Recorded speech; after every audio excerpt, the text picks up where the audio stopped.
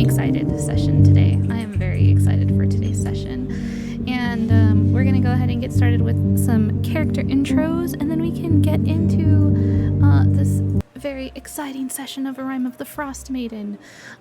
We've got, first up, Charlotte. Hello, I am Court. I play Charlotte the Warforged War Cleric. You can find me on Twitter at Court Games. Awesome. And next up, we've got... Oh, I just closed off everyone. And next up, we've got Schmo. Hi, I'm Gurk. I play Schmo. He's a satyr fighter warlock guy. You can find me on Sub1i on Twitter. And we've got Sirius. Hello there, my name's John. I play Zarius, the wizard. I have recently had quite a few interesting developments for the character. You can find me at Twitter at Vortex of Fiction. And we've got Terpsy, last but not least. Hi, I'm Mew. I play Terpsichore. You guys can find me at Twitter as Spaghetti, and just ask me a bunch of random things. Awesome. And this is Mistral. This is kind of our mascot for the channel. She's also a bard here in Icewind Dale and bringing you stories from this realm and beyond. I am Momo, and I am the DM for Rime of the Frostmaiden here on our channel. So we'll go ahead and get started as we head back into Icewind Dale. Would anybody like to do a recap? I can help with recap. Okay. The main thing that happened, we left Targos, and made our way back to Cairn. We had some pretty successful, some pretty good luck with our travels. We were pretty successful in making it there in a record time. We met up back with our friend Trovis, who's the speaker, and saw that Terpsy's little crag cat baby that we had left there for him to raise is now a full-grown big baby crag cat. And we were going to the Frozen Far expeditions because we heard from Trovis, I believe, that someone was here, a blue woman, looking for Zarius. And we came upon her basically antagonizing Mr. Swift. And it seemed like she had been there for quite some time, asking about Zarius. And turns out that her name was Estrala. She was sent by Zarius' sister, Isabella, to either bring him back home to his realm where he was yoded from, or protect him until she's able to bring him back. She brought proof showing that she was someone who had served the family, and did not get off on the best foot with the group. So we made our way together to the Northern Light, where we reunited with our lovely friends there, and checked in with Gouda and Allie and Corey. We kind of decided that the best course of action would be to just straight up fill in Estrala on everything that had happened so far. And we did just that. Zarius basically recapped her on all of our adventures, and Charlotte made sure that she knew that they were together, and she was very confused by that, because she believed that Charlotte was like a construct and wasn't really understanding that she was just a person.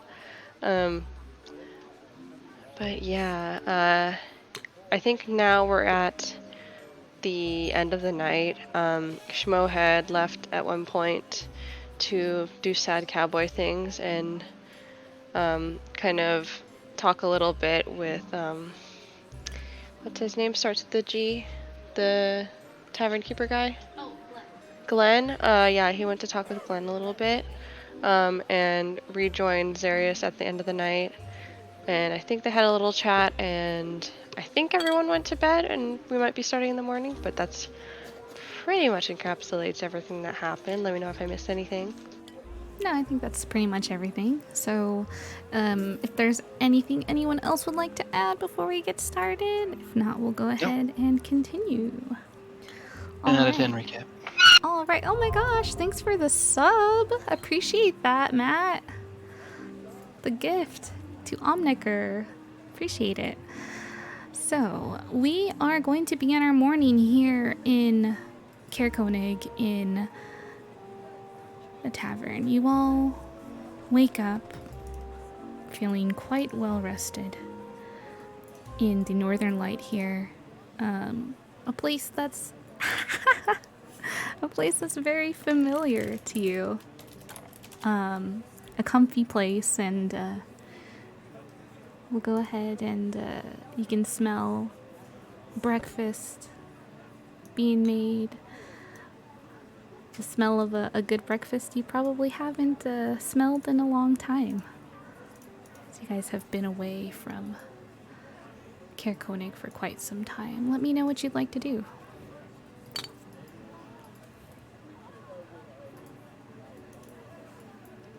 Let's see. Zarius is probably getting up as quietly as he can. Where would have he even slept? Yeah, that's what I Yeah. was wondering. Like, Yeah, I was just gonna what say. was our sleeping situation like?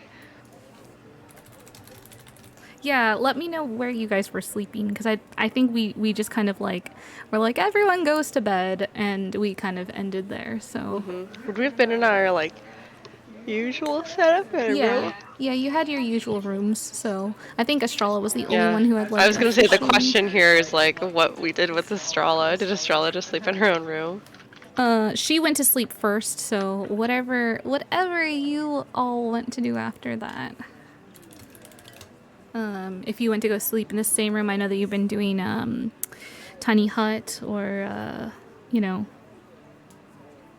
Because I remember Zarius said something to her like, if you wake up in the middle of the night, don't freak out, basically. Yeah, that was the plan. So yeah, did we all cram into So- one room? Yeah, I'll pile into one. Yeah. So Did you'll- Mistral ever come back? Oh yeah, Mistral and Terpsichore? Mistral and Terpsichore definitely came back. Terpsy. Were you just dancing? Were you drinking and dancing? What did you have going on, girl? What were you doing last night?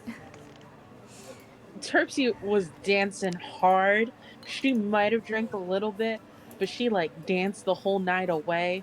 There's, she's normally an early bird. I doubt she's awake right now. Okay, so yeah, I imagine like their usual is like they go, they dance, they sing. Mistral probably like either is holding Terpsy, like holding her up as they like go back to the tavern, and they like pass out over here. So they passed out over here. Charlotte probably in sentry mode over with Zarius. Schmo, where did you pass out last night? I mean, I imagine Schmo was so slammed he would have just passed out anywhere, so probably like on the floor. All right. On the rug. In the room or out out here? I would not have left Schmo on the Because table or the yeah, floor. there's Okay. a Schmo were chatting. Okay. Probably just on the rug. Okay. Look, I know Zarius isn't strong, but he can at least drag Schmo to the room for I safety. think I remember. I don't know, man, he's Maybe pretty dragged big. him toward a room or something. I Yeah. think. So yeah, you all wake up to the sense and sense of the tavern, breakfast, and Yeah, I think Charlotte, like as per usual, did her early rising and like went to go speak with Corey and Allie about like getting breakfast delivered to their rooms. all right. So She'll like assist them with making breakfast and then bring it back. Yeah, so then Corey would be in the kitchen. So then, yeah, Allie would be the one who would be helping with bringing breakfast out to you all. And let me know what the rest of you folks are doing. Yeah, so Charlotte walks in with the breakfast. She first like knocks on you two ladies' door. Is it just snoring? Yeah, it's like loud snoring. If you look inside, you see, Mistral just hanging halfway off the bed. She's like, oh no, I'll handle this. I'll just put it inside. And she puts it like on, one of those like plate covers so it stays warm. And just like puts it on the desk here and leaves them to their peace. And she'll go over and basically do another knock knock and then come in with their foods. All right. Allie's behind you with a platter as well, because there's a lot of food, and sets it down. Zarius, are you awake by this time? Are you sleeping? What are you? Yeah, You're I out would have woken here. up. I would have woken up. He's trying to write down everything that's happened and figure out how this is all possible. Oh, like how Estrella being there is possible? Yeah, he's working on that and his spellcraft. There's the fact that she's here is concerning to him. So Yeah. Well, since you're up, she's most definitely the early to rise type. She most definitely would also have been up. Fuck. And would have, yeah. She'd be right there. On a moment of peace. She'd be right there at the table with you, buddy. Yeah, she like goes to like I guess in the time that she goes in to like drop off the food, you guys like zoom out to the table, and she like just comes back to an empty room with Stro like laying on the floor. Can I try and sneak out? Oh, without Estrella noticing me? Certainly. She did go to bed earlier than you, so like she's likely she awake did, by time you wake up is like the only thing. But I mean, if you wanna, okay, go ahead and roll me a stealth check. Let's see how stealthy you can be about this. I forgot I'm shit at stealth. That's okay. You never know. Sometimes the dice, Fantastic. I trip over Schmo. Great. Oh my god. Yeah, you try to sneak out. She's like has her back to you. You try to sneak out, and she just hears the whole thing. She doesn't even move, doesn't even like turn. She hears you, and as you're kind of like almost tripping over Schmo, essentially, she just barely glancing at you and says, well, good morning, Zarius. Good morning, Estrella. I'm going out to do some writing. Be back in a bit. Oh, I'll come and join you. And she follows you. Of course you will. Okay.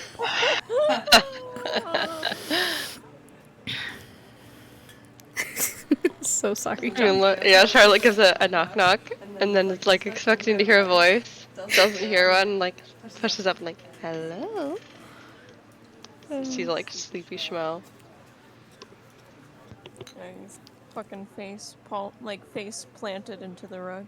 Yeah. Can we have rolled Schmo into like a blanket burrito with the rug, basically? Yeah. You could have certainly done that if you wanted to. Wow. He is toasty. Charlotte takes a piece of like bacon from the plate and kind of waves it under his nose. Like she knows how to get him up by now. He wakes up, but he's like a lot crustier than usual and slower. Yes. Hello there. Did you have a late night? I saw you come in. She looks a little concerned. Why am I in a burrito? For insulation purposes, I think. And she kind of like starts to unroll you from the burrito.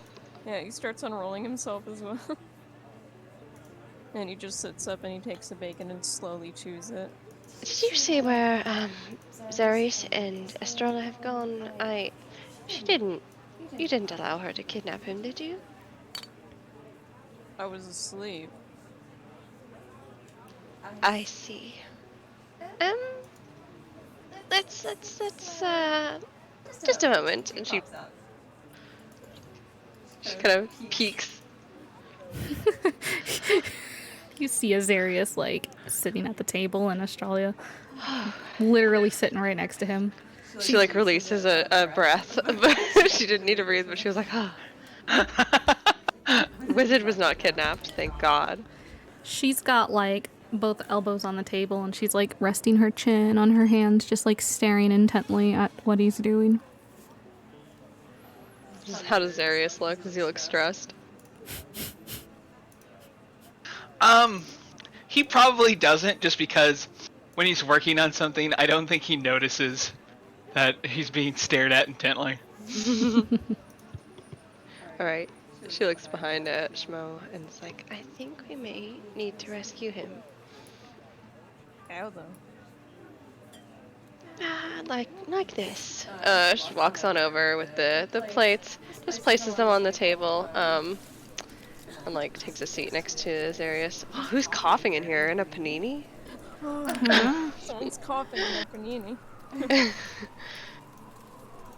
Good morning, you two. Is everything alright? Oh, hello. Yes, good You morning. sleep well last night? No problems that I'm aware of, thankfully. Just working out a few problems and writing in the journals, of course. Not exactly sure what they did to get Astrala here, so Is it's that going to be an interesting problem to figure problem? out. How did you get here? Well, I know how Zarius got here, but you see, and she starts rummaging through this bag and she pulls out this contraption, and she pulls out this like strange metal contraption that has a lot going on with it. And as she starts to like pull it apart, there's like a piece that like falls off of it and breaks, and it looks like it's taken a beating, and she's just like, a combination of magics and mechanisms, and it needs to be fixed. You get mad or something and break it? No, I crash landed. Probably didn't help that the journey may have been farther than expected, so. Yes. oh, she kind of looks it over. I don't think my mending will be of any use to that. I could try, but no, I don't. I don't think that will work. Fortunately, I need something a bit stronger than mending for an item of that level of magic, I think. Though I don't know as much as I'd like to about the mending spell. She kind of like reaches over and like does a half-assed job of casting mending. To be fair, if this thing was fixed, she would want him to go home, and she doesn't want that. She's like, oh no, our travel doohickey, it's broken. Oh my god. She just kind of gives you a look like, right, and she starts like, it's a strange thing that like unfolds, and she starts like folding it back into itself and puts it away. You know, if we were back home, we had this thing called Home Depots. That would have been real helpful about now. What is that? A depot of homes, yes, I'm sure. Yes, of course, that's what it means, yes. He's got a cheeky grin. He leans over to Charlotte. It was like a big store, and they sold like construction stuff, like bolts, nails, wood. So I don't know like, why they called it Home Depot. that doesn't sound. Is it for building homes? Maybe. I don't. Actually, you might. They did have a section with like toilets. So maybe So what is on the agenda for today? What good deeds do you all have planned for this place with your... She kind of looks around like at you all, set on saving. The sooner we can get your list of good deeds out of the way, the sooner we can get Zarius home, where he belongs. It's not really. It's sort of an inexhaustible list at the moment. But what we are planning on doing today is venturing towards Kelvin's Cairn. We're trying to retrieve a wayward guide, as well as potentially some adventurers, though our contact didn't seem too confident about that part. Yes, there is, according to our friend at Frozen Far, there's a male Goliath, a Lightfoot halfling, and a female tiefling. All missing. As well as their guide. I believe he was a human, correct? Yes, His but husband was. I'm gonna pat the dog, which I'm assuming is hanging out near us. Boy! Our trusty friend here will be pointing us in the right direction, hopefully. What does Boy look like? Like what kind of a dog he is? Boy is like a very large, fluffy, black, white, and gray, like sled dog. Very, very large. Looks questionably, may have been like crossbred with a direwolf or something. It's very questionable at this point. You're like, boy is big. He's a big boy. Boy's almost too big. What's up with Boy? Why is Boy so big? Yeah, Boy is very large, but Boy is like has the like temperament of like just the most like friendliest puppy, basically.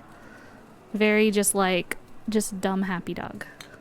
Kind of like my roommate's dog. He's very very big and chumby and happy and does not even know there's a problem in the world.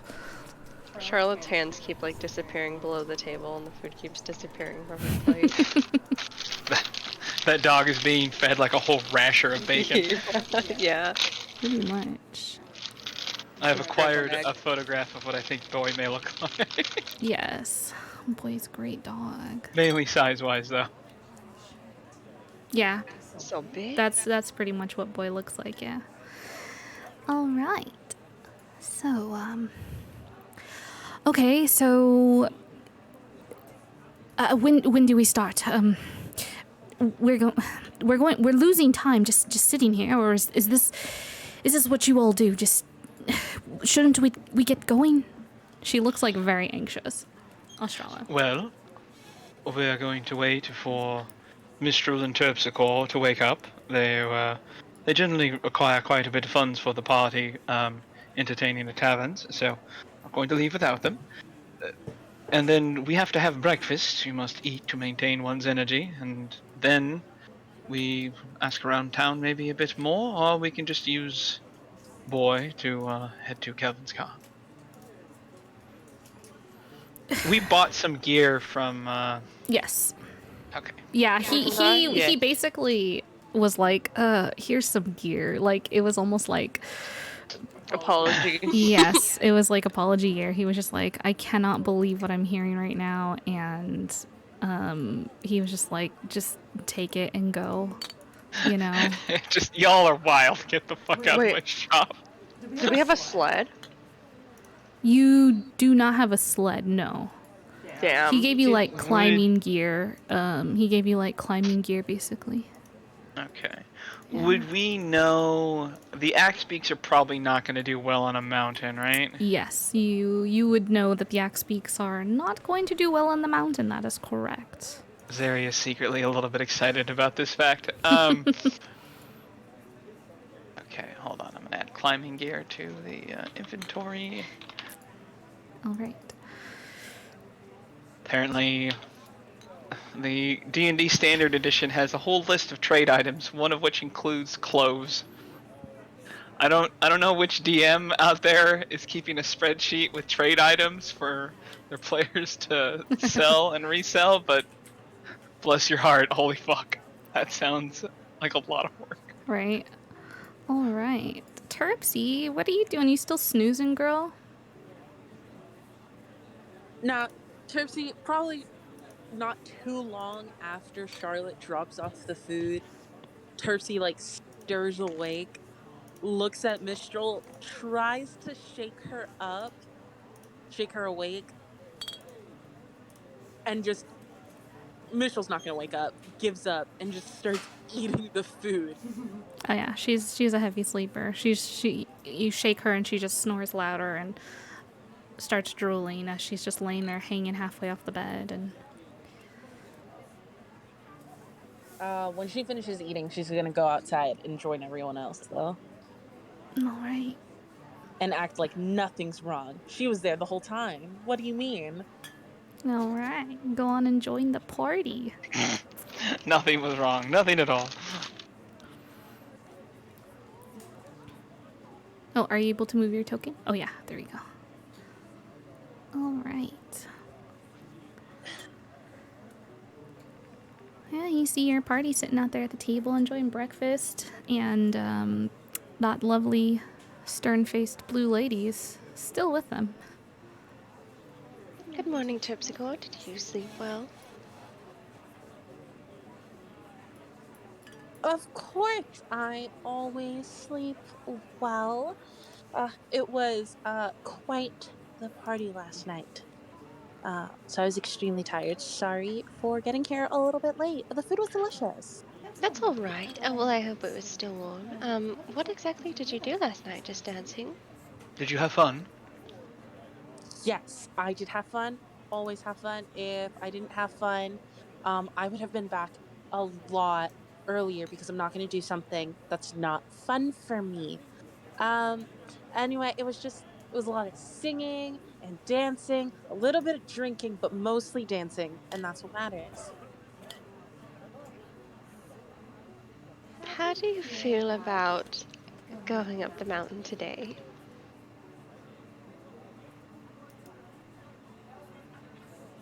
Going up the mountain for what? Oh, the lost people. Yes. We don't want him to be all alone now, do we? She like pets boy on the head. Oh, you're right, you're right. I can go up the mountain today. And Mistral? She looks past Terpsy towards the door that's shut.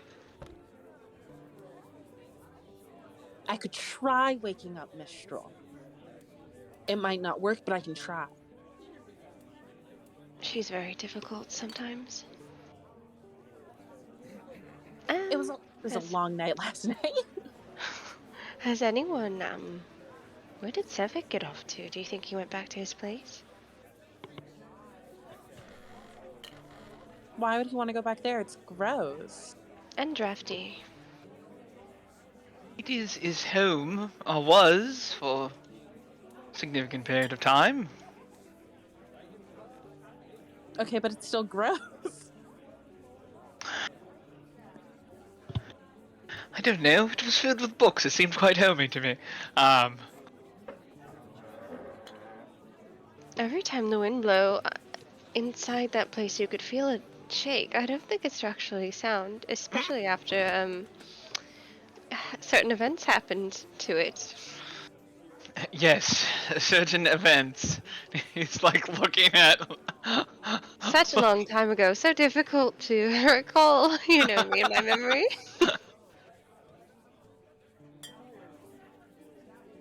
God, he's just like, oh fuck. Yeah, Alright. let's bash his door in. Yeah, almost got fucking trapped in his doorway. Terpsy got stuck to the floor.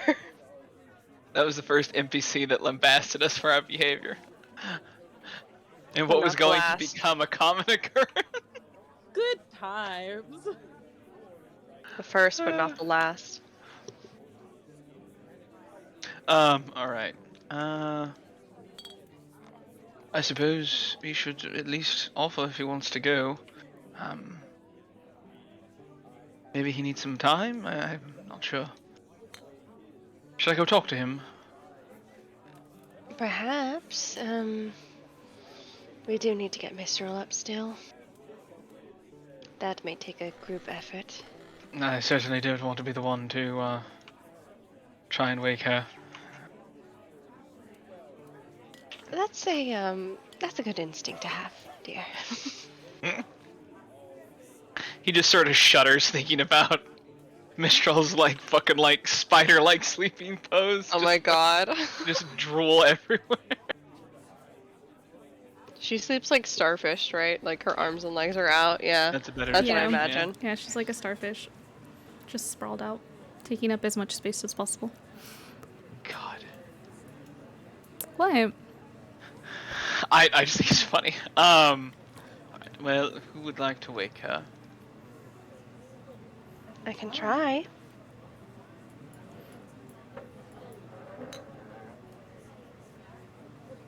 I'm assuming you'll have the best chance, but That is generous of you. I will try. Oh, you know what? This may help. She's gonna grab one of the sticky buns off of the table.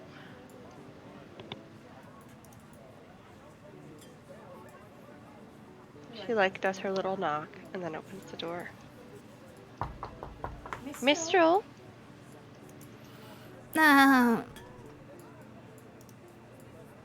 Mistral, you need to get up.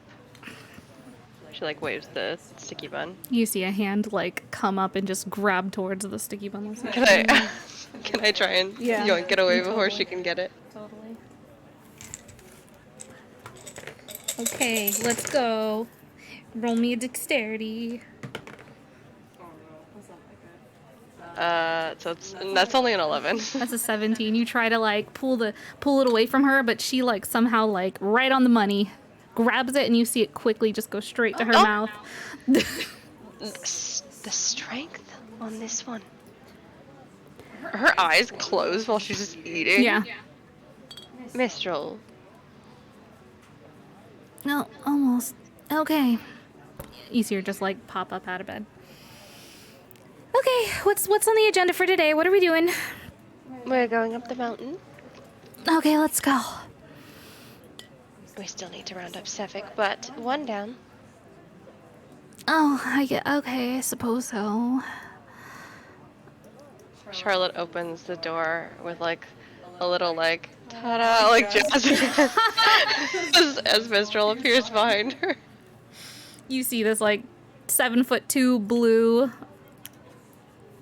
Ganassi. She's just stretching, like chewing, like stretch with one hand, the other hand is like finishing off the sticky bun. It's like a ta-da, but it's like this bitch is still waking up. Yeah. Like an apologetic ta-da. Like, kind of did it. alright. I suppose that just leaves Sefik. Should I go speak with him? Are you all finished? Zarius probably still has like a plate of food that he's barely touched. He's like, no, I should probably eat, shouldn't I? Yes, especially since you just got finished saying how important it is.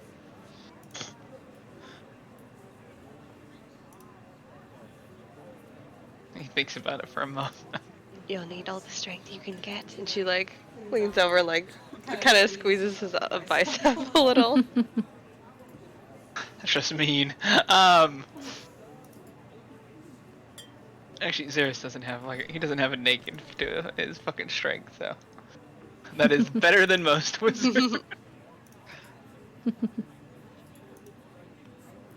And Yeah, he'll chow down and then go try and talk to Sefik.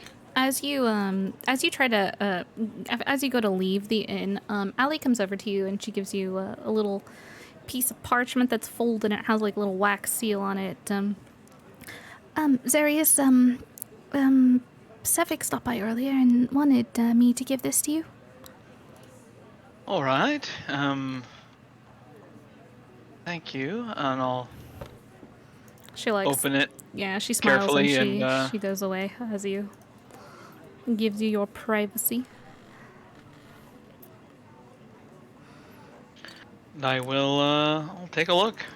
Yeah, basically it says the gist of the note is that he says he's got some business he needs to attend to and that he'll be away for a couple days.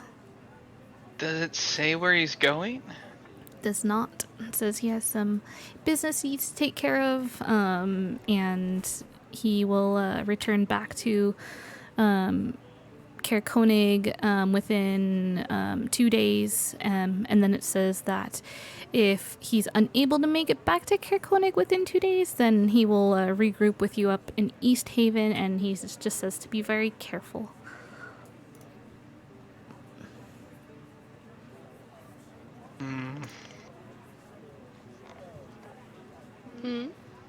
Zarius is gonna hold the note for a second, just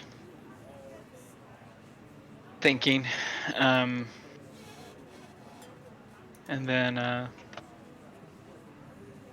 fold it up and let everyone know. So we're down a wizard. That's unfortunate, but I suppose whatever business he had to attend to was important. Yes, I'm concerned about what that business might be, though. As am I, especially since he didn't, well, really elaborate in the letter. No. He may be very smart, but he's just dumb enough to try and do something on his own without just beyond his abilities, without asking us for help.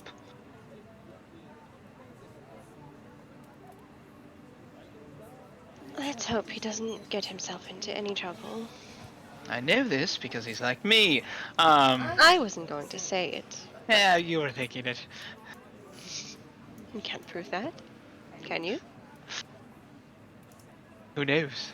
Maybe I've learned detect thoughts. What am I thinking right now? Oh, damn. What would Charlotte be thinking? You're thinking I'm full of bullshit. I would never think something so rude.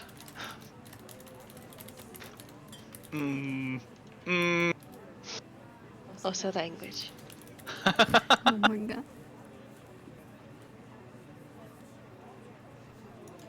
For the Alright. record, I was thinking about Dory, and she puts one of the sticky buns into the bag.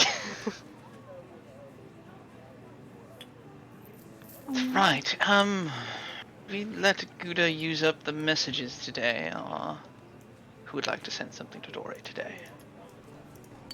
Would we like to do it right away, or should we wait? Suppose we could wait. Feels like I don't know, it feels like a nightly ritual type thing to me, but we can do it whenever, I suppose. I was just asking. Alright. Zarius is gonna look at that. Discuss, but I don't know how to fit it into that many words. He looks over at Estralla. Zarius is gonna look at that, or pull out the like locket thing he got from Estralla, and just be like, yes, let's make it a nightly thing. That way he doesn't have to deal with trying to explain what's going on to his sister. As you all are talking about Estralla, who's right there, you can feel her eyes on you. Like, you can feel that she's like staring right at you. Estralla, are you ready to go? Oh yes. The sooner we get this done with, the sooner we can get you home. She's a lot, you know. What did she say? He said she's a lot, you know. Literally just like out loud. She stands up and pushes her chair in, and she's like standing behind you, like waiting. Like I said, she's a lot. Good luck. Zarius will stand up and, alright. Anyone have any other business before we head off? I'm ready to go. Nothing in particular. Excellent. Alright. Alright. Is there anything you guys would like to do before you head on up to the mountain? Cram a ton of bacon in my pocket. Would Boy be able to, like, handle a sled with all of us on it? Probably not, right? That's a lot of people. Yeah, it's a lot of people for one big boy. Yeah. Looks no, at he's a big Charlotte. boy. Can Uh-huh. can I bring strawberry cheesecake? Yes. You can bring strawberry cheesecake. Oh dear God. Big friend, You big are friend, big able to friend. bring strawberry cheesecake. And with that, I'm going to move us to our next map. So, let me fix this map real quick. There we go. All right. So. Right. Oh, it's animated. It is. Oh, we were in the ocean. Dynamic dungeons. No, you're in this. How the hell do we get here? You are in the right at the base of a snowy mountain. Okay. Let me. There's doggies. All right. So, go ahead and place yourselves here at. We're gonna be back over here by Mistral and Tripsy. So just go ahead and place yourselves in the marching order over here.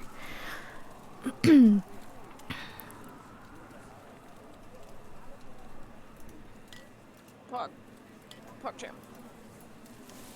Estrella. Oh yeah, she should be over here. All right. Give me just one moment. So you all are heading up the mountain. We no longer hear the people. There we go. All right.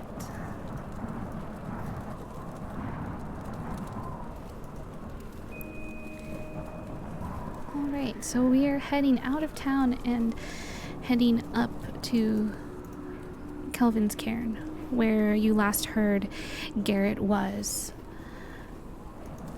Where he was going to take a group of adventurers.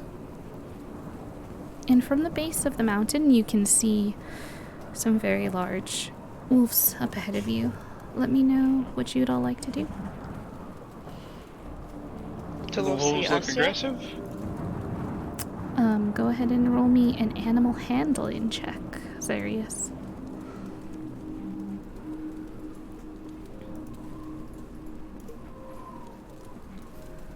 Mm-hmm. 14. All right. So with a 14, you're looking up at these wolves. They don't seem very aggressive. However, they do seem to be cold, hungry. They have a little bit of they look a little bit miserable. Poor puppies. They look agitated.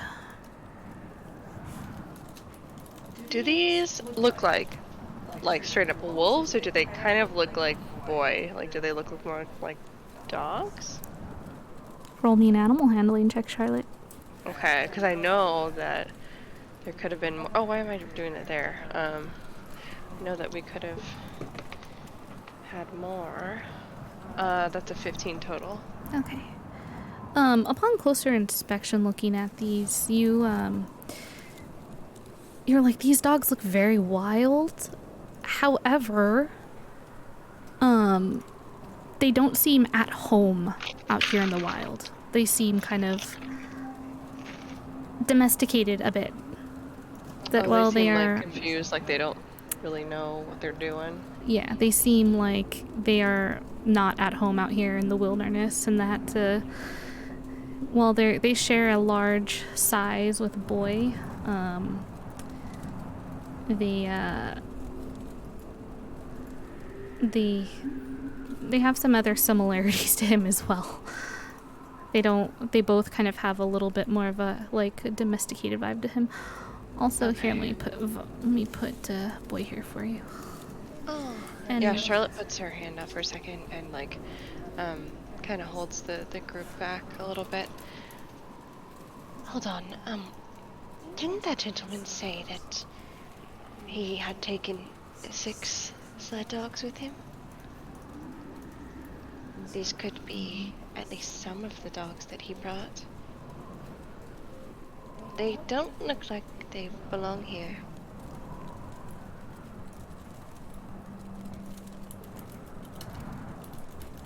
Should we try and,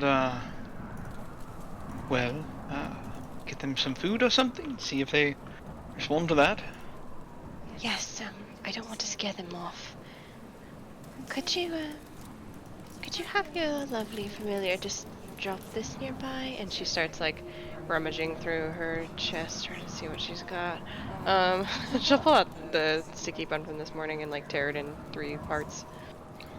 I'll snap Sage into existence and, Sage, would you be a dear and fly this over to those hungry... We think they are friends, but do be careful. Alright. Sage is able to fly over, and you're just having Sage, like, kind of drop the food over there? That is the plan, yeah. Okay. As Sage, flies over there, you watch as the dogs, the large dogs up ahead, they kind of take notice of Sage, definitely have their eyes on them, and Sage is able to drop food, and they quickly, just almost fighting over the food that's been dropped, are going for it. I do believe that Paul of Eyes is quite hungry. They must be starving if they've been out here for that long with nothing. Yes. Zarius is gonna... Let's see here, what does he have, if anything? I don't got shit to help anybody. My spells are to kill things. I can Do you have rations? Pockets. I have rations. That's a good idea.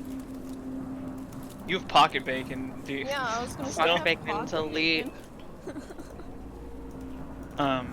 I'll begin walking over with the rations. And just carefully.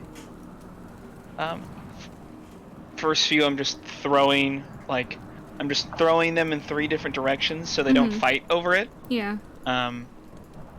And walking closer with more rations. Okay. Can I, like, And whistle then- to Boy?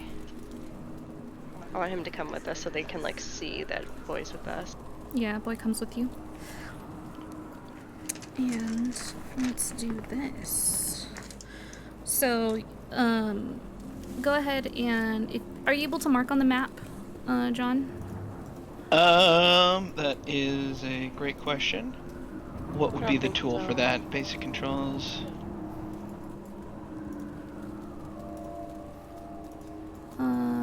I can draw using the AOE template, but that's really it.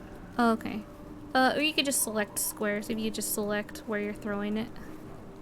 Oh, sure, yeah. So, throwing one here, throwing one like here, and throwing one here. Basically, just in 3 different, basically Okay. 1 to each, Got it. as effectively as you can, basically. Okay. You see them just they each just run like so quickly over to where the food has been dropped at, and Sage comes back and kind of settles on your shoulder. As Boy approaches, they kind of they're finishing up the food and looking at Boy, and they kind of snarl and growl a bit at him. Calm down, please, friends.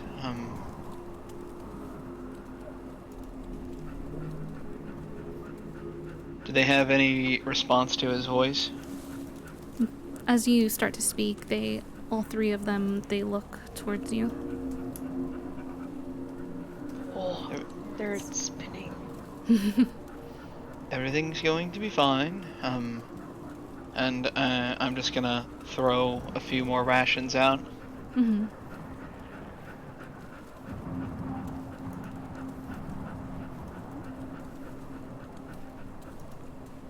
you throw some more out, and they go for the rations. Do they seem like they're calming down? Yeah, they seem to like as soon as there's food out, they are just going for it like right away. They seem really, really, really hungry. And Zaria, since you're the closest one, go ahead and roll me an investigation check. Okay.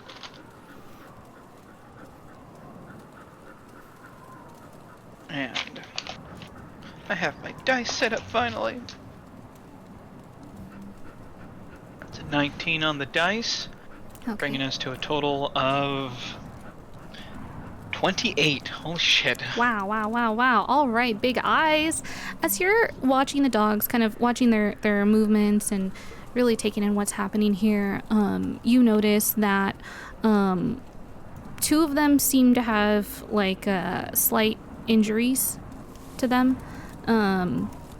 One of them seems to be okay. They all overall seem to be very, very hungry out here, and that's kind of why they have a bit of a miserable and kind of like untrusting, kind of standoffish vibe to them. You also see nearby a broken sled with some crates. The crates seem to be clawed and scratched at. And Going to investigate that. all right. So the crates are right. Oh, it'd be helpful if I would draw, right? So the crates and the sleds and that stuff is right there. Oh, here, I can just put the card out. Hold up. Huh. Yeah, hold on. I can get you something better here. Okay, we'll just drag this bad boy out here. Oh, and just make it big. Sorry. All good.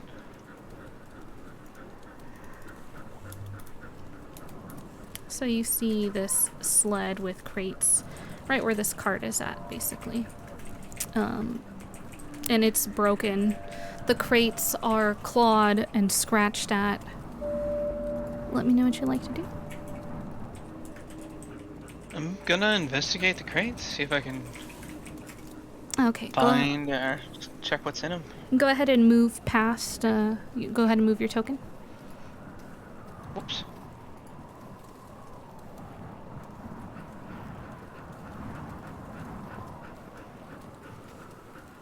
As you approach them, you can hear like low growls under their breath, but they don't move towards you at all.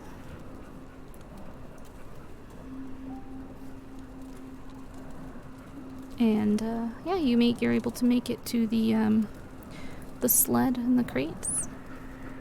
All right.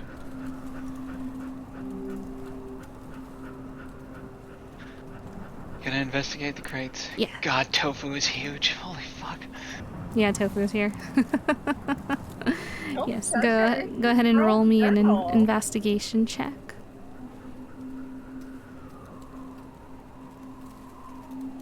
16, so 25. All right. So, upon investigating the crates, you can tell that it appears that the dogs have made attempts to break into it. They've been able to break into one of them, which seems to be nearly empty now. The packaging, the crates, everything is very roughly chewed and clawed at. You can tell that these were provisions that were contained within it. And the other one, they've not been able to get open. It almost looks as though like the scratch marks and the clawing at this crate was a little bit more tired and labored, and so they were not able to break into this one. They've been out here for as far as you know, you guys are know that they've been out here for a couple days now, so All right. Definitely gonna try and break that open. yeah. All right, tell me, how are you breaking this open? Let's see here.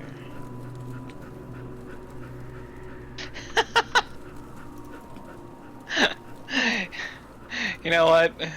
Zarius is gonna be smart about this, and you're like, Estrella, can I have some help, please? Oh, so now you want my help? And she just starts like marching up, like just like past the dogs. Like she stops for a moment. They all look towards her. They all start growling really deeply, like guttural growling towards her. But she just presses on and makes her way towards you. How can I be of service, Zarius? He just like sighs, like I don't. Serve is such a strange word. Alright, can you help me get this crate open? Very well. And she like pulls out an axe. And she's Open, not destroyed, please. with the back portion of it that's like the front portion of it is like cutting and the back part is kind of like almost like a pick or crowbar-ish looking, and she just like pries it back. All right. What do I see? You see provisions, rations that are enough to feed 4 people for 3 days. Something bad has clearly happened here. I will throw out a few more rations to the dogs, and then fuck, I don't even know. Mm-hmm. I guess I'll call back to the party. So, I think we have a problem. What's wrong? There are quite a few rations here, and no one has consumed them, and the dogs clearly weren't neglected before this, clearly well trained. I don't think someone would just leave them here. Well, they were delivering goods, correct? She's going to start making her way over to the cart. They were making a delivery. They were just investigating the mountain, weren't they? Or were they making a delivery? Well, they were bringing the adventurers somewhere.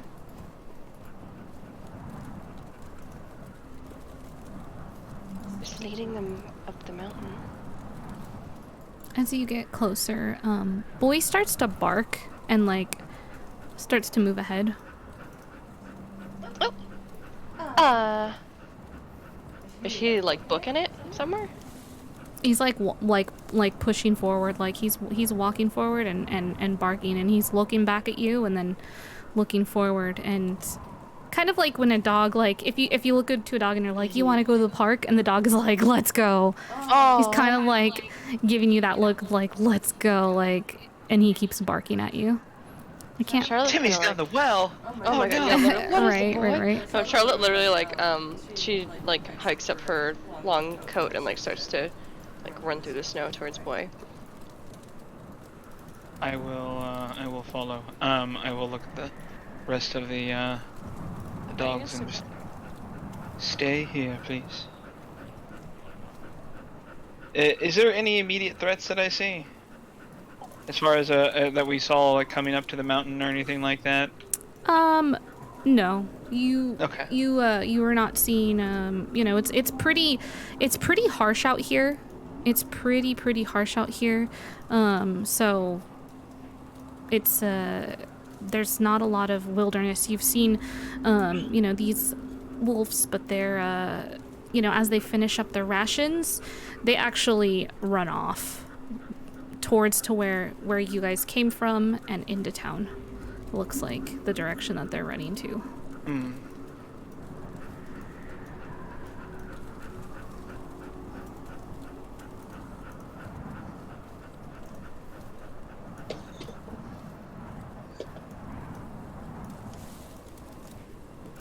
All right. And yeah, I will follow. I'll follow boy. Okay. Follow lad.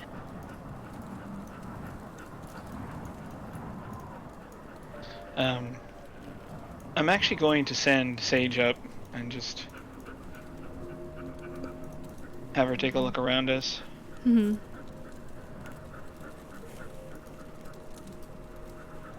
Sounds good. Go ahead and roll me a perception check. Okay. 13 on the dice means 19 total. Oh wait, no, this is fuck. Owl stats 5e. I didn't type Sage this time. Gotta love when that happens, right? 16 total. I think everyone types the name of their familiar. That's just Right. just something you automatically do without thinking. Does anyone else do that? I do that. I've done it as well. It's yeah. All right. And that was what was the number again? I'm so sorry. I got distracted. It's all good. It was 16 total. A 16 total. Sage flies up, and it is very, very, very snowy today. The visibility really is just not good today. But you're looking through Sage's eyes, correct? Yes, I am. Okay. You're able to see this bird's eye view of what you see on this map here. You don't see really much of creatures, though then just at the last moment before you're about to kind of come back to your party, you do see that there are some goats, mountain goats on the mountain up a ways. There's some goddamn goats out here just chilling. Oh, I love them. Mm-hmm. Yep. I don't know whether I should be impressed or flabbergasted. Goats are insane, man. Yeah, you see 4 goats. That is some no fucks given. Oh yeah, especially with the dogs down below. Oh my god, Ziggy. Ziggy's favorite moment with their familiar was they turned it into a spider, told it to climb into someone's mouth, and then cast shocking grass. Oh my god. Why? I love Psychotic. I'm gonna steal that. That's I love wild. That's very creative. I am a big believer in rewarding creativity, so love that. Wow. I'm a big believer in not rewarding fucking psychopaths. That's Do not it, John. psychopath. That's just Do that. we call that creativity, right, Ziggy? I call it creativity. I like creativity. They know what they did. Well, that's doing what you can do to the best of your ability. Yeah, For sure. and being creative about it. Hell yeah. Let's get some goats on the map. Okay, let's get these goats. I love them. Mountain goats. So, there are some goats here. All right. So, you're all making your way. They were being, to be fair, they were being stalked by someone who refused to answer why they were stalking them, so. That's really creepy. Yeah. Yeah, boy is just sees once you all are following boy, boy starts bolting up this mountainside. And as boy is bolting their way up this mountainside, let me see. Still gonna have nightmares about electro spiders in my mouth, but you know, that makes it a little more reasonable. You know. Charlotte's like trying to keep up with with him. She's got like a hand on her hat and the other hand like patting down the hem of her like coat as she's running. Right? Oh my gosh. And Estrella is staying glued to Zarius' side. Man. All right. As you approach these 4 goats, they start to bleat very loudly at you. Well, I'm not sure how to feel about this. Do you know what they're saying? Oh yeah, I know what they're saying. They're saying that I'm the best. You know these goats? No, I just know what they're saying. They're saying I'm the best.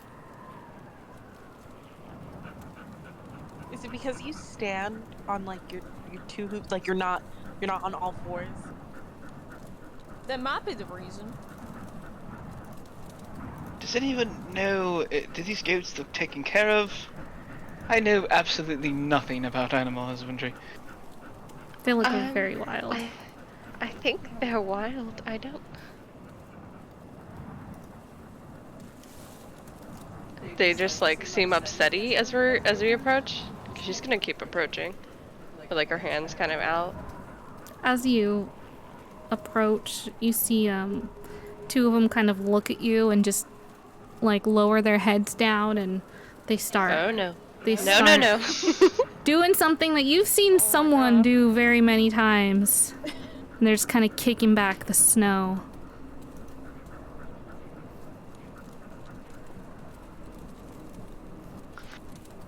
Shmo, can you tell them to stop?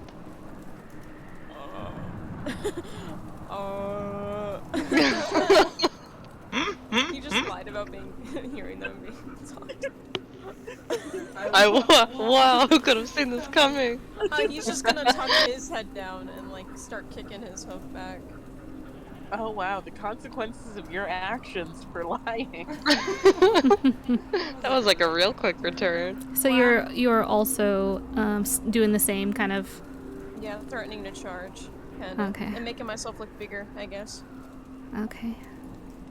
As you do that, the other two are now also doing. You've got 4 goats facing you all, and they are all just looking like they're about to charge. Let's go ahead and roll initiative.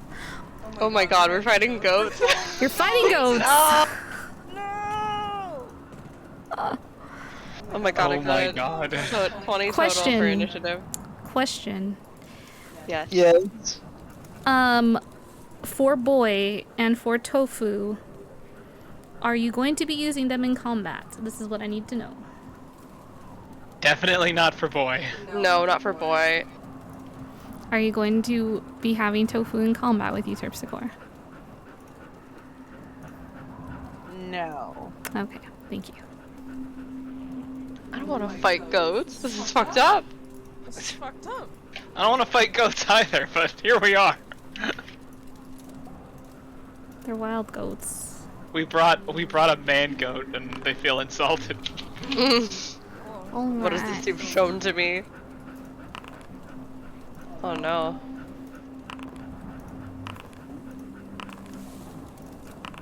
Alright. Are you all able to I rolled my real dice. I got a Okay. 20. Well, 20 total. 20 total? How do I put that in? Here, I'll I change. also got a 20. Oh, Wow. What's your... got a 20. Oh my god, we're ready to kill. We're ready. 20, and then what was it? Terpsy, what did you roll? I also rolled a 20. Girl. Look I at assume Terpsy has the highest dex. What's your dex, Terpsy? yeah. 16. Yeah, mine's 14. My dex is 17. Oh shit. Oh wow. It goes Shmo, Terpsy, Damn. Charlotte. Are you a dex fighter? Oh fuck. No. Damn. You just have a high dex, huh? Holy shit. Yeah, I don't remember why, but I do. All right, and with that, let's get some Some scary battle music. yeah, hold on, let me fix this here.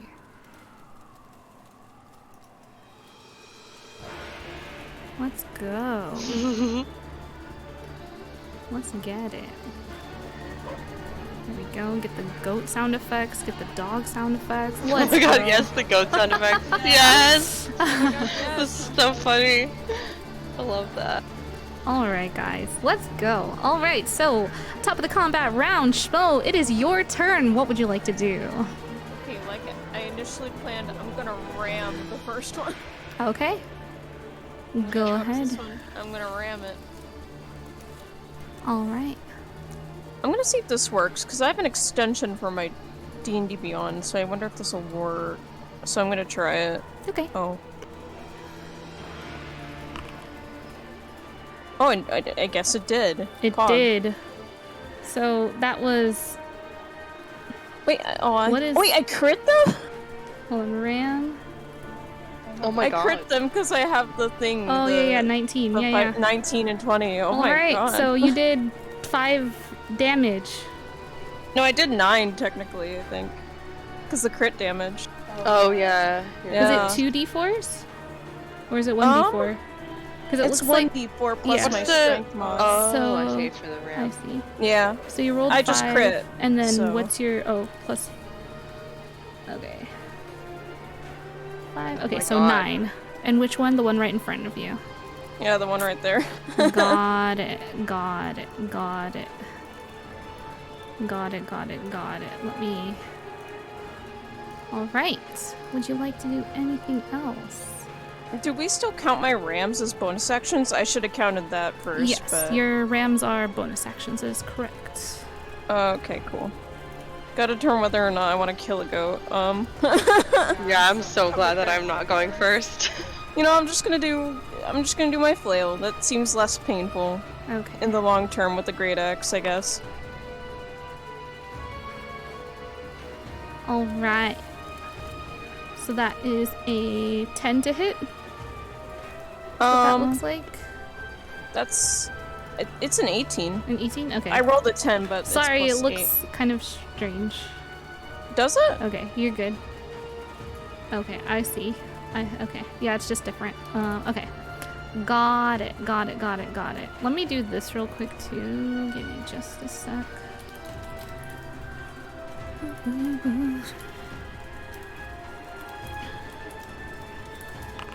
Foundry had an update, so that's probably why it looks different now. Okay. Oh, it's because I'm rolling through like the D&D Beyond, so I don't know if that's something, but Yeah, that's probably it. It's okay. It's fine. Okay, so 9 damage for the first one. Alright, and then the second one was an 18 to hit, which does hit. And then your damage was... it was 8. I rolled a 1. I see. Okay, it was an 8. You watch as... and you're doing this with your flail.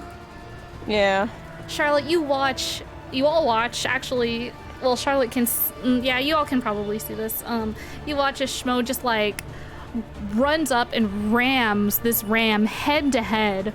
And the ram kind of gets pushed back as Schmo rams them, and then takes out their flail and just swings it around. And how are you doing the goat in? Oh my god. Oh my god, I killed the goat. I'm just gonna whack it on its side, like real roughly. On its body or its head or like On its body. all right. Like its ribs. You watch as that was not enough. The ram was not enough. The headbutt was not enough. So the flail comes out and swing around, and to the rib cage, this ram you see goes falling down the mountain. Oh my god. Oh. Just the event of the goat falling down the mountain. It's that goat scream. Yeah. I gotta prove my dominance. You got three goats now, and sorry, Terpsichore, you are up next. Charlotte is on deck. All right, we're gonna come. Oh, that's the wrong button. That's the wrong Goat button. didn't even stand a chance. We're gonna come over here and attack this goat. And I'm gonna Alright. use my dagger of venom. Oh, girl. Okay. First time ever. Yeah. Go for it. That's a 21 to hit. That definitely hits. All right, it needs to make a DC con save. Con save. Throw. Yeah. All right.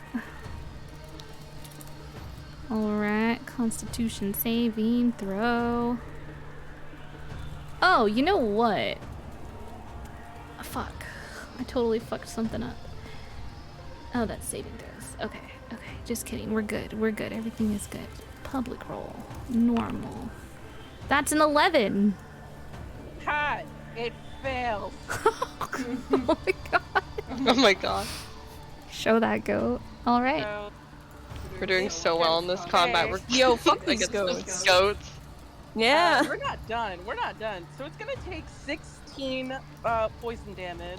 You guys watch as are you just like slicing into it? We're going. I'm stabbing it. Yeah. Okay. You guys watch as Terpsichore just like bolts up this mountain, dress just flowing behind her as she runs up there, takes out her poison dagger and slices the goat. And as she does so, you see this goat get poisoned and it just falls over and it starts kind of shaking and convulsing, and this goat Do is like the also fainting goat thing where the legs are like straight yes, up. the legs are straight up and it's dead. Holy fuck, Damn, I wish Terpsy. it was longer because I did like 16 regular damage as well. Oh my Oh god. my god. Yeah, the head flew off. The head flew off of this goat and down the hill. Like, she ran up, sliced the neck, meant to only slice the neck, and the goat the head flew off down the hill.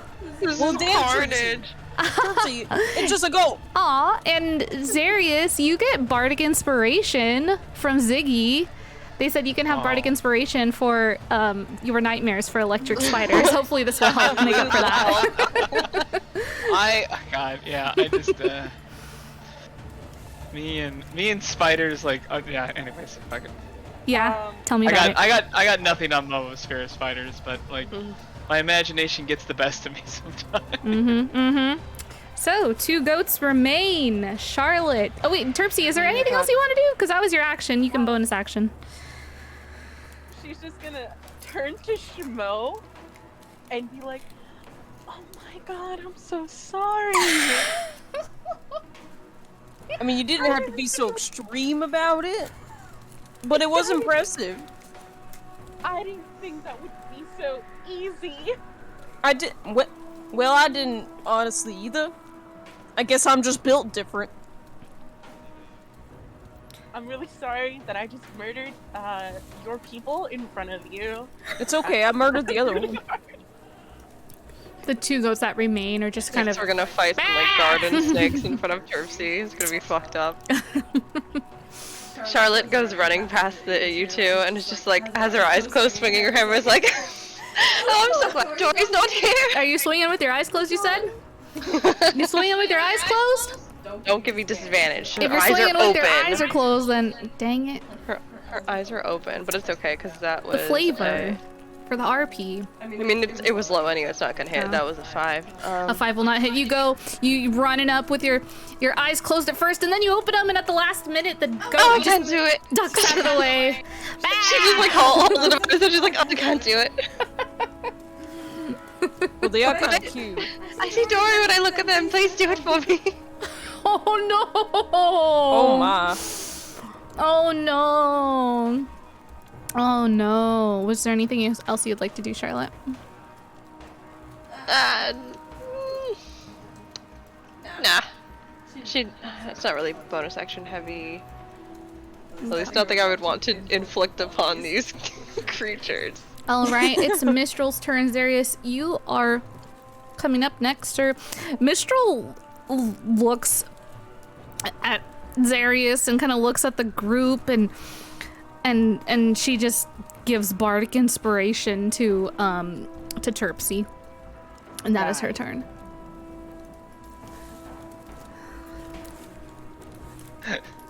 Revenge of the goat. 2 of his comrades slain. And with that, it's actually the mountain goat's turn. Yes. Just saw 2 of its brethren slain.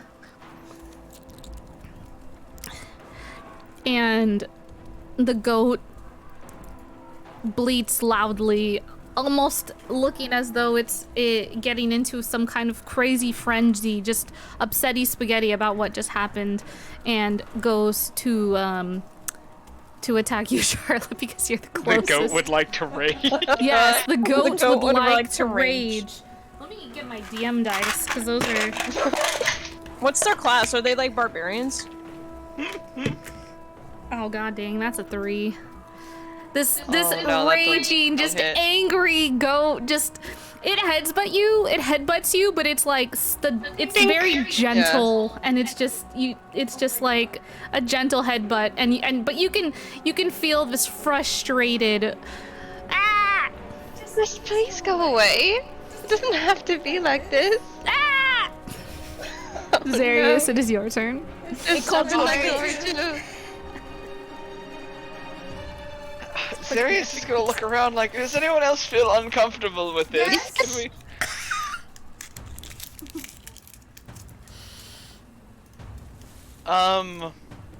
God, what can he do? Kill the goats. Kill. Kill the goat. Options. Fireball them. Kill. You want me to fireball the goats? Is that what one of you just said? Me? It's not like you're not gonna need that spell slot or anything. Yeah, man. Use your highest level spell right now. These are like the hardest thing we're gonna verse right now. Use wish. Yeah, use Only a use wish will be able to Meteor Storm. restore this evil. Meteor storm. Can I? Power word I'm gonna kill. use prestidigitation to try and make, like, just the most unpleasant smell I can think of, like, right in these goats' nostrils. Maybe I can only do it to one, I think, but... Yeah, you'd be able to do it to one. The snow see if I can starts just- to pick up, and the weather starts to get a bit heavier as you're out Oh my here. god, the goats are controlling the weather. Oh no! Oh my god. They're controlling the weather! We need to defeat them. I just want them to- I don't... if You're this gonna is- you're gonna make it smell bad, basically, is what you want to do. Just confirming. you know what, now that I think about it, what's the point of a bad smell to a goat? They already smell awful. Yeah, I was about to say, I think Goats eat garbage. endure that. Yeah. Okay, fuck it.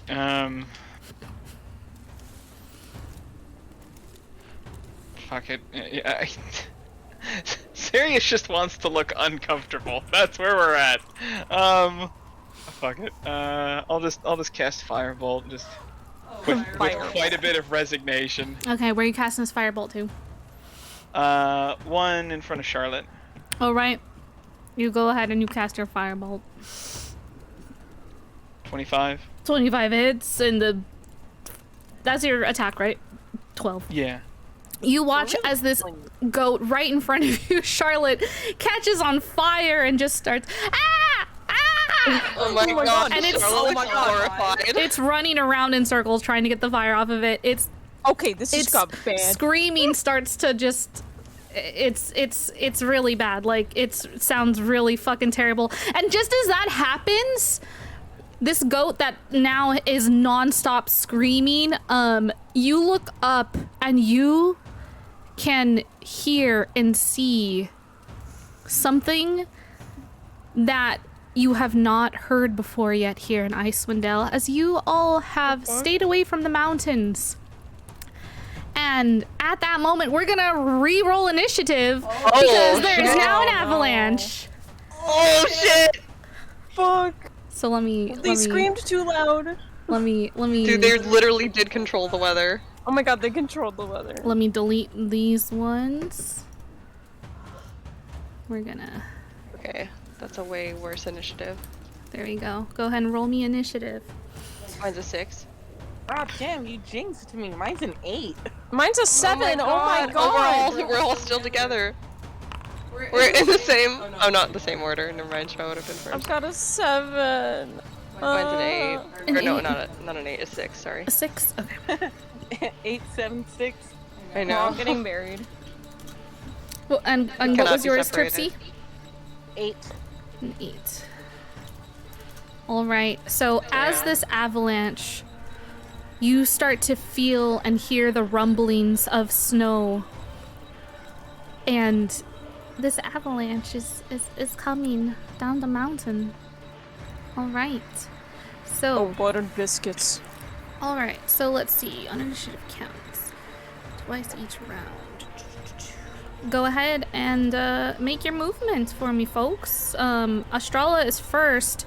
She's going to run up to Zarius And she is basically going to she's giving you the help action, so she's gonna give you help action for whenever your turn comes. This place is far too dangerous. We shouldn't have come out here.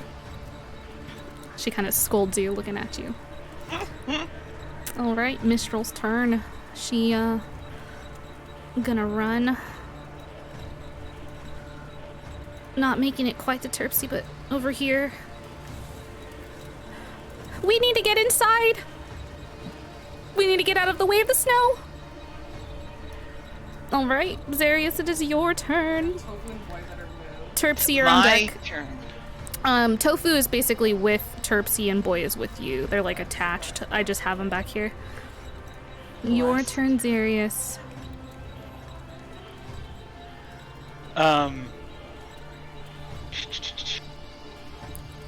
See, I'm just gonna move 5, 10, 15, 20, 25, 30. Is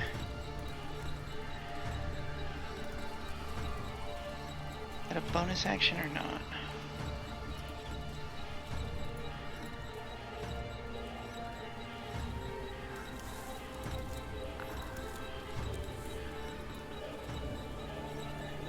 I was right here, right? Yes. Okay. 5, I get 1 diagonal.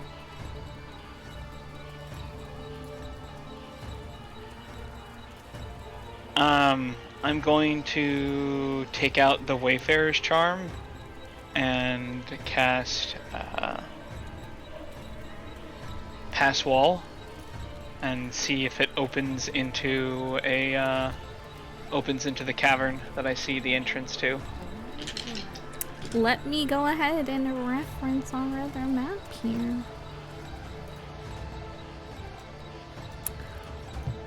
All right. Can be up to 20 feet deep, it looks like, 20 feet deep. according to the spell. Okay. Let me see here. I can set it to you. Yeah. Let me see. All right. Nope. Yes. So. Oh gosh. Yes. So you are able to do that, and so basically you're gonna open up a hole. In the side there. Yeah, that's my plan. Big as I can, 5 feet wide, 8 feet tall, Okay. directly into the cavern. You are able to do If- that.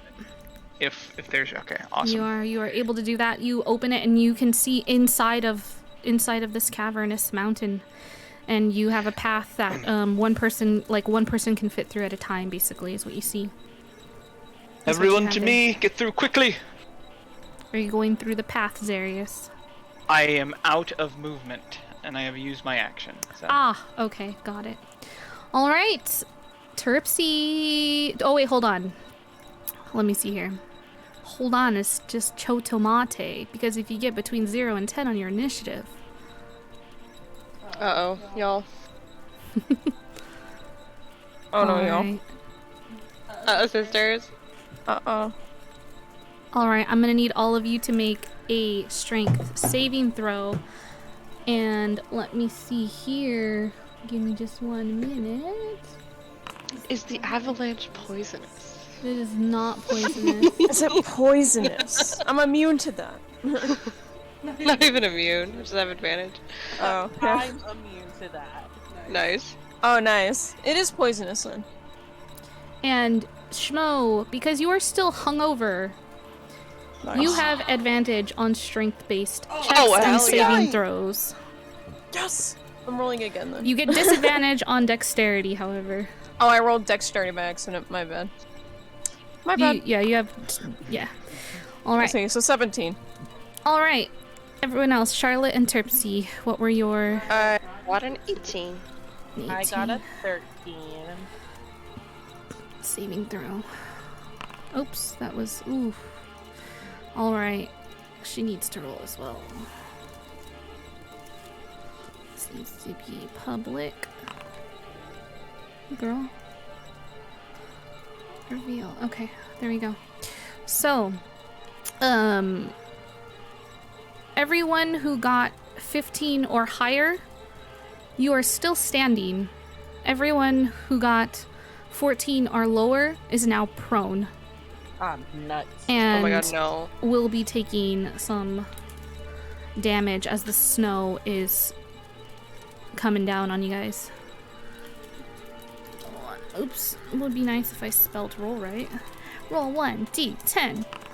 4 points of bludgeoning damage on a failed save and half as much on a successful. So even though you succeeded, you will take 2 points of bludgeoning damage.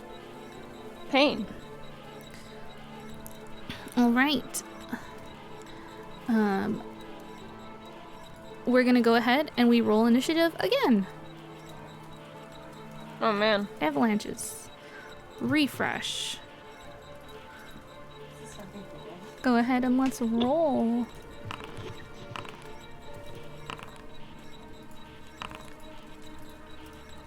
I'm gonna get these goats out I of got a here. 12 this time.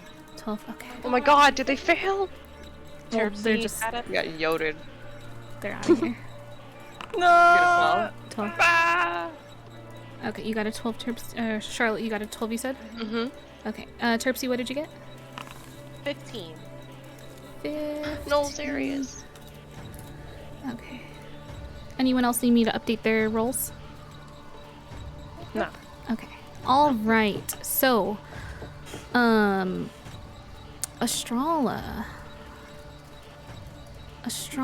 and Astrala's good. Okay, so let's see here. Schmo, you are up first. What would you like to do? We So see just to be clear, who failed?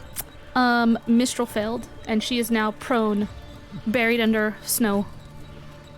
Can I try and help her up? You certainly can. Alright, I'm gonna help her up. All right. You go ahead and you're able to, that would be like the help action, so that'd be your action, so you are able to help her up. She kind of stands up and brushes the snow off like, okay, well, there's a first time for everything, but hopefully that's the last. Thanks, Schmo. It's no problem. Can I still move or no? Yeah, you can still do your movement. Okay. And nobody else is down? Nobody's... you know. Nobody else is down, no. Okay, so then I'm just... No, I mean, like, prone. Prone, yeah. Ew. Wait, okay, what did well, you then I'm roll? just- Wait, what did you roll? Wait, you're prone? 13. I rolled a 13. Oh, you did Oh, roll. no. Okay, sorry. Terpsy and Mistral are both prone. So sorry. Sorry. If you would like to have instead helped Terpsy up, you totally can. Because you didn't have that information. I already helped Mistral. Okay. And Zarius has created what looks like a hole in the side of the wall, basically in front of you guys. Schmo just leans to Mistral and is like, you should carry her bridal style. She winks at you. Romantic. She does like a wink wonk. He wink wonks back, and then he's gonna move to the little thing. Do you with go Zarius through and the start- hole? Yeah, he's gonna start squeezing his way through. Okay. Do you go inside? Zarius is inside, right? Zarius is just outside. And there's only one Is that- person can go through at a time. Okay, What's your movement? Do you want me to make it go? all the way through? Here, let me make a... This is the door. There we go. Well, bam. There's the door. There's an opening. Schmo's just gonna be like, guess I'll get a move on then. And he's just gonna squeeze on through it, so that way nobody has to wait. Okay, so you're inside now, correct? Yeah. All right, you're inside. All right. Mistral's up next, and she's going to see Terpsy, who's been knocked over, and she's just going to scoop you up. And she is going to make her way towards... She's going to make her way towards... and her movement is halved, so... And she's gonna make her way over here. So she carries you to over here. And she's just like, don't worry, everything's gonna be great. It's kind of nice out, right? She's just like nervously, like you can hear like the nervousness in her voice. She's just like, as she's kind of carrying you princess style, she's just like, you can feel her kind of like shaking. Like it seems very strange. She seems kind of freaked out. Yes, everything's gonna be fine, but are you okay? Oh, yeah, great. Okay, you don't seem okay, but I'll listen to you. We should go inside. Inside. And she like motions towards the opening. And it is Astrala's turn. Okay, she moves up right next to you, Zarius. Terpsy, it is your turn, and Charlotte, you are next. Quick question. Is Butternut Squash able to fit through the opening? We are going to find out. No, your guys' animals are going to be able to fit through. Okay. Thank God. I was immediate stress. Cats are made of jello anyways. It's true. No, you're fine. Yeah. Like I said, that's why I asked if you're going to put them into combat or not. Okay. If you're not going to put them into combat, I'm not going to use them as like they're basically just, they're with They're you. safe. They're safe. But if you put them into combat, then like if you're going to use their tools, then they will be in the initiative. They're out of initiative, basically. Wow. Okay. She's gonna look to Mistral, and she's gonna be like, okay, since you're a little nervous, do you think, like, I could give, like, can I pick you up and, like, take you inside? Because you really want to go inside right now. Can you pick me up? I don't know, will you let me pick you up? Okay. She, like, puts you down, and she puts her arm around your neck, and she's just like... she tries to help you when you go to pick her up. She kinds to try to jump as you do it. So go ahead and let's do this. Go ahead and make a strength check for me, please, or an athletics check. Oh, thank God. It's like, oh, let's just use athletics because just a straight strength that. It's not any better. It's a 5. As you go to like scoop down and like lift Mistral up, she tries to help, but like that does not go so well. She like goes to jump up, like up into your arms, and she is heavy, dude. She's 7'2", very strong, very heavy, and as she goes to like jump up, she ends up taking both of you down to the floor. Oh my God, I'm so sorry. Muscle weighs more than fat, as they say, though, you know. And then she flexes both of her arms, like Am I laughing seeing nervously. all of this? Oh yeah, you're definitely seeing all of this. I'm just yelling now. Get in the fucking tunnel, both of you! Oh my god. Now is not the time. Get in the I'm going. So she's gonna use half her movement to get up, and the other half to go inside. Okay, yeah, you make it in.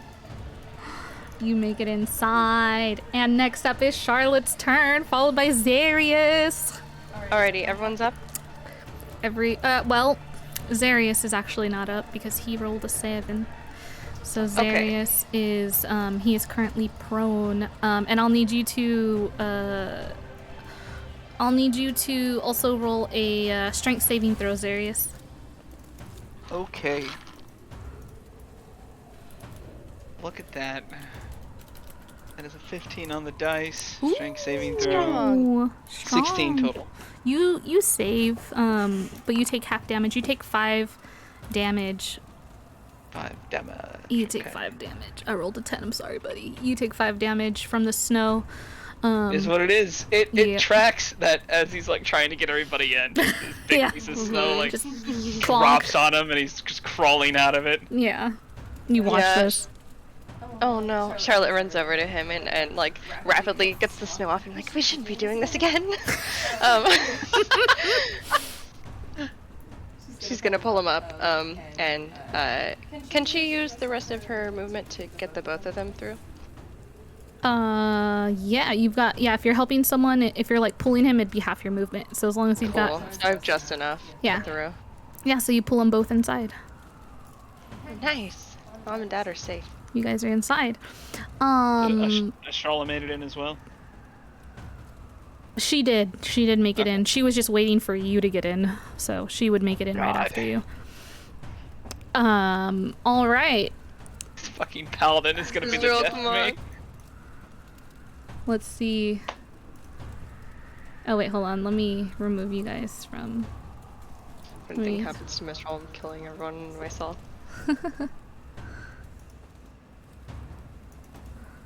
Let's see. Does she make it?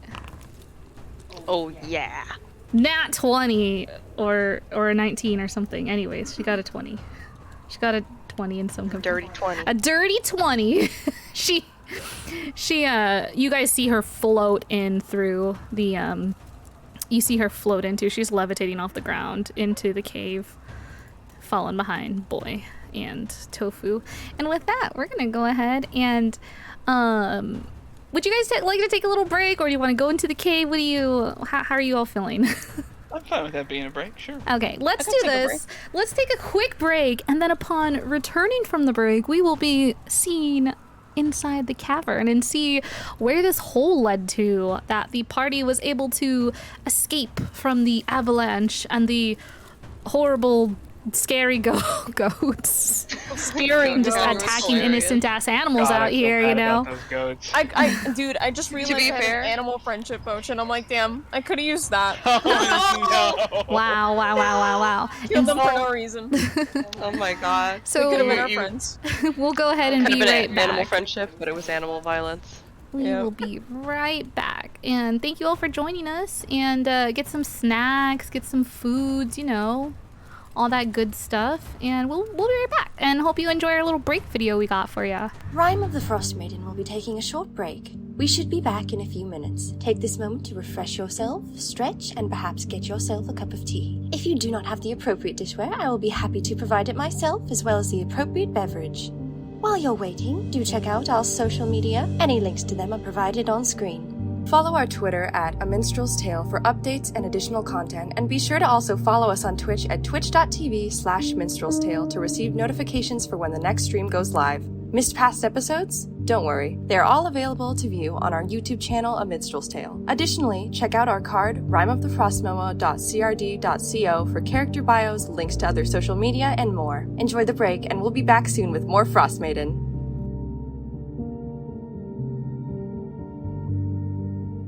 Good evening, viewers. Zarius here, reminding you to get up, stretch, even look away from your monitor for a few minutes.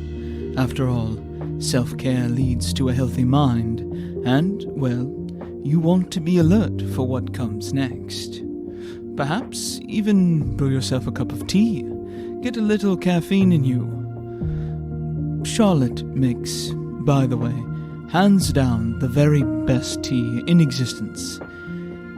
If you think otherwise, I'd recommend stating your opinion outside of fireball range.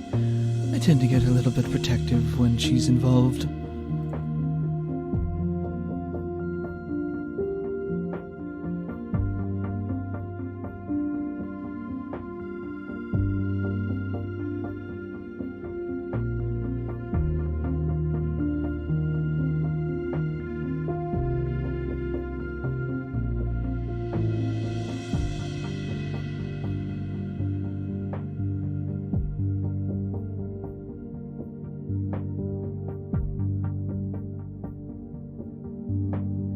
Pleased to meet you. My name is Charlotte.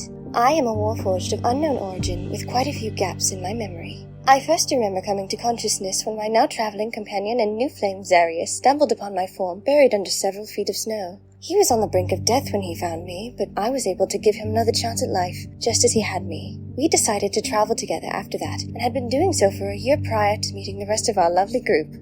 I do my utmost to protect all of them, as I care for them all deeply. That sometimes involves striking bargains with entities that don't exactly accept prayer in the traditional sense. But if anyone were to dare harm a member of my party, there would surely be bloodshed anyhow, don't you think? As for my missing memories, I'm quite torn on the matter. While I'd like to know more about my past, I suspect that what I learned will be neither pleasant nor painless if what I have recovered thus far is any indication of what's to come. I'm not going to let that get me down, however. While I'm not the biggest fan of my past, I am more than happy with my present, traveling 10 towns with my dear companions and protecting them every step of the way.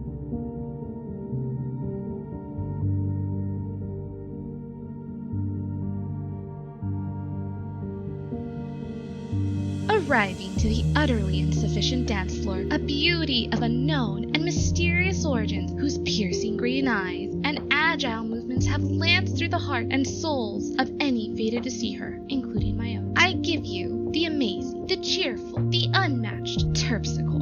Oh, Mistral, stop! You're making me blush. As Mistral so magnificently stated, I am Terpsichore. I've danced my way across the lands far and wide, filling crowds with glee. The lovely Clothis has led me to 10 towns with my wonderful, amazing, beautiful, spectacular friends. Fulfilling our predestined paths is much more than I could have ever asked for, really. Oh, but do be careful. I won't hesitate to cut anyone's threads. Oh, wait. If you don't understand what that means, I mean that I'll kill you. If your heart hasn't been moved, I know your wallets have. If you want to know more about this mysterious beauty, make sure to buy a copy of her artfully woven book, The Secrets of Faerun, sold at fine traders and general stores all across the realm.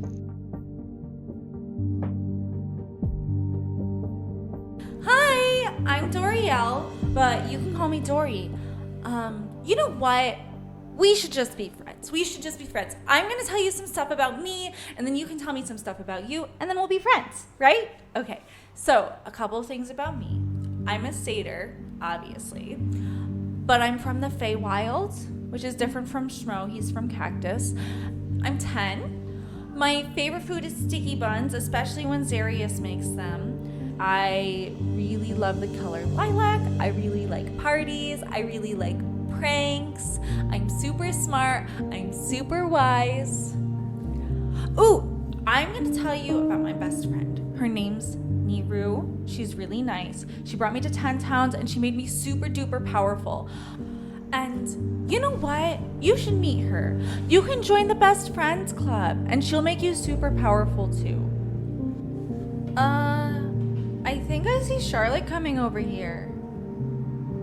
And she doesn't look too happy. I might be in trouble. Don't worry, I'm really good at getting out of trouble, especially with Charlotte. But I think I have to go. I promise I'll talk to you later. You can tell me all about you, but I have to go. Okay, bye!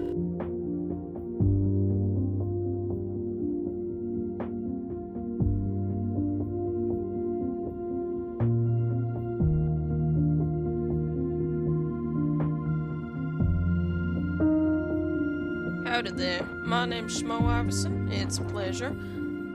I ended up in 10 towns due to some mind flayers abducted me when I was on my lonesome back in my homeland of Flagstaff. The stuff they did was mighty nasty, but to my surprise, their ship went and crashed in 10 towns. Luckily for me, I was born an Satyr, and so I made my way to 10 towns trying to figure out a cure for the parasite the mind flayers put in my brain. Along these travels, I did end up bumping into my party, and the rest is history. Though, might be important to mention, I did pass away in a nasty tussle, but was brought back by someone I have yet to know much about, hey, I got magic now.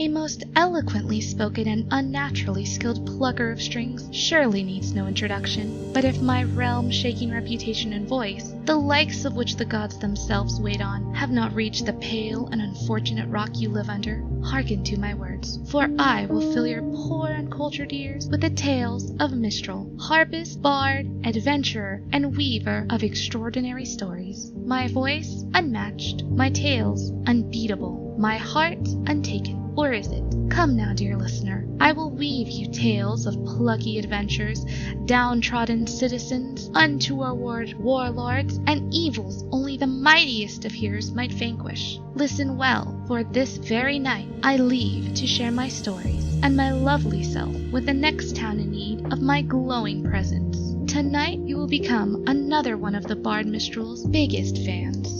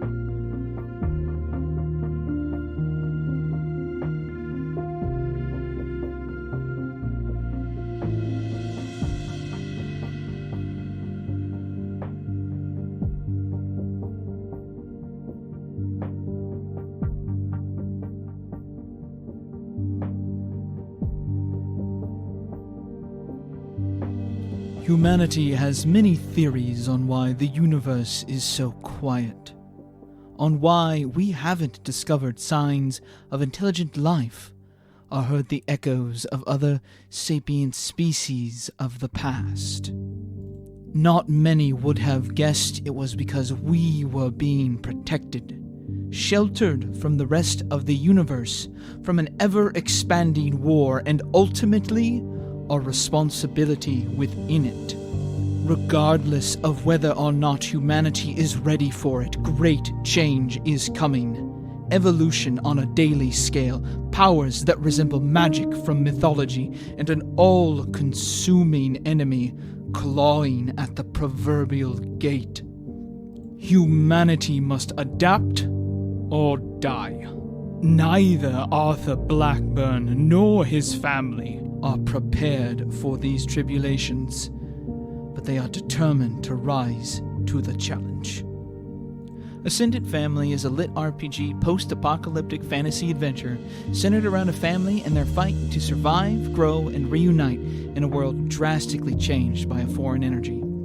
They will fight beasts, monsters, and even their fellow man as they try to keep themselves and their community alive and safe.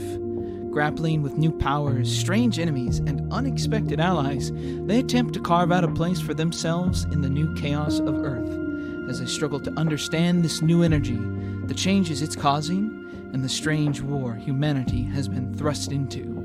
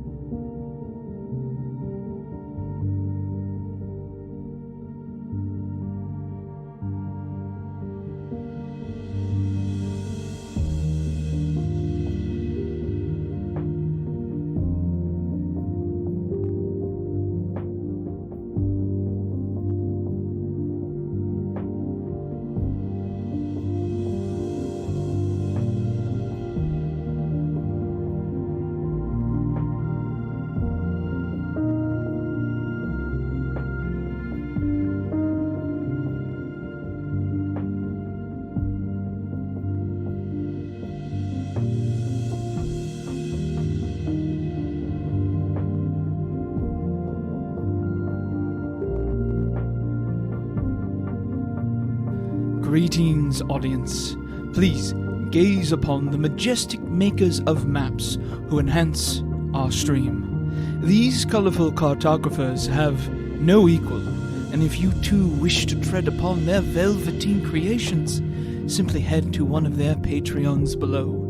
These wizards of topography will surely appreciate it. They are Pog's Props, Maps and Quests, Dr. Mapso, Cartographer's Cantrip, Dynamic Dungeons, Dicegramorium, Incarnate, The Modern Lich. Frostmaiden will be back in just a few moments. Please gather up all snacks, loved ones, and ensure that you are seated comfortably and appropriately before you rejoin us on our adventure. We're glad to have you. Ever the industrious adventurers, you can find A Minstrel's Tale on a plethora of social media websites. You can visit us on Twitter, for example, at A Minstrel's Tale. And, please, don't forget that we stream every Saturday at 6 p.m. Pacific Standard Time. You can find us at twitch.tv/Minstrel's Tale. And, well, if you happen to miss a stream, a terrible crime indeed, have no fear. All of our previous streams are available on YouTube at the A Minstrel's Tale channel. Thank you for watching our content, and if you're feeling kind, please follow us.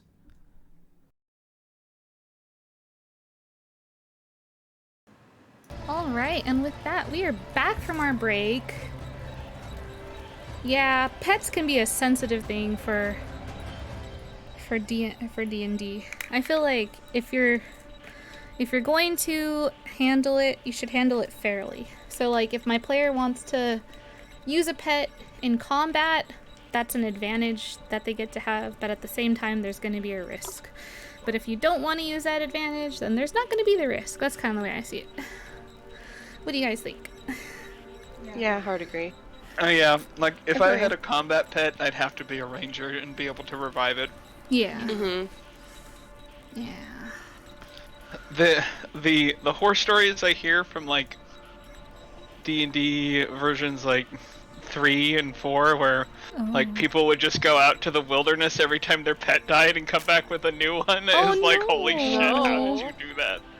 Oh my gosh. Well, we left off with our party here facing a crazy avalanche, and they have just made their way back into, or not really back into because it's their first time going into, they made their way into the cave. So no longer on this map. We're very much going to be going on to the inside map. I really also huge shout out to Dynamic Dungeons. They are where I got these really cool maps from, by the way. Huge shout out to them for the cool maps. Yeah, I love them. Check them out on Patreon. They got video file maps, so you can have like dynamic just as that.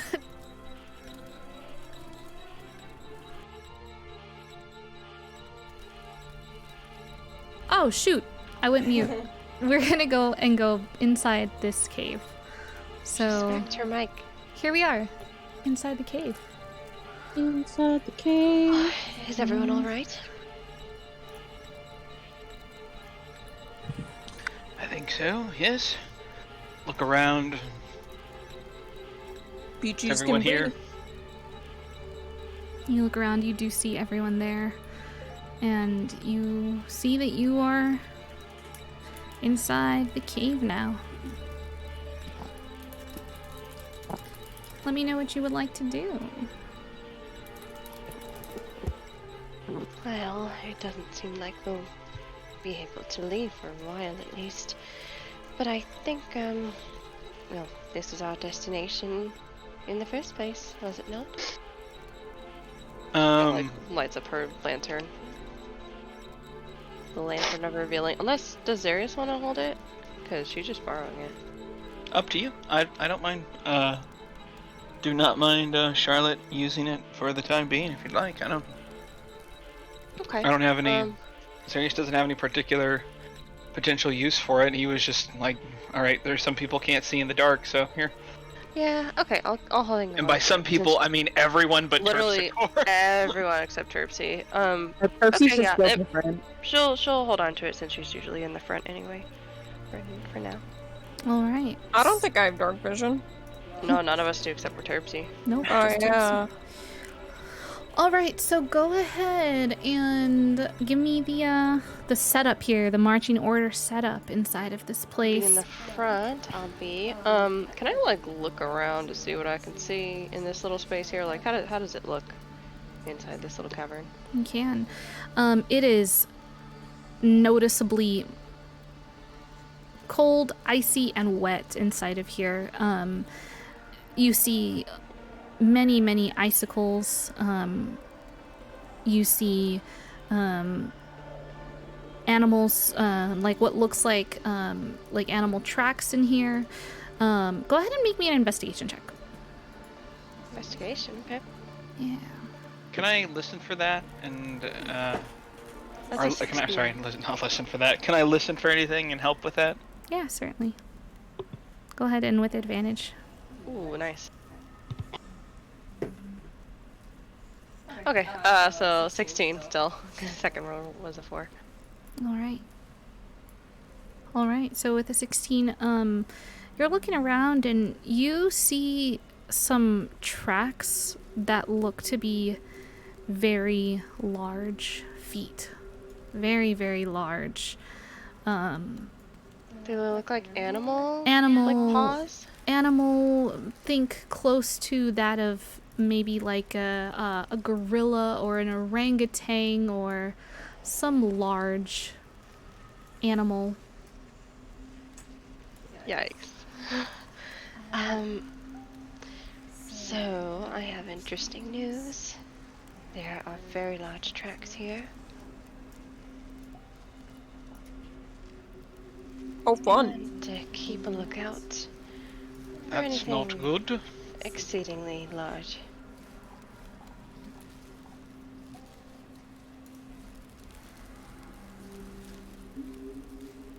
Shall we take a look around? And she looks kind of like antsy around the cavern.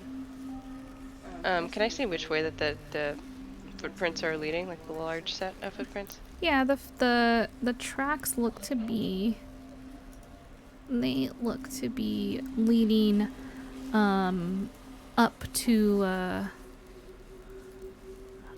the left path here.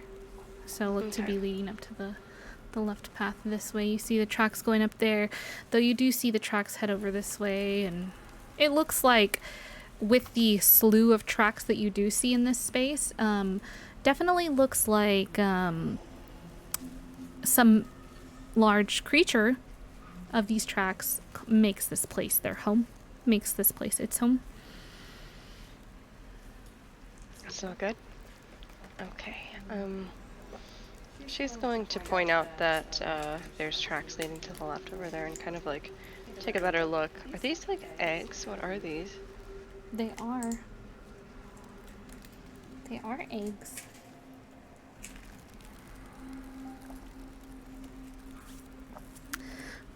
Y'all aren't moving your tokens, and it was making me real nervous. Yeah, they're in the darkness. Okay. Anyone know what these might be?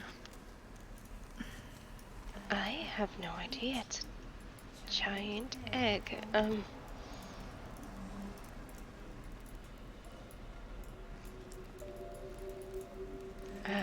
Would we be able to make like a... I don't even know what kind of check. A nature? Yeah, you can go ahead and you're trying to figure out what kind of eggs these are, Charlotte? Yeah, or anyone else. Who would like to find out? Because depending on who is going to find out, things are going to change a little bit. I'll give it a shot. Tripsy. And I will also give a shot. Okay, you can each roll your own. I can try if you want. Terpsy and Zarius can each roll.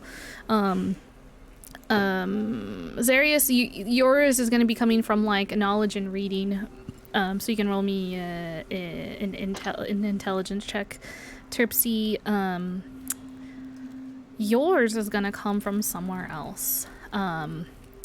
You are going to be doing me a wisdom check at advantage. That is 16 total. Wait, no, 17 total for me. 17 total. All right. And Terpsy. 1 second. Oh, stop doing that. Naughty. Naughty animals. Naughty cat. Oh, that's natural 20. That seems unnecessary. All cats are naughty. Girl. All right. So, as you're kind of thinking back to, as you're kind of, Zarius, first of all, sorry, let me take care of Zarius first. I'm so sorry. Zarius, as you see these eggs, you're like, yes, I've read about these giant eggs. Big eggs like this would typically belong to a big creature, you know. And you think of the many different large reptilian creatures, or maybe of the bird variety. You can't quite place exactly which of these. Yeah. So basically, he's like, yes, large eggs come from large creatures. Yeah, he's just like, he's like, these could be axe beaks, or these could be dragons, or these could be large snakes, or these. He's like listing off like what he's read, like about like these could be from, just listed off, you know. I am a full dumbass. Got it. It's okay. No, it's okay. And Terpsy, give me just one sec.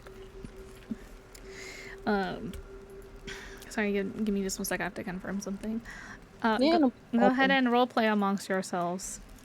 I've never So had do to you say think that before. like an egg that big can make like a big omelet? Well, maybe, but there could already be a creature inside of it. I think is your main problem. Well, of course, but I'm just saying theoretically. Theoretically, you could make a very large omelette, yes. The logistics of frying such a thing and then serving it would be very unpleasant, I imagine. Maybe. Oh, you're thinking about it, I see. Yeah. Maybe we make sure that whatever its mother isn't walking around first. Well, no duh. All right, and with that, Terpsy, you kind of like close your eyes for a moment, and you're just kind of thinking about where did you like why do these large eggs, and why does this cave, large eggs and cave, why does it kind of ring a bell for you? And it's almost as if the answer is kind of whispered into your ear from a friend, you know, who had once stepped foot and had some, you know, path here in Icewind Dale. And you recall back to one of his stories, your dragonborn friend, and he had told you about, you know, a lot of different things here in Icewind Dale, and one of those things being illegal activities, you know, and that giant lizards are not native to Icewind Dale. However, there was some kind of illegal trade and activity going on involving giant lizards.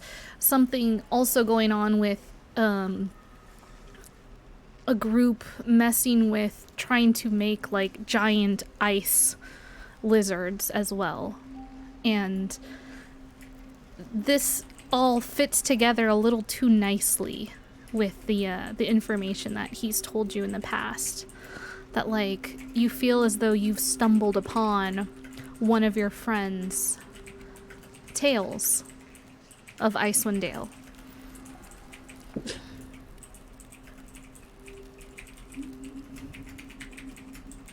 Okay, guys. So this, you remember how you're saying that this seems pretty bad? Yes. Okay. Well, what I'm about to say does not make it any better. Might make it a lot worse. Have at it, dear. She looks a little bit apprehensive, like, oh fuck. What are we dealing with here? So exciting. I can't wait. Do tell. So, Zarius isn't that sarcastic anymore. What am I doing? Fuck. He could be. He's been changed. so, you know how reptiles are not a thing in Icewind Dale. Well, there was some illegal trading with some giant lizards, and they wanted like to make an ice lizard. So I have the feeling that this is what is going on, or at least what was going on here. Giant lizards. They wanted to make giant lizards? Giant ice lizards. lizards. Oh, Did they know that lizards are generally cold-blooded? There are silver dragonborn. The I mean, that dragon seems ball, like not it- lizards.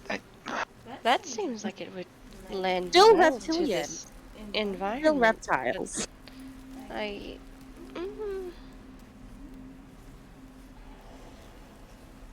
As you're looking around this area too, it seems that like while there's like eggs and eggshells here, it seems that like these don't seem fresh. This seems like as if that project that was whispered into your ear a long time ago. You almost get the vibe as if whatever had been going on here, it had been abandoned. You do notice like some other kinds of odds and ends, things that most definitely belong to humanoids. You get the feeling that whatever operation was happening here was like shut down abruptly and just like quickly abandoned without much care. And that's kind of what the scene kind of shows here.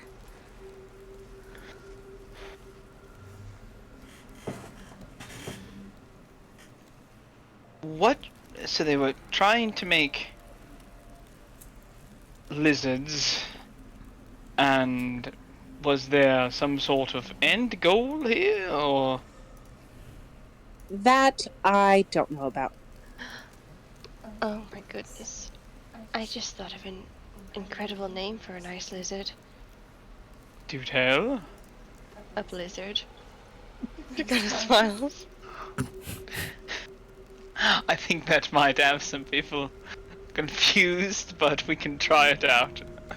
No, I Well, really they're like not it. here anyway. At least I hope not.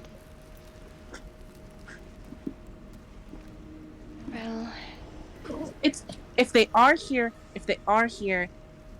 we can try and be friends with them. I'm very good with reptiles. oh, you are? Yeah, I think it's the whole snake thing I have going on. That makes sense to me. Shall we press on then?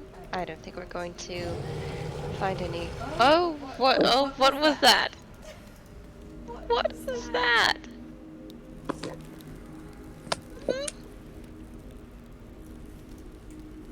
Do I hear anything? You did hear something. In the distance, you heard a low growl. Sounded like it was coming from outside, though.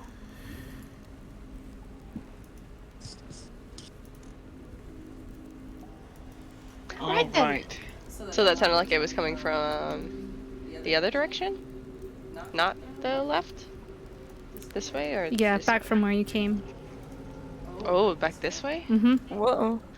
All right. Everyone, let's get a move on then, shall we?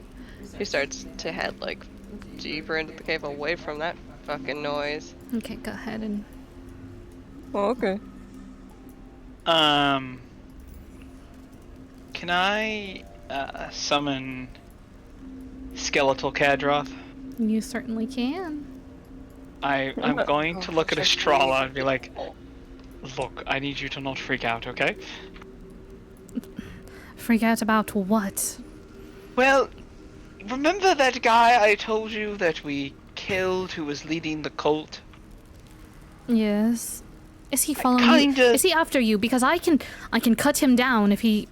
Oh, no, we murdered him, but, kinda, sorta, in the heat of the moment, promise to torture him for as long as possible. And as you're explaining this, the skeletal tiefling appears beside you, and she just looks at it.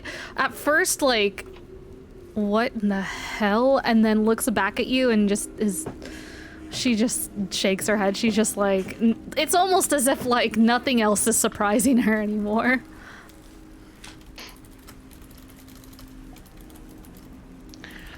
So,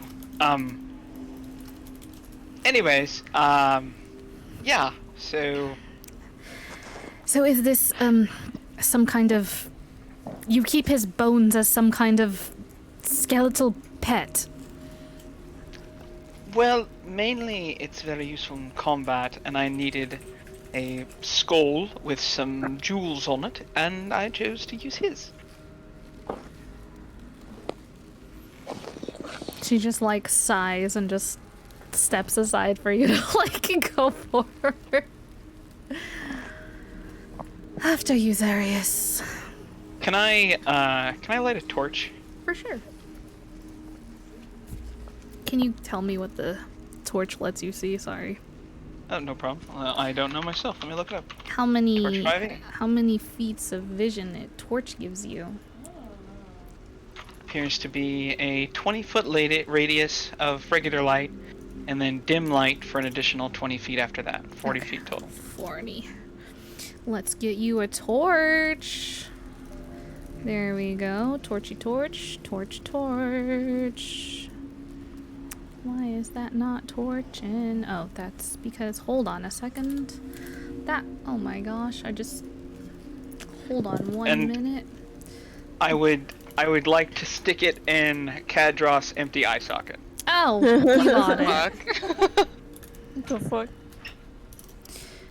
I don't want to like put it in Oh, his mouth. that's... Oh my god, Sorry. that is so bright. That was way too bright. I Oh am wait, the but sun. it's on Duty Kadroth, ascended. you said?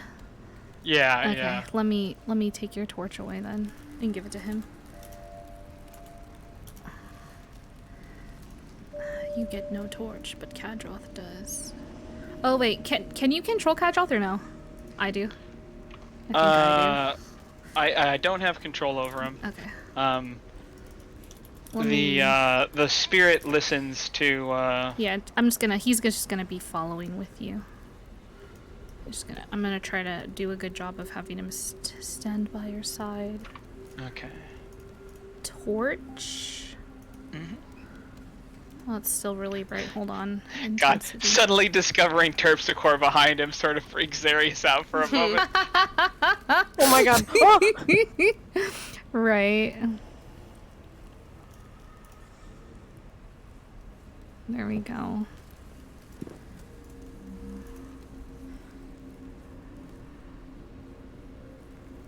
All right. All right. You have a torch. You have made a... Yes, he does carry around the skull of a dead tiefling for a spell. It's for a spell component. Totally normal. Totally normal stuff. Very normal. I had normal. to Very bedazzle normal. the skull in order to use it for the summon undead spell. Yeah. It's the worst part. Serious We had to having a scrape normal the one. flesh He off had a this crap dead project. tiefling skull and then add jewels to it in order to use it. Yeah. It's pretty good. God. My boy used Elmer's. He used it. He used Gorilla Glue. He probably used the He used the Sovereign there, Glue. he probably used the sovereign glue, yeah. Stuck there forever. It's stuck forever. All right. Stuck in the afterlife. So you get into the cave, and as you get deeper into the cave, let me know which way you would like to go. You've got 3 options here. Let me know if you're trying to discern anything, and I can help you with what you're discerning. Oh, Charlotte's gonna like take a look at her options and then catch the glitteriness to her left and is gonna like curiously peer down this here cavern. Oh wow. Okay.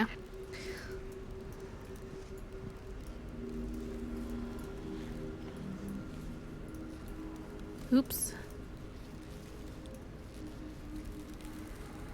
Let's do I'm gonna have this. Zarius say in the centralized point Okay.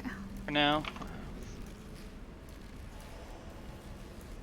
What is this? Looks all sparkly. All right, so you get down to this area here. I'm gonna just, there you go. You get down into this area here, and you're able to see,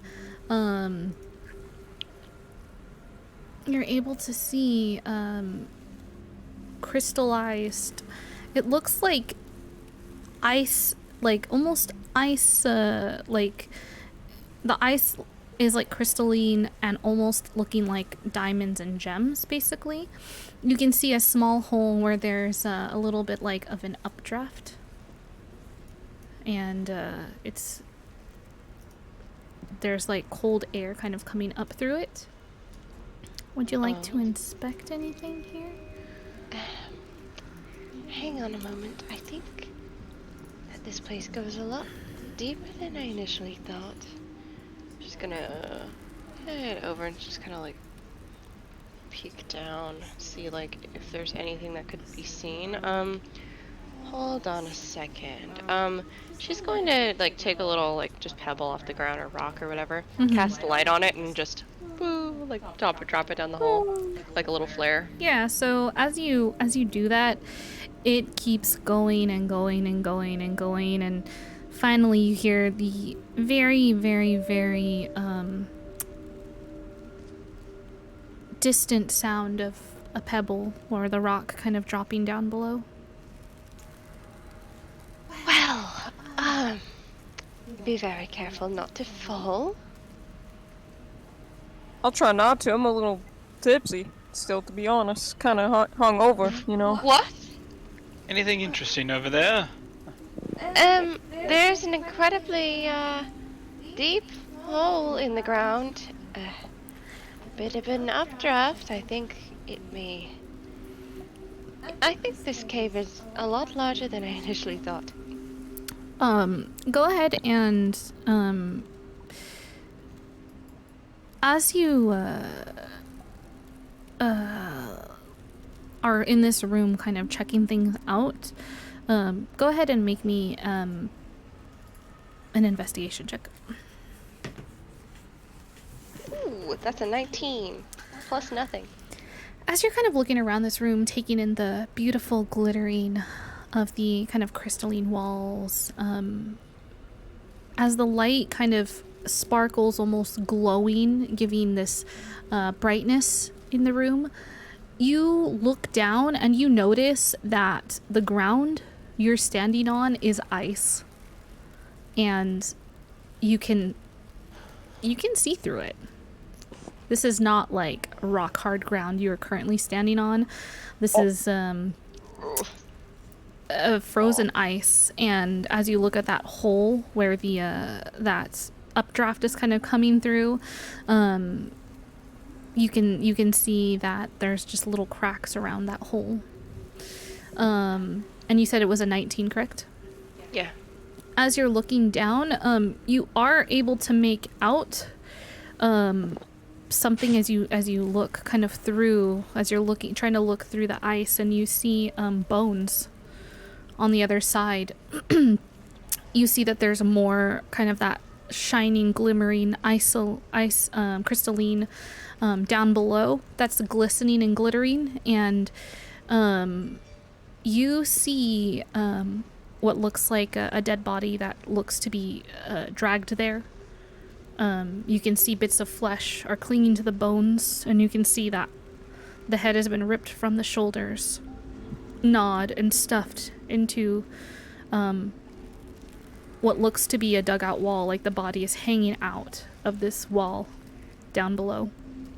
Among this body, which go ahead and make me a medicine check. Oh, hell yeah. Oh, no. That's a 15 with my bonuses. Could I guidance myself? Yeah, as 15 is fine. So as you're looking at this, body down below, kind of through the ice, looking at it, you can tell that this is the body of a Goliath. You can see that There's bits of torn hide armor. You see nearby a great axe, and you see skulls of mountain goats nearby as well.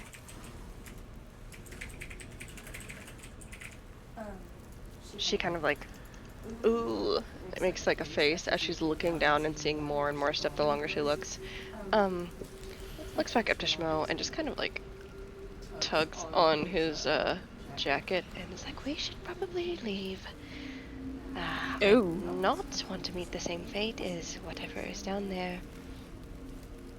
He looks down. Can you like notice it now that she's kind of like pointed it out? Yeah. It takes you a while to look through this, but you look through and you do see a torn up body below. Oh, buttered biscuits. Yeah, you're right. This is not safe. No. We don't want the floor to go falling through on us. And she kind of like, hesitantly makes her way. Alright, you make your way back to the group. Alright, so that way is extremely unsafe. There was a very graphic display below. I could sort of see through the floor there because it's ice, not snow. We should tread carefully. What did you find? Well, there was the body of a dead Goliath, and it appeared to be quite torn apart, along with a few other skulls and bones and such. Very, violently disassembled. Could it have been the Goliath we are searching for, that was with Gareth? I'm not sure, though that is a good guess.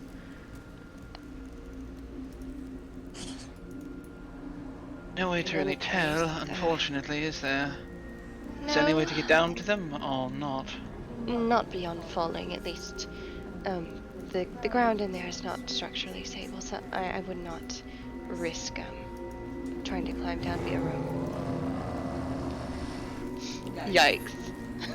Oh my god. Stop making scary noises in the Sirenscape. There's, you know, I'm not... There's just stuff here, you know? Yeah, totally. So, we can't go that way. Where do you suggest we head next? I suppose we flip a copper and either way, does anyone have any intuition, or? Oh! She pulls out one of the Mistral face coins from her pocket. So which one's heads and which one's tails? Oh, well, you see, they're... I guess the one with my face is the heads, and the one with the harp on the other side is the tails. Oh. Darling, I meant the caverns. I suppose left can be heads and right can be tails.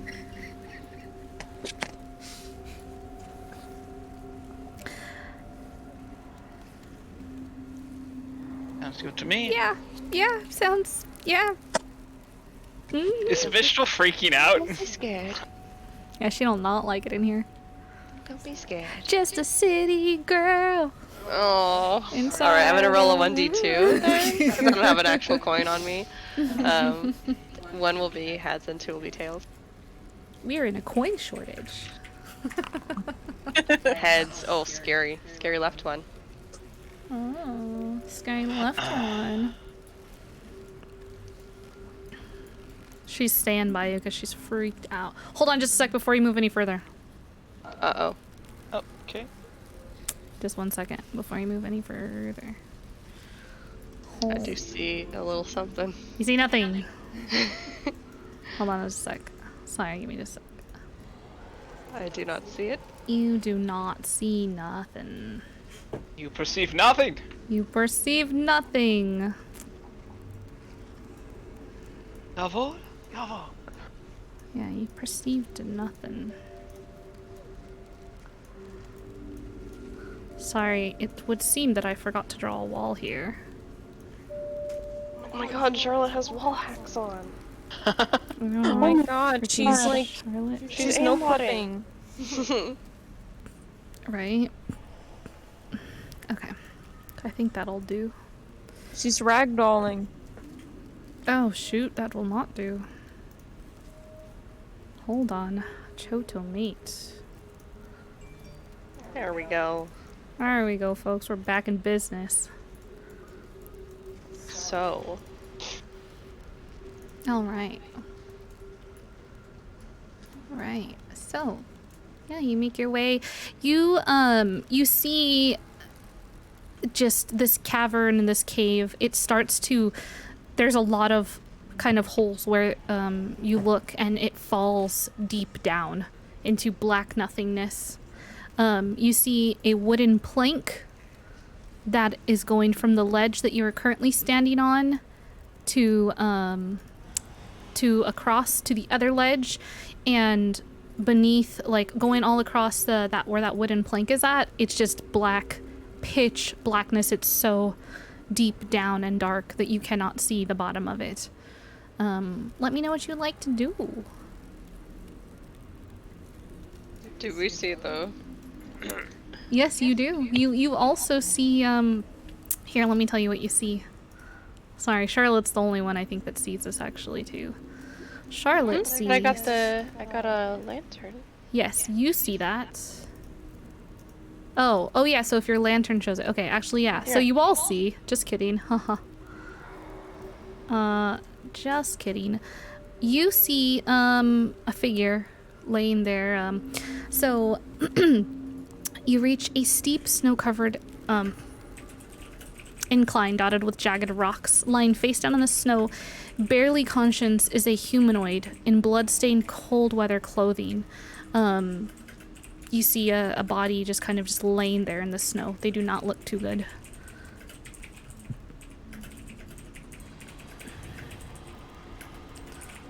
Is this a wall right here next to Zarius? Yes, that's a wall. The only way forward is across that wooden plank. Alright, I'm gonna start hammering a piton into the wall. Alright. Smart lad. She kind of sees what he's doing and is gonna just reach over and use her warhammer to like ding ding ding. I'm just imagining like Sirius is struggling with it and just a warhammer comes out of the edge of his vision, just slams it into the wall. No, she's gentle with it, but she just silently like helps you out. Alright. He's gonna tie a rope to the piton, and then hand the rope to Kadroth and have him walk across the plank. Alright. Kadroth starts to walk across the plank. And I'm just gonna tell him to walk until for a bit, and then hold the rope taut. Mm-hmm. And he's just gonna use it to cross and sort of like keep right here? balance. More like down 1 and left 2. Down 1, left 2. Yeah, Alright. so that the rope is across the. Basically, it provides like a waist level handhold to like balance people on. Okay, yeah, you got it. He's gonna make his way across. If he can. Alright. Go ahead and yeah, you make it across. Okay. Alright, everyone, hold on for a moment. He's gonna go back a little bit farther, take the rope from Kadroth, and start hammering another piton in and tie the rope off as tautly as he can. Alright. You're able to do that. Who's next? Okay, cool. I could go if you want. Charlotte is smiling like a tight smile. Yeah, no? Oh yes, you go first. Are you okay? Schmo, I'm very heavy. Well...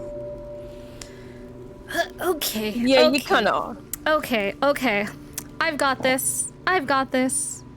And Mistral, like, rolls up what would be sleeves, but they're not, because she doesn't have sleeves. Rolls up her arms. Yeah. And she goes to pick you up. Rolls up her skin. Rolls up her Wouldn't that skin. just double the weight? And you watch as she levitates over this. Thank you. Astrala followed right after you two, by the way. Okay. Brilliant. Okay, I guess he's just gonna go on over. What the? Schmo, Tipsicle, are you two okay? I'm good. Well, the Living Crossings area is trying to investigate this. Is it a corpse or is it living? What is it?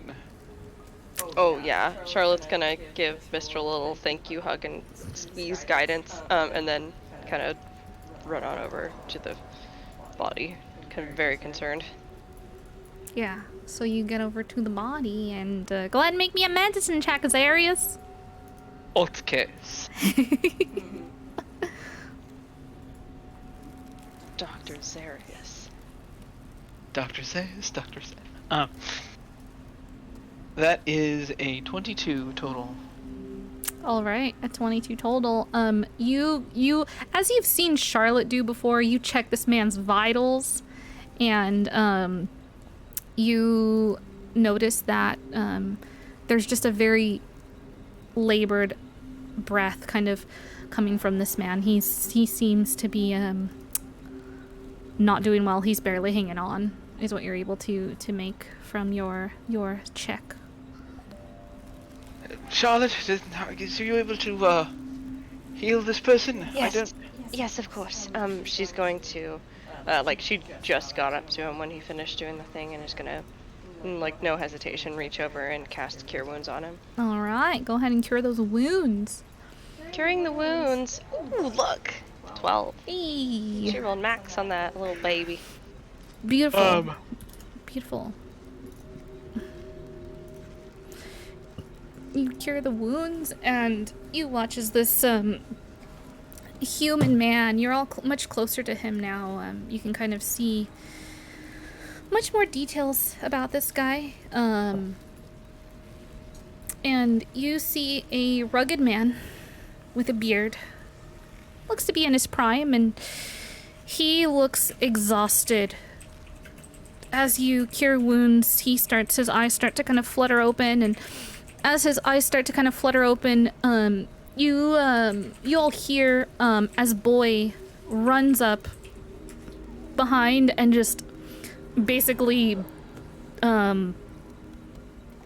pounces on the guy and starts licking his face and barking. Oh. Are you Garrett? And he kind of looks over to you guys a little. This guy seems super out of it. And he just nods. Keegan is looking for you. No, he's not here, right? No, but he sent us. Thank you. And he wraps his arms around Boy, just giving him a big hug. You kind of this guy looked like he was just hanging on for freaking dear life. You can see that he kind of set up or what looks like tried to set up a little bit of a camp kind of situation. Charlotte's gonna look him up and down. I assume he's fucking cold in this place. Yeah, he's blood soaked too. Oh, that one too. Zarius, could you help? Maybe Prestidigitation away. A bit. Yes. And I'll get to work on this. She turns around, starts rummaging around in her chest, pulls out a little teacup, and just hot cocoa into it. And turns back around. Oh my god! Turns back around and hands it to him. Hands them the warm drink.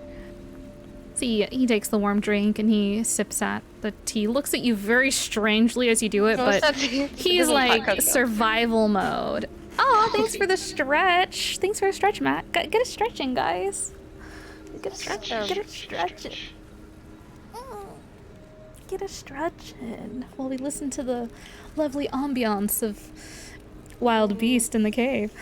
Oh my god. Yes. That's just the sound of his stomach. You mean things coming to murder us? What? This is the sound of his stomach growling. Yeah.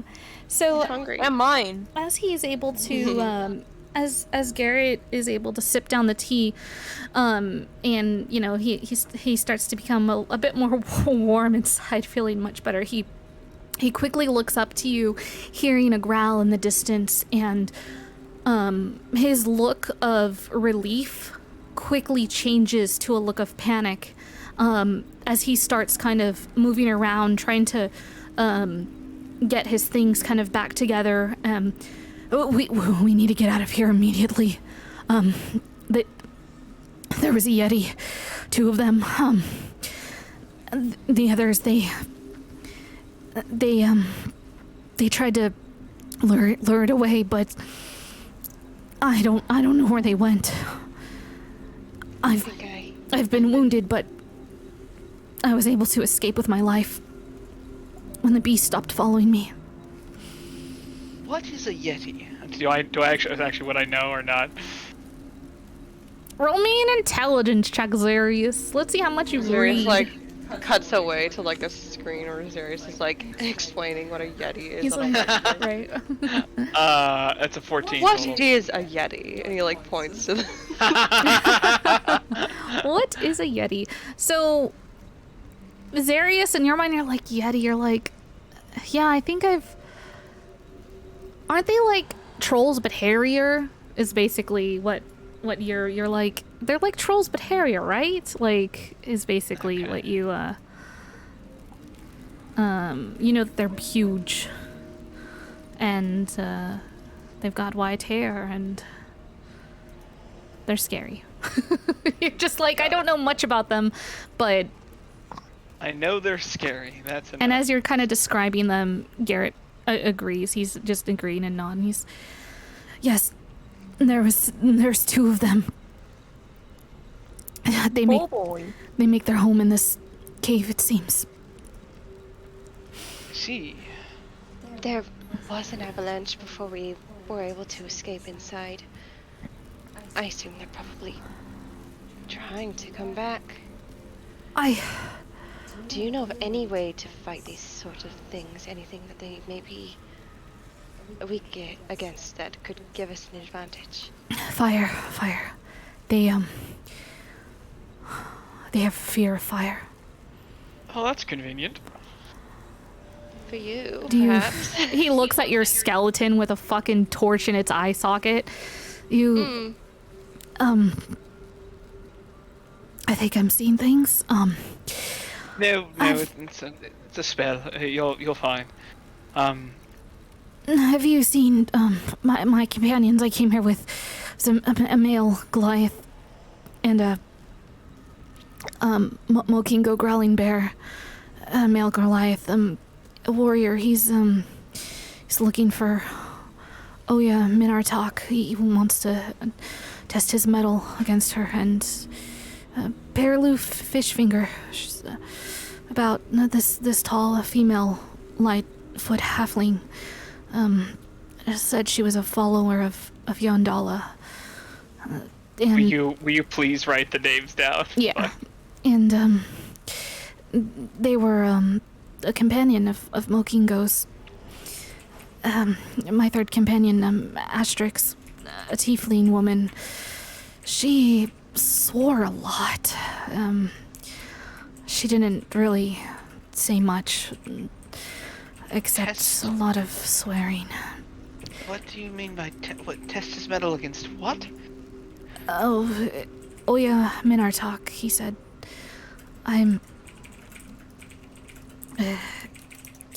Did he explain what that was? Yeah, it's, he wanted to, it's a Goliath that he wants to test his strength against, I guess. Charlotte, like, is conflicted because she does not know which Goliath she found.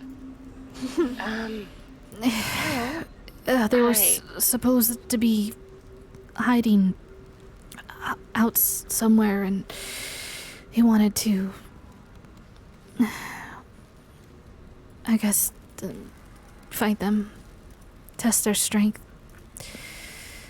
I see. Did your Goliath friend by chance go hiding in this cave? I don't know where they... The three of them took off, trying to distract the Yetis after I got hit. And he's like holding his side. All right. She keeps that dreadful news to herself. I haven't... Just 'cause she's not sure. Smoke's in the back with a facial expression. I haven't seen them. I haven't seen them in days. He like tries to stand up. He's like holding on to Boy, trying to stand up. So you didn't see them at all. You didn't see any of the ones I just described on your way up here. Maybe they made it back to town. I think, unfortunately, we did see the body of a Goliath. Whether or not it is your Goliath, we will hope that is not the case. Charlotte like frowns at Darius like Charlotte does not approve. Yeah, Charlotte does not approve. You see Charlotte disapproves in the corner of your screen.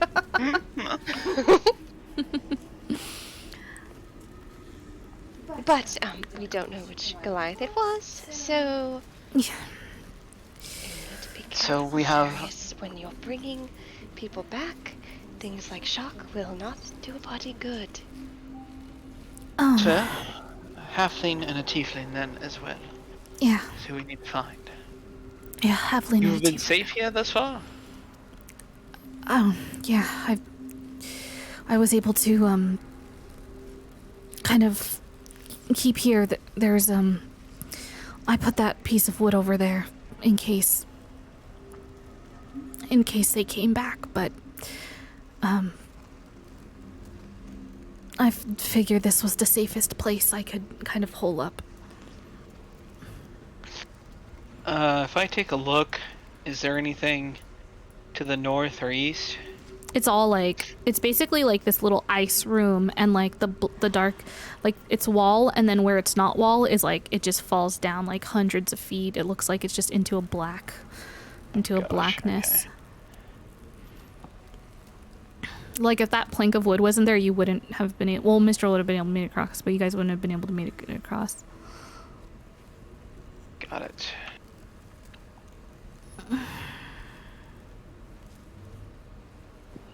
Well, we have to get you out of here. Let's just... You come with us, alright? We'll keep you safe. Yeah, you'll help me look for them, right? Yes. Yes, we will. We can find them.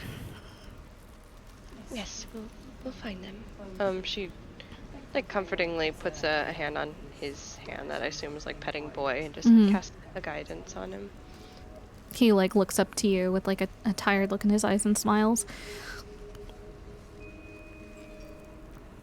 Do you have any wounds that need to be addressed? Are you alright to walk for now? Oh, doing much better now. Is Boy able to hold you? He's quite big. Yeah, he kind of, he's like bolstering himself up against Boy, like definitely helping. Boy is definitely helping him with Boy is definitely a good boy. Love it. Good boy. Boy is the best boy. Yeah. Boy's a good boy. She gives Boy a pet. Yeah. All right. Well, in that case, let's get out of here before they come back. How about that? Yeah. Start on heading on over and kind of look over at Mistral like, please. Oh, she scoops you up and just zoop back over the hole Bless. again. She's super like out of it in this place. She's just like, Thank you for writing Air Mistral. All right.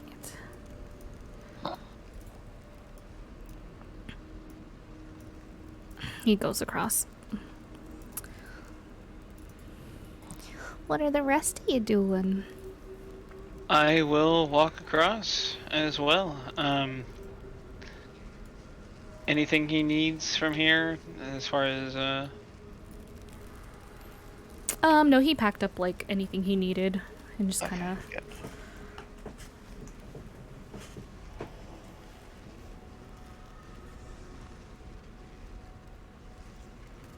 Cool. Let's see here. We really only have one other area to go to. Should we have him identify the Goliath?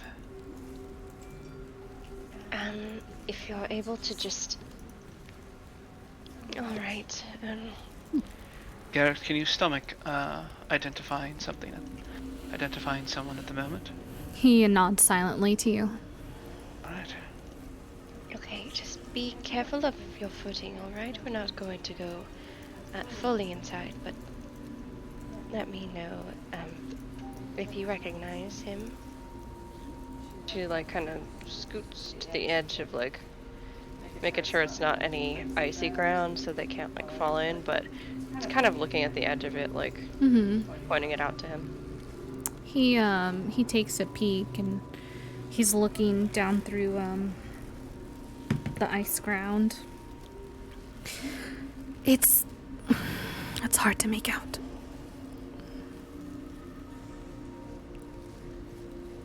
I would assume that, given his state.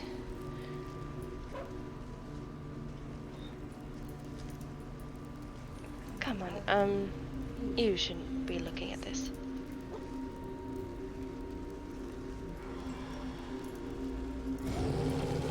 Ugh. So, do I see... Can I have Kadroth follow me? Up? Yeah.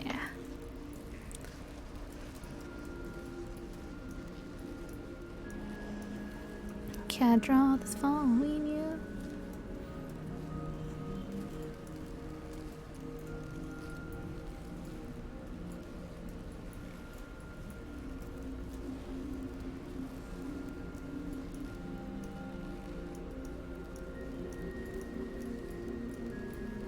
I'm bringing you into the light, Terpsy. Thank you. So, are these walls, like, is it a thin cavern? Yeah, or... these are cavern walls, yeah. Okay. Yep.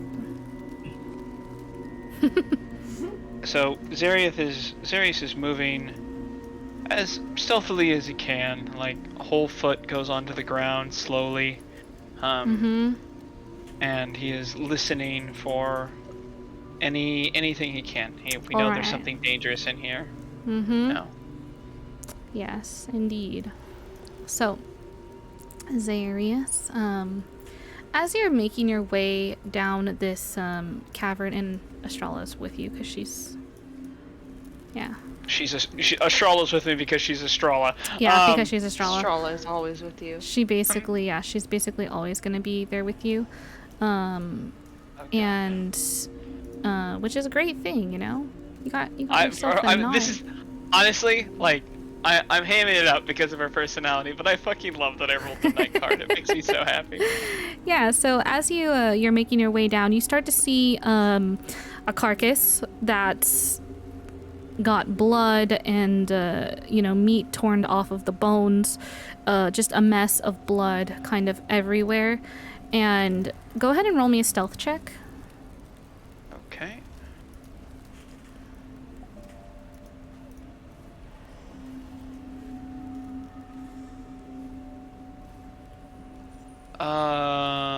Well, 16 plus 1, 17. All right. So as you look inside, you see a very strange sight.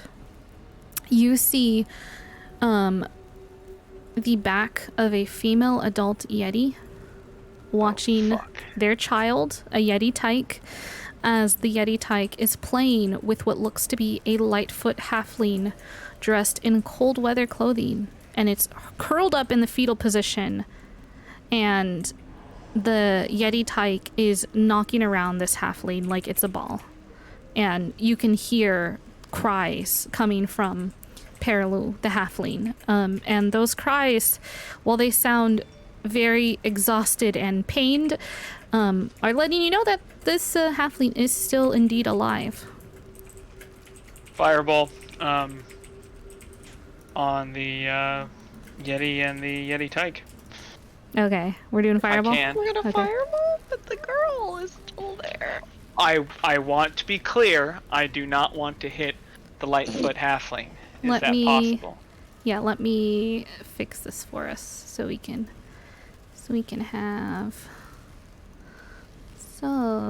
have like, oops, super clarity. Hold on, let me make this a tyke. Just gonna make it small. I love the word tyke. Is it really called a Yeti tyke? Yeah, it's really called a Yeti tyke. So Oh my god. Yeti and its tyke, and I'm just gonna put down a commoner token for the halfling. Here's a halfling. Okay, so let me know, good sir, where you are doing your fireball. Let's see here. So the halfling is crying out in pain, right? Yes. I just want to be clear about that. Okay, good. Let's see here. Gosh.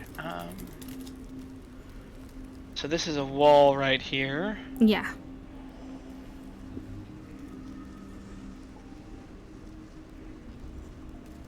There is nowhere I can put it that doesn't hit the halfling. So he would not cast it if he thought his spell was going to hit the halfling. I guess I will motion back to the group instead then, if that's okay. Can I Yeah, retcon that's that? fine. Yeah, you can totally do Okay. that. Yeah.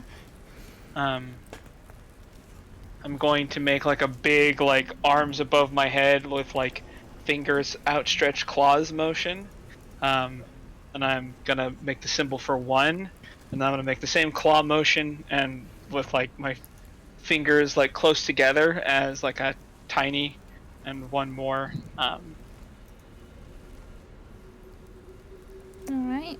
You all see Zarius do these motions? Let me know what you all like to do with that. I'm able to like interpret what this means correctly. Yeah. Okay. Yeah, she kind of disseminates this information to the back half of the group. Just kind of like leans back and whispers, "There's 2 of them. One of them is smaller." Oh, I just they're being silly. I also thought Zarius was being silly, which is very strange for Zarius. When am I ever silly? Sometimes. Zarius, you need to be quiet. There are Yetis right next to us. He nerfed the guard, goddamn. Fucking hilarious. Ah! Okay. Sorry, every time the Yeti noise happens. So what should we do then? She turns back to Zarius and makes like an exaggerated shrug motion, like, "What do we do?" Is the tyke still playing with the halfling? Oh yeah, I'll just like move them around, yeah. Okay, I'm gonna step out. They're just And I'm just holding a firebolt in my hand. And if that thing, and I'm going to send it near the tyke. near the tyke. Okay. Yeah. Okay, where you hitting? Where you hitting? In between, if it hits the halfling again, I'm going to send it right between the halfling and the tyke, and I'm going to yell at the halfling, "Run over here!" All right, you can go ahead and do so. And that's going to put us into initiative. Oh fuck. Yeah. Yeah. Oh fuck! Like Like, that's not gonna happen. Oh fuck! I was hoping to get like the halfling away, Goodness. but you know, I don't know what else to do. But like, You're it's like, clear. oh man, I want a good. fireball so bad. Look. I would like to use fireball any chance I get, but That's the wizard brand. It is. Fireball. Fireball. Let me know what you guys' rules are. Kadroth goes on your turn, right? Yeah. yes. Rue combat and okay. There. I guess it did roll for me. Okay. Yeah, I rolled for you, but you can just tell me what you rolled, and I can change No, it. I appreciate it. Anybody else? I need like me? to roll. Oh, okay. I like to roll my dice for stuff, but Anybody need me to change their rolls or update? Nope. All right. Yeah. Well, it is the halfling's turn first. So, actually, go ahead and do your firebolt. You do get the surprise. I was just doing firebolt. Oh yeah, That's all. you get the surprise of your firebolt. So. Okay. I mean, I wasn't actually sending it to hit. I was hoping to scare the creature away, but. were you? Oh, so you were just doing that as like a distraction kind of situation, or Yeah, like scaring my plan. it, not attacking My plan it? was to send it like I said, between the tyke and the halfling, to scare it away so the halfling can run over. Gotcha. Okay, you're able to do that, and it goes and it runs and it climbs on its mother's back, and the halfling is able to take their movement of yeah, they're able to move over here. And now we're in initiative, and it is the Yeti's turn up first. The Yeti being, let us get some combat music. Yeti fight. We have actually Yeti fight. We have Yeti fight Actually, music. like specific. Oh my god, that's so good. Yeah, Yeti fight. Yeah. All right. Oh my god. Yeti fight. All right, guys. Here it is. It is Yeti fight time. So the Yeti having their Yeti tyke crawl up their back and kind of alert them to what's going on. You see this monstrosity of a creature turn around Zarius and look at you. And it was firebolt or fireball? Firebolt. Firebolt. Does that like just it's there and it goes away, or does it stay there? How's that? It's as far as I know, firebolt is just there and goes away. Okay. It's a. Gotcha. Yeah. Gotcha. So it sees the firebolt and it kind of catches the corner of its eyes, and you do see this Yeti kind of flinch and kind of take a step back. However, it then starts to run forward. Let's see. How is this gonna? I mean, we do have the Kadroth fire skull. So. You do. Oh, this is true. This guy is like right next to you. So it goes to like get next to you, get near you, but it sees this like as it comes around this corner, it sees the fire inside of this skeleton's head. And it seems kind of hesitant. However, it looks at you, and I need you to make a Constitution saving throw. Oh boy. That would be a 6. Okay, sir. So, as this Yeti looks at you with its chilling gaze, you are gonna take some cold damage and be paralyzed, unless you are immune to cold damage or paralyzed. Okay. Let me see. Is this a magical effect? It is a magical effect. Okay, hold on here.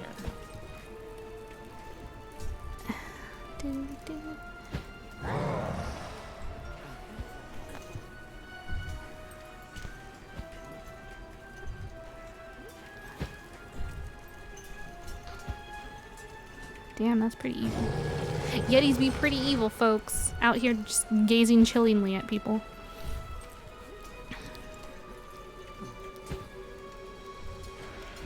Sorry, it's been a little bit since I played. Zarius. Yeah. Okay. So, that's still just a 9, so... Alright. I do have resistance to cold damage. Okay, so you would take 10, but you're gonna take 5. You're gonna take half the damage. And then, let me see here. And then you are paralyzed, and you can make a save. You can repeat your saving throw at the end of each of your turn. And it lasts for 1 minute. Alright. So. Yeah. Yeti looks over to... Multi-attack.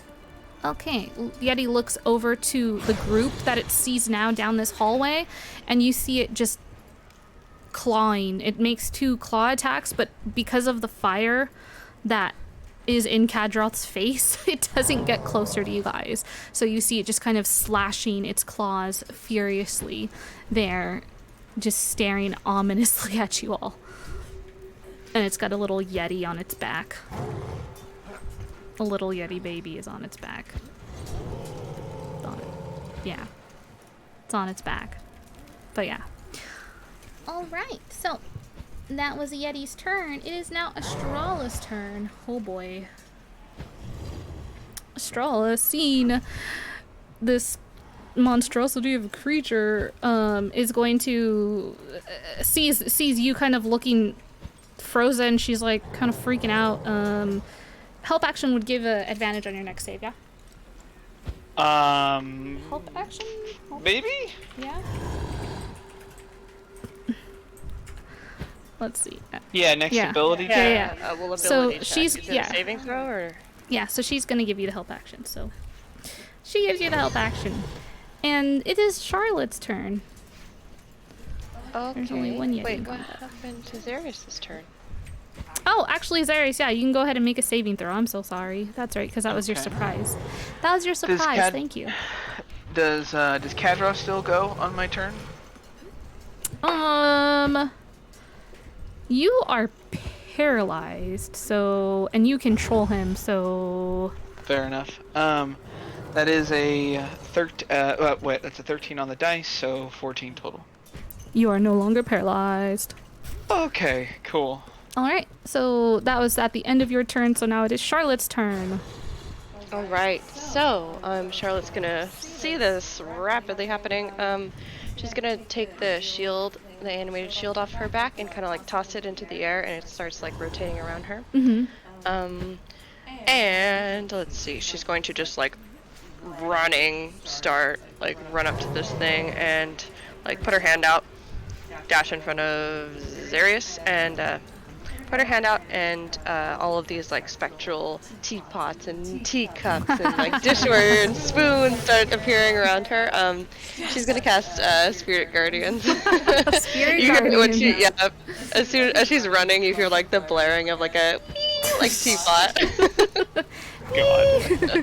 Oh my Yeah. gosh. Okay. And let's Just see. sounds like a dishwasher in here. Jesus. Yeah, literally like clang, clang, clang. I have clanky noises. It's perfect. So yeah. So, I'm gonna make it so all my allies are unaffected by it, including the halfling. And affected creature speed is halved in the area. When they enter this area for the first time on a turn or start its turn there, they have to make a wisdom saving throw. If they fail, they take some dammies. So Saving throw? I don't think any dammies yet, but on its turn. It's on its turn, right? Yeah. Okay, When it enters the first time or it starts its turn in there. And Gotcha. the radius is 15 feet around the radius. Okay. Very cool. Anything else? That's my action, my bonus, and my Okay. movement, so I'm good. Alright. Mistral gives Bardic Inspiration to Terpsichore as battle begins. Shmo, it is your turn. And Terpsy is on deck. Fuck. I had Ziggy's fucking Bardic Inspiration I never used. Damn it. You can still use it, it's okay. I You still know. got It it. just it I'm would just have been gonna the get all the perfect way time to over use it. Can you believe Fuck. this, Ziggy? This man. I have Mistral's Bardic Inspiration from before too. that I didn't use. Oh. Question. Yes. Okay, well, first of all, I'm gonna use my, my bonus action to, activate my form of dread. Okay. And I'm just gonna roll that real quick. Hopefully that works. I don't know why it rolled damage. Oh no, that's my hit points. That's my temp HP. So that's 9. And question, the baby's on the back, right? Yep, the baby is on the back. It's like clinging to its mom on the back. So if I use green flame blade, can I have the fire jump at the baby? Let's see here. Green flame. Melee attack. Oh, so you want to like melee attack the mom, but have the flame go to the baby? Bounce at the baby, yes. Yeah. Let's see. To the second creature. Oh, so the baby is like, it's not actually an initiative with you guys, because it would be like a one-shot kill. Like the baby is fucking weak, and it's not gonna attack you guys. But for flavor, sure. I kill a baby for the hell of it. Okay, I'm just gonna attack the mom then. Okay. Alright, go ahead and attack. 16? Alright, let's see. Give me just 1 second here. Okay, 16 does hit. Okay, so that's 9 bludgeoning damage, and they also have to make a wisdom save. Alright. Because of my form of dread. Alright. Give me just 1 second here. Okay, and a wisdom save. I'm assuming that'd be my spell save DC, which is 14, I think. They save. Pain. Alright. Terpsy, it is your turn. Oh.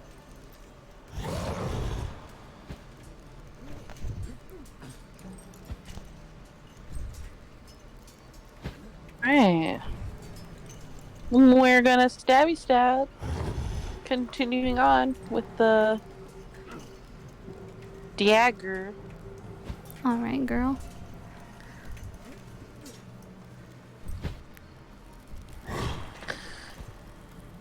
That's a natural 20, 27. Oh shit! Oh my god. Well, yeah, go ahead and roll that crit damage. Crit damage on a rogue is busted. Is ridiculous. Yeah, because I gotta do my sneak attack. How many D6s Oh my are you God. about to roll is what I Yeah, want to right, know. right. How many? I'm about to roll 6 of them. Oh Yo. my god. And it needs to make a con save. Okay. Con save coming up. That is a 12. So it fails. Ooh. So hold on, I'm adding numbers. Okay, add them numbers, girl. So it's gonna take Rapidly calculating. 33 piercing damage. Fucking. Alright. And 2d10 of poison. And 13 poison. Alright. Well. And it is now poisoned.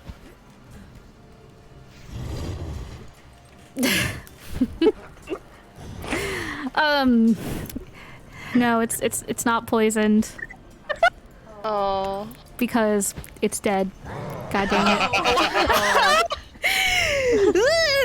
I should have made the Yeti stronger, but that's okay. So you watch as Terpsy just like rushes up through the ranks of her party, pulling out the dagger, freaking sneaking up on this thing and just slicing it and cutting it down like it's like she goes low. She goes low first for the ankles and then she brings the dagger up the middle of the freaking Yeti and as she's slicing it, you see this just like black, like poison, just like spread throughout the Yeti's body, and its giant form just falls to the ground. Yeah. Terpsy, didn't you kill the goat this violently too? What's the matter? She fucking critted. Like, She's protecting us. Too. oh my I know, God. but it's so violent. You know, I think that fight, with the Avatar of Death, I think that really did something to me. I'm feeling pretty good. Like I where did really the extra awakened a D10 new come from? violence in you. What? Where did the 2d10 come from? I'm curious. Is Oh that no, one of no, the no, weapons you got? Or- It was dead before the poison even, like, because technically, just so logistics here, your dagger of venom, you can use the poison once per day, basically. Oh crap. So you did technically use it earlier, Oh my but god, you destroyed that goat. yeah, you literally like you didn't even need to use all the goat. Like the goat was like, yeah, you looked at the goat and the goat would have fallen over. But yeah, but anyways, like with your with your crit damage, you basically took down the Yeti. But yeah, because this is a dagger of venom, which the dagger cannot be used this way again until the next dawn. But I was like, since it's just poison dagger for the flavor, yeah, you just see it like just turning black and gross, and like for the flavor. Yeah. Yeah, you guys are very violent. Oh, gosh, you guys are so violent. Like, Listen, they were Not like my intention. playing around with the little halfling. well, yeah. So now you're in the dead Yeti's cave. Wait, what happened to the tyke? The tyke is also dead. Oh. Yeah. I lit that bitch on fire. Yeah. There's no way it was gonna survive. Oh my god, I stepped away to the bathroom. And then Good Terpsy lord. crit. Yeah. I mean, to be fair, like the tyke is like so. They're not really combat ready, so. It's baby. Literally, yeah. We killed a child. Then again, it was kind of throwing a halfling around What do you the mean void. we? I've killed nothing. True, she's killed nothing. I've killed We nothing. killed yeah. This is right, Charlotte. You have killed nothing. Oh no. No. Alright. I'm gonna just like look at the halfling. Are you alright? The halfling kind of looks up at you and thank you so much for saving me. Gareth, is what this your is- friend? They turn around and they see Gareth. Hold on just a sec.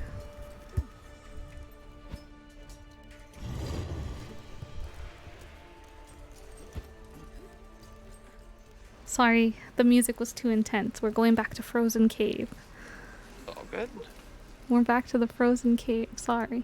She doesn't like the growling. Well, he's dead. There could be other Yetis out there. We were told okay. there was 2. Yep, you were told there was 2, and you just fought one. And it's Tyke. But anyways, we'll leave that for another time. Yeah. Okay, so yeah, the halfling, looks up to you, thanking you, and as you kind of call out to Garrett, you see he's like kind of coming up the cave here with the boy and the halfling and him. They're kind of reunited, and he looks very relieved and happy to see her. You can kind of overhear their conversation and are able to hear that she doesn't know where the other 2 went, and the Yeti tyke had kind of made her its plaything. Actually, that is incorrect. Fuck, I'm so sorry. That's incorrect. She thanks you guys, but she does confirm that she witnessed the death of her Goliath friend, Mokingo. She does not know what became of the tiefling, and she says that she would love to answer that question before returning to 10 Towns. But yeah, she looks quite upset. she looks quite very upset at the passing of her companion, her Goliath companion friend. Understandable. Yeah. She makes she makes comments about thinking about ending her adventuring days, basically, based off what has happened here in this cave. Oh, something to think about once we're out of all of this. I'm very sorry about what happened to your friend. And, I will help you find your other one.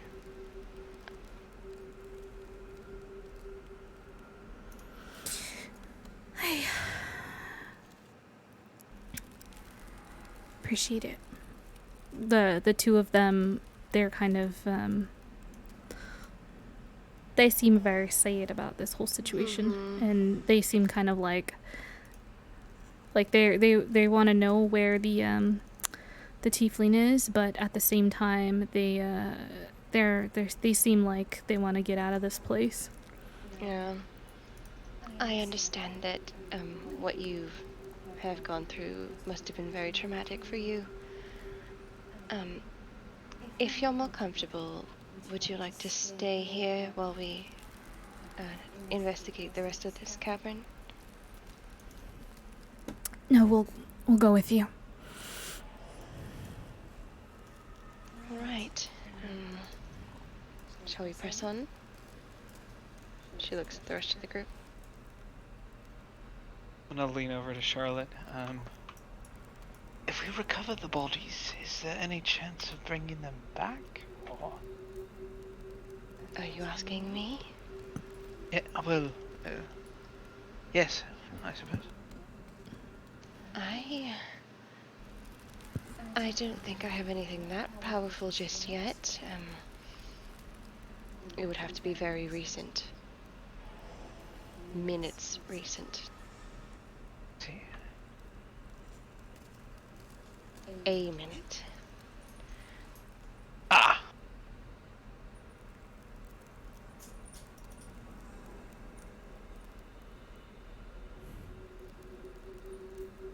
I could always try and speak with my god, but there's no telling what that answer is going to be.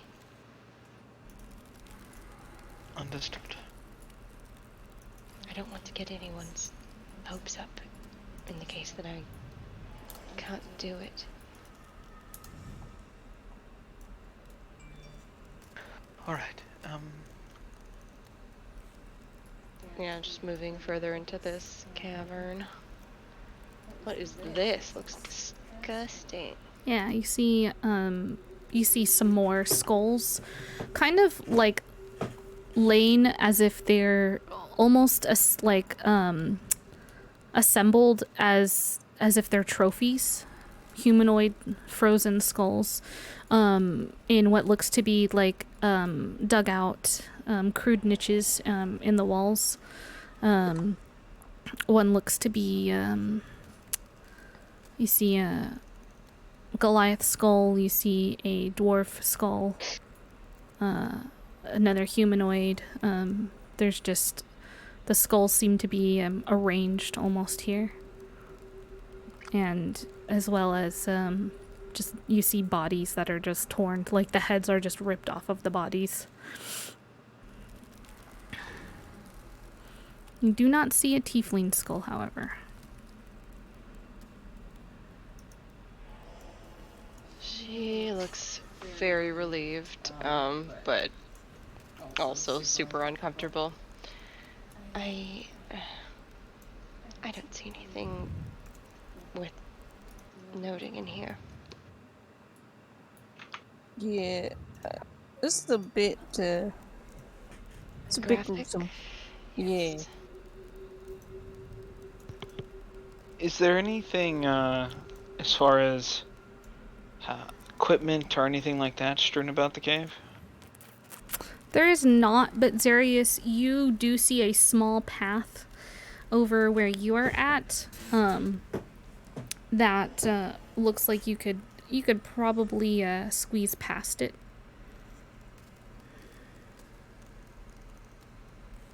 As in, I'd squeeze into. Yeah, you like squeeze, and it looks like it slopes upward.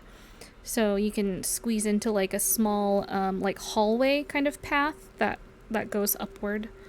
It looks very like it's a very crude opening. It's not, it's not like nice. It looks like it's definitely naturally made. But as you're, if you're looking over in that kind of entry or exit way or hole of where that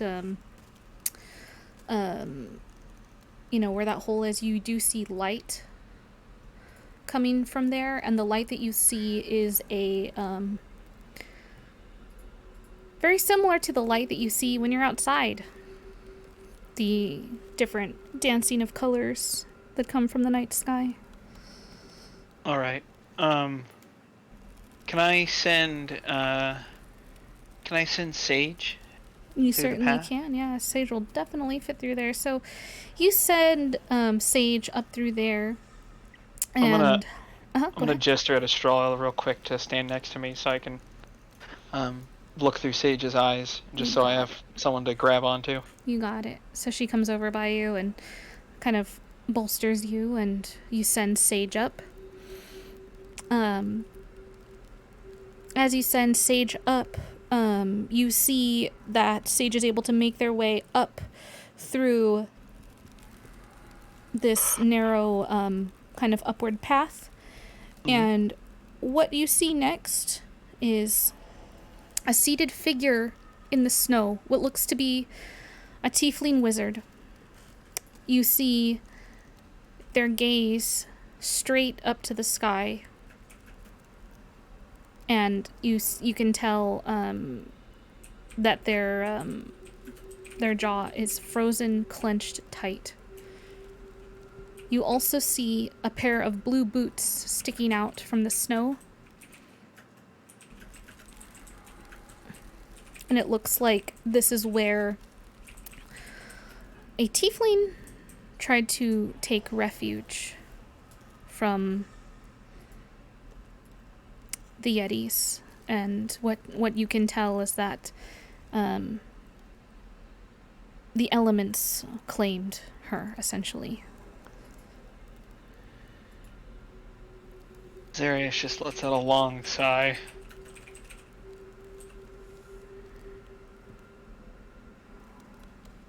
You do see that she has,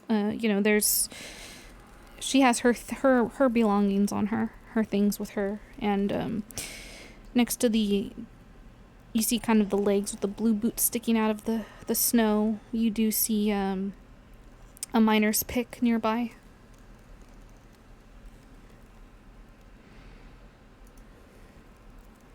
I'll call Sage back. Yeah, Sage comes back.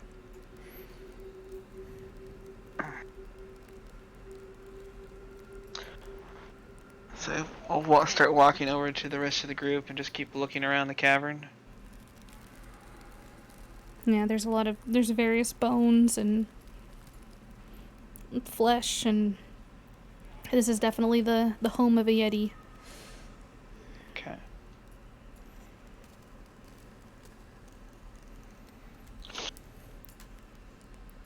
Well, I have unfortunately found your friend, I believe, as they succumb to the elements outside of this cave.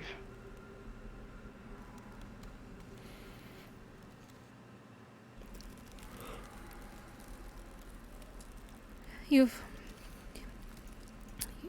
found Asterix? Yes, come with me. I will walk through the that tiny cavern. Okay, we're gonna theater of the mind it. They follow behind you, walking up through that. It's like a single file line. So let me know if anyone else is going, but Garrett and Perilou definitely follow behind you. up, and the cold snow of the outside and the dancing aurora shines down upon you. There she is, sitting in the snow, frozen dead, her gaze staring up at the sky. Is anyone going up there as well? Or just Zarius? Well, Charlotte and I think the rest of the group were backtracking into the main cavern. Okay.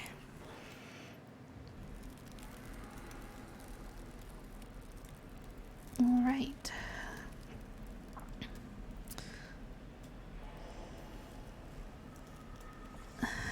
The two kind of look over at Asterix, and this is definitely Asterix. But we're not familiar with this one. And they look over to the short legs wearing blue boots that are sticking out from the snow. This is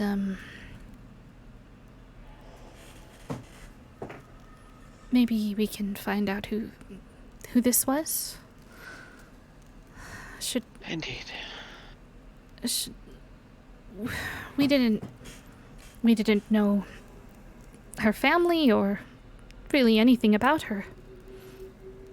They kind of both look to you a little bit lost on this whole situation, Darius. Well, a few things that you can do.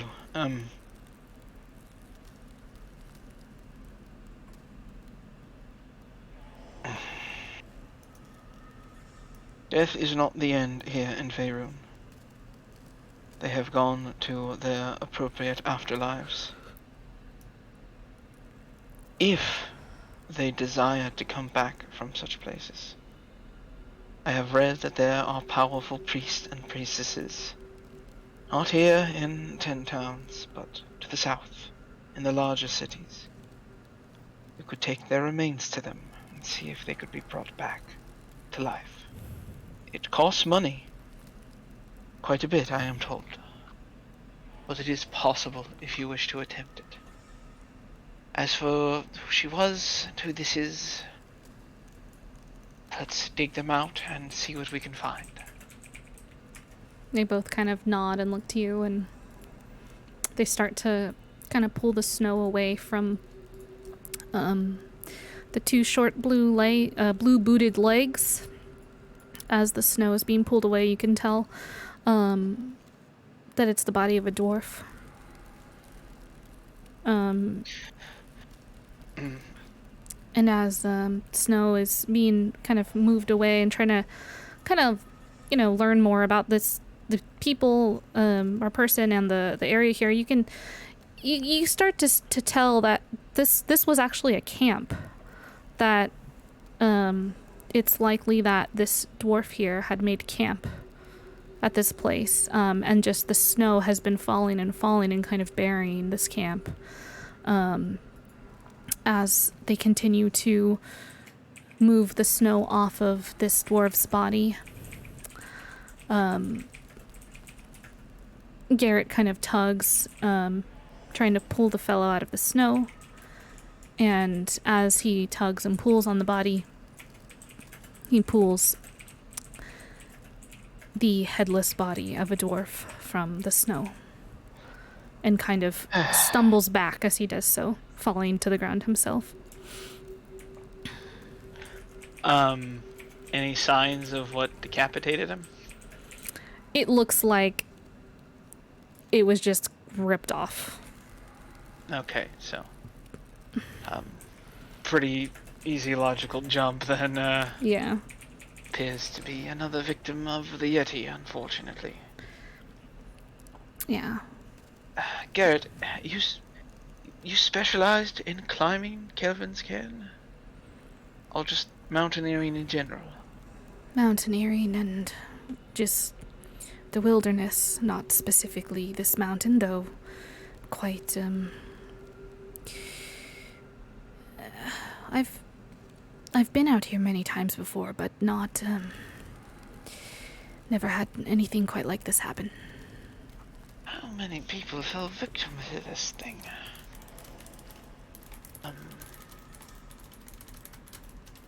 This is too many bodies to try and take back, but let's see what we can do. What do I have? Body's probably not gonna fit in a bag of holding. Perilou starts, she's like searching around, like looking. This little halfling is just very curiously looking around, and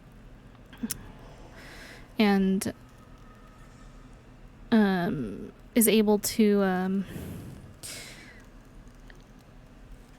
find an empty wineskin and a half-eaten block of goat cheese, and the miner's pick that's been laying there. You know, you can kind of get the feeling that this dwarf was mining something out here. And 1 second, sorry. Mm-hmm.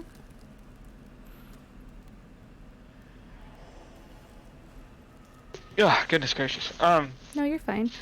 She. Oh, you're good. I don't have any knowledge of geology at all, right? Like, I don't know why he would be up here mining. Nah, you're just like, he's probably mining for something, like... she does pull out a letter, though it's written in Dwarvish. She's not able to read it, and she just kind of hands it over to I'll you. take it, and as respectfully as I can, just go through the tiefling things, see if we can't find some information about her. Yeah. Alright. You find, on Asterix, you find, a potion inside of a bottle, though you're not sure what it is just yet. You also find a leather-bound spellbook that contains obviously, some wizard spells. He's gonna look through the spell book. Is there anything he Yeah, looking through doesn't it. have? Looking through it, you see Alter Self, Cloud of Daggers, Comprehend Languages, Detect Magic, Expeditious Retreat, Scorching Ray, Shield, Suggestion, and Tensor's Floating Disc. I think I have tensors. Or cloud of daggers. Okay, let me put I'll put that in the... I will put that in the stash chat. Here we go. I'm definitely gonna send it back with her if they do decide to resurrect. But,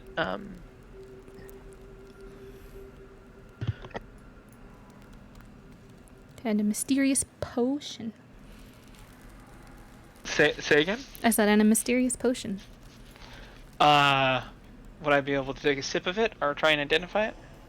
Yeah, Ow. you could identify it, and it's a potion of invisibility. Okay. Fucking cool. Alright. The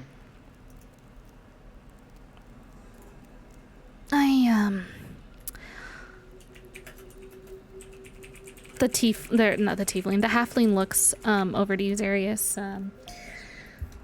I don't know anything about her, and I hardly knew her. I don't have the funds or the capability to bring her back. Let me ask you a question. If you could, would you? I mean, if I could bring back anybody, I would. I wouldn't wish death on anyone. Zarius is going to pull out the bag full of his sister's jewelry. He's going to look for something that was her least favorite and he thinks he could replace. Oh boy. Alright. Alright, buddy. Let's take a look at the bag.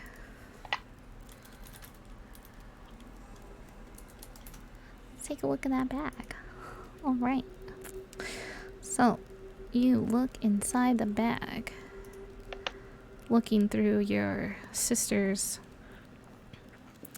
gems and jewelry, and you are able to identify a ring which you know she was not quite fond of.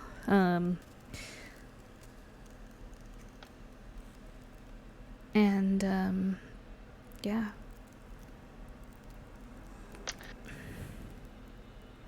Let us get down from here. And if you make me a salt, and we will recover your other friend's corpse. If you make me a solemn vow and promise that I give you the currency necessary to bring them back to life, and that is what it will be used for. And that you will perhaps come back to 10 towns as smarter adventurers and do good here. I will give you the money to do this. She looks up at you like just shocked and surprised. Really kind of thinking about it.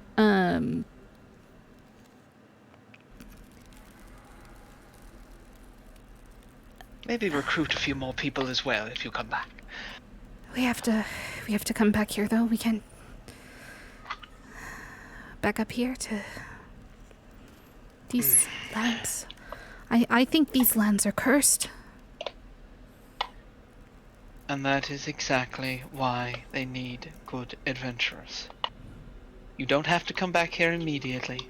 Feel free to have adventurers in the warmer lands, but come up here to do good.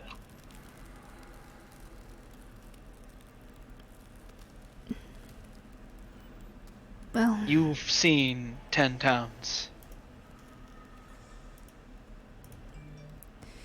we have, and,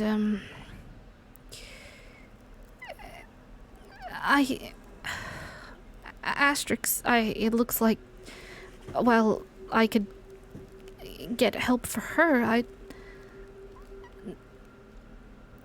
They ripped Mokingo's head off. They tore his body apart.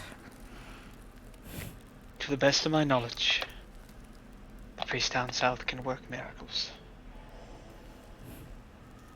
It heals all wounds, restores body parts. The person is incredibly weak after coming back from the dead, and they have to want to as well. But it can be done.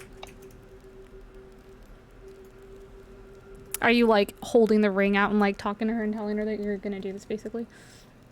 I am telling her basically, if we get off of this mountain and we're able to recover both of your friends, you swear an oath to me, I will give this to you. Okay. She looks up at you, and after kind of thinking about it for a moment more, she nods with a very solemn look in her face, and she reaches out for the ring and kind of like your hand as well at the same time. And she like looks you dead in the eyes, this little halfling, Lightfoot halfling, and just determination just like filling her face, tears at the corners of her eyes, and she nods and she says, I swear I'll do it. Bring them back, and this time we can get to know her. And she looks over at Asterix's frozen body. Good. Then this tragedy has a potential for a good ending. Let us gather your friend and get out of this accursed larder. You just hear a Yeti in the distance. Oh, fuck. Zarius actually says, oh, fuck. Grabbing Asterix and I guess, the dwarf body and Yeah. trying to bring him in. Yeah, you guys are able to do that. Garrett and Perilou helps. And the rest of the party, you see your friends return with a headless dwarf body and a frozen tiefling body. Charlotte just like stops dead in her tracks and just like puts a hand on her mouth like, oh no. By golly. Not good, for sure.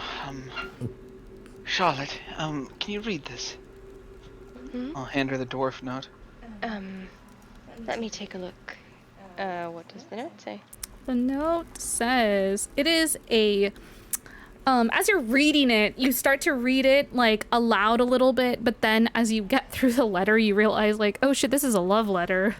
And you're like, oh my gosh, it's you feel a little bit embarrassed reading it due to the contents of the letter.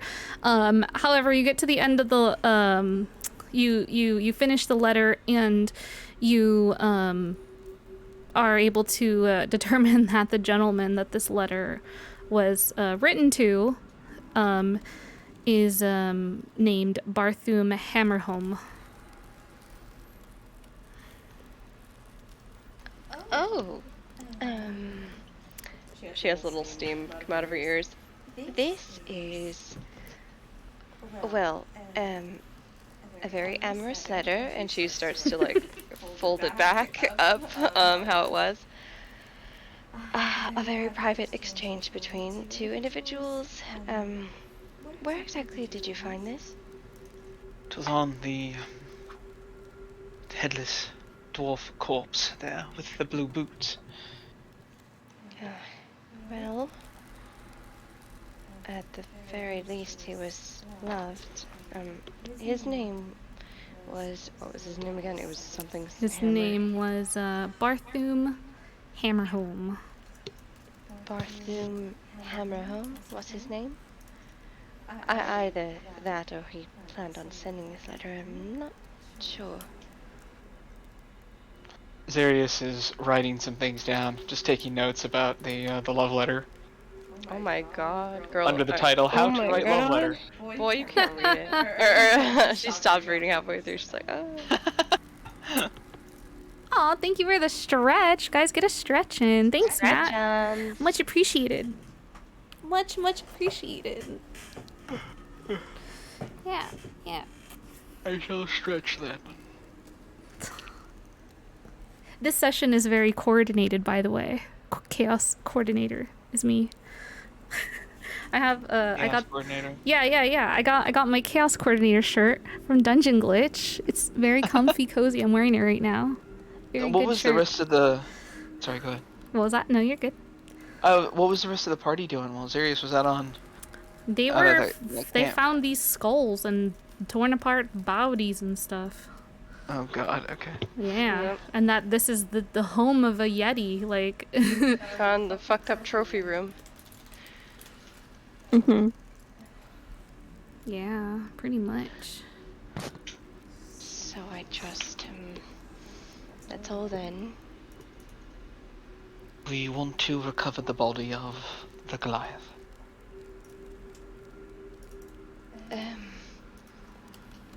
Alright.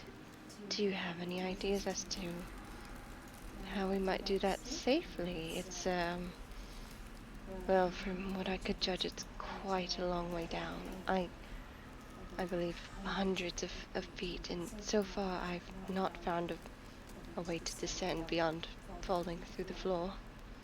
Was there anywhere else to, anywhere else in the cavern to move about in? You could go down that hole. That was their, I mean, that was like the best place you guys could see to go down, basically.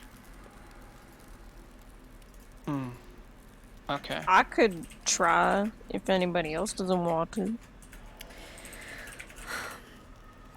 How so? Well, if we have a rope long enough and tie 'em all together and tie it around someone's waist, we could slowly move ourselves down.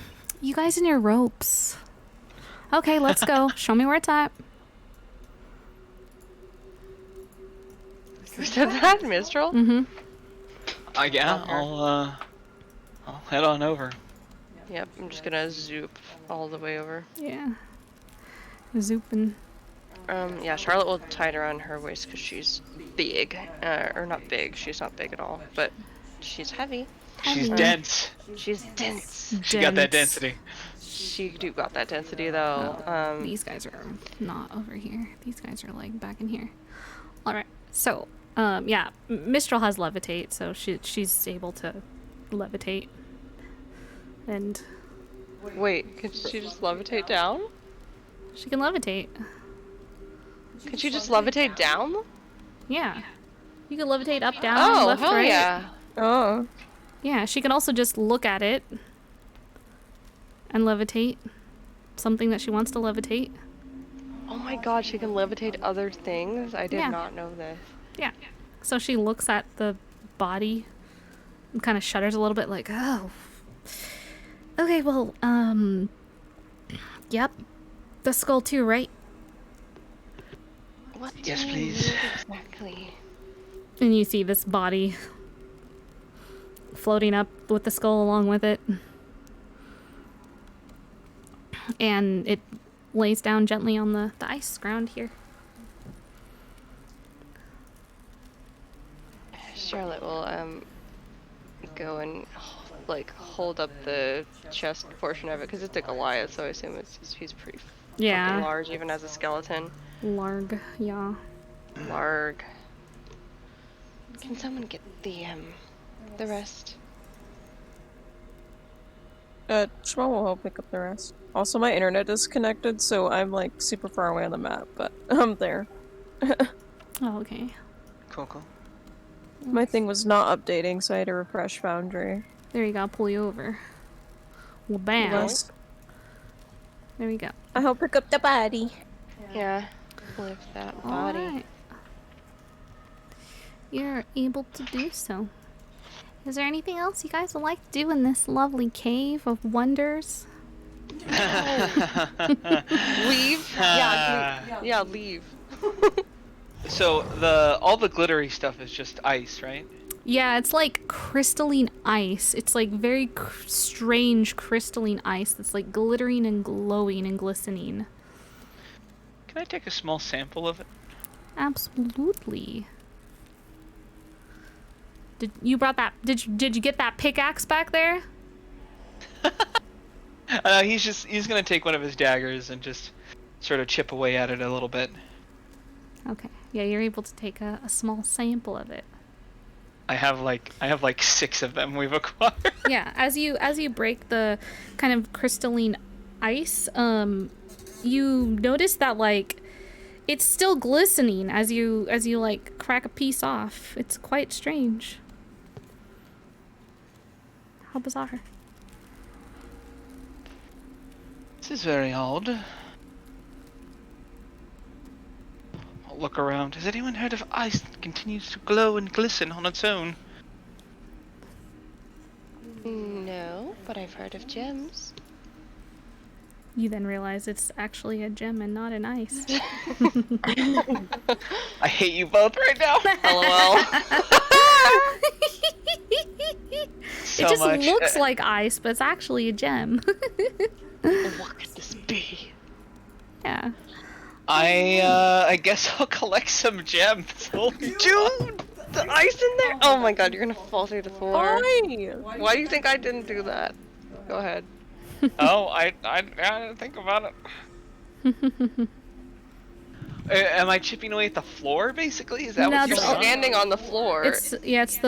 It's along. So the one that's glistening is around the walls. Okay. Okay. Does Charlotte mention this to Zarius? Like, you're gonna fall in, dumbass? She's like, Yes, she, like, as she's walking out, like, with one arm, like, she grabs onto the back of your coat and kind of tugs a little bit gently and is like, don't do the stupid thing, please. Don't do the stupid thing. he's going to hug her, and when he pulls away, there's a rope tied around you, and he's like, "That's why you're here to catch me." Oh my. She grabs the rope and just tugs.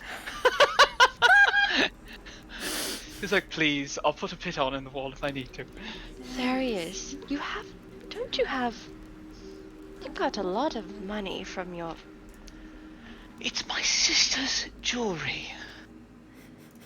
Oh, and this is so much better than the alternative. Should you sell it?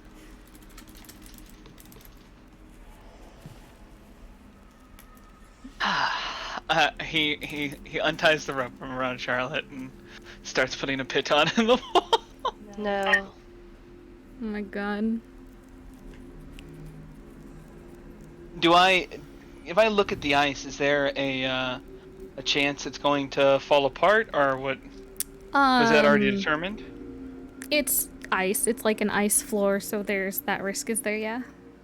Okay. He is going to put a piton in the wall, tie things off as securely as possible, and ask Estrella to hold on as well, and just very carefully go to the wall and gather a few of the larger gems. Yeah. All right. All right, Zarius. Go ahead and make me a strength check first, Oh boy. so we can determine if and how many gems you can break off. That is a 14 on the dice, so 15 total. 15 total. Okay. You are able to knock off 5 pretty decent sized gems. Like they fit in the palm of your hand. Okay. And as you're walking back over to Charlotte, go ahead and make me a dexterity saving throw. Dies. I perish. That is a 18 on the dice. So as you're Which walking back is towards Charlotte, 19 total. A 19. Okay. As you're walking back towards Charlotte, you can hear the ice starting to kind of like crackle underneath your feet, and you quickly make it back to her. And just as you make it back to her, you all watch as the ice floor that was there behind Zarius, it all just starts to kind of crackle like spidering out like a windshield, and just falls down. And Charlotte just like gasps and like kind of shoves Estrella a little bit, like pulls the rope like faster inwards. Yeah, it's like he makes it back to you, and this whole floor just goes down. And so now there's like the walls are just all crystalline, and there's all this shattered ice down below, and yeah. Golly, says Schmo all the way in the back. Wonderful, amazing. I hope they were pretty. And she just tugs the piton out of the wall and is like, "What the fuck am I gonna do with you?" kind of look, as she helps untie the rope from your waist and gives it back to you. Am I able to identify these gems? Right here, right now?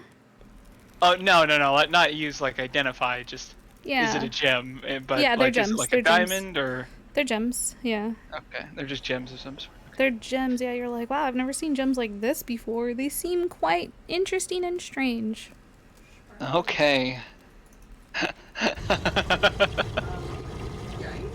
You hear a Yeti off in the distance. Fuck. Like, this is so... Alright. so scary. Okay. It's a fun time. We're having fun. D&D fun time.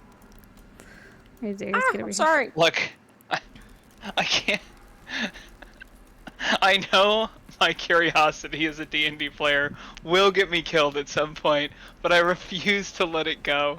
That's okay. why I'm playing the game. It's okay. Being your cleric is a ride. Okay, wait, so... Is the hole that he made in the cave permanent? Yeah. Oh, wow. Okay. No. There's also the other way you can go out, which is to the... There's 2 entrances here. There's the one he made. Terrifying Yeti crime. Well, the other entrance is blocked off by the avalanche, right? That's what I was There's gonna be, yeah, well, the other entrance was just, like, up more. Like, you can see the light peeking out. You could just dig it out. There's snow, but, okay. yeah. Which way would you all like to leave? We can exit through the small cavern that was in the Yeti cave, or we can try and dig our way out. Did we hear a terrifying yeti noise? Which way did we hear the terrifying yeti? Go ahead and make me an intelligence check. Intelligence. Yeah. Who? Let's say. We can't hear Court if she's talking. Oh, oopsie. I forgot I was on push to talk. That's a 9. Yeah, you're like, there's a Yeti. It sounds like it's outside. Well, I have no idea where that's coming from. So let me know which entrance you all want to come out from. Settle for the option where we don't have to dig our way out. Sounds good to me. I'll send Sage out again through the tunnel. Okay. Yeah, you send. Well, you're like the entrance to the right is not blocked. Like that one is not blocked with the snow. Oh, they're both open? So yeah, they're both. There's 2 entrances basically. There's 2 holes. One to the left and one to the right. The one to the left is the one you guys that Zarius made to come in through. The one to the right is it's a different one. So.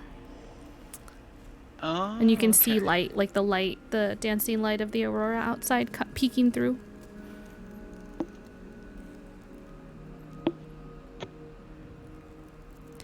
So we going outside?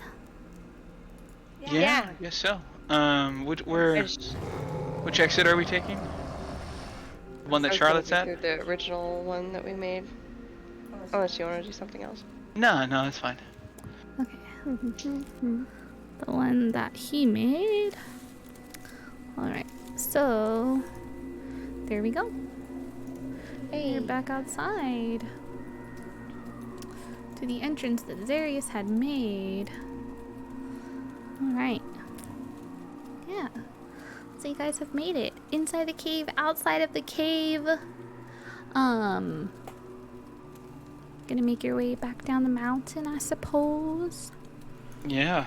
Mm-hmm. Making our way downtown. Walking fast. Walking faster. Walking very fast. Alright.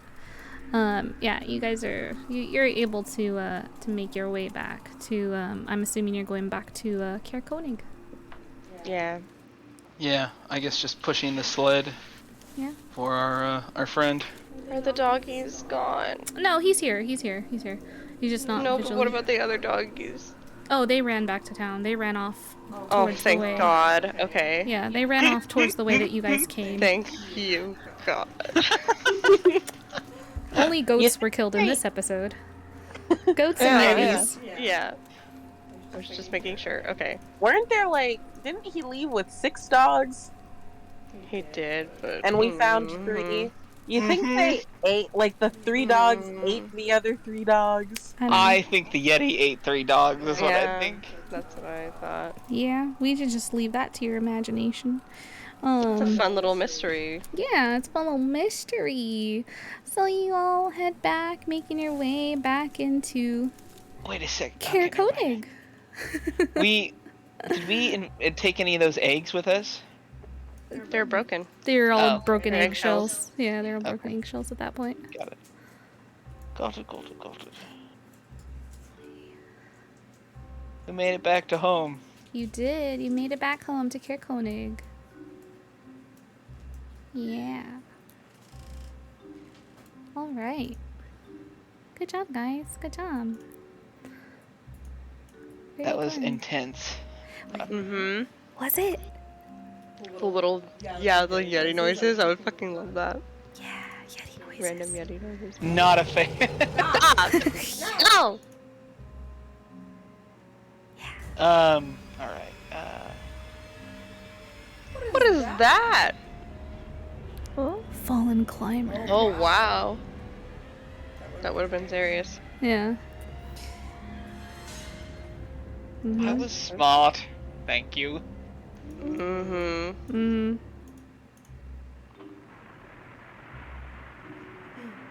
Missed out on using that one earlier. Yeah. It's alright.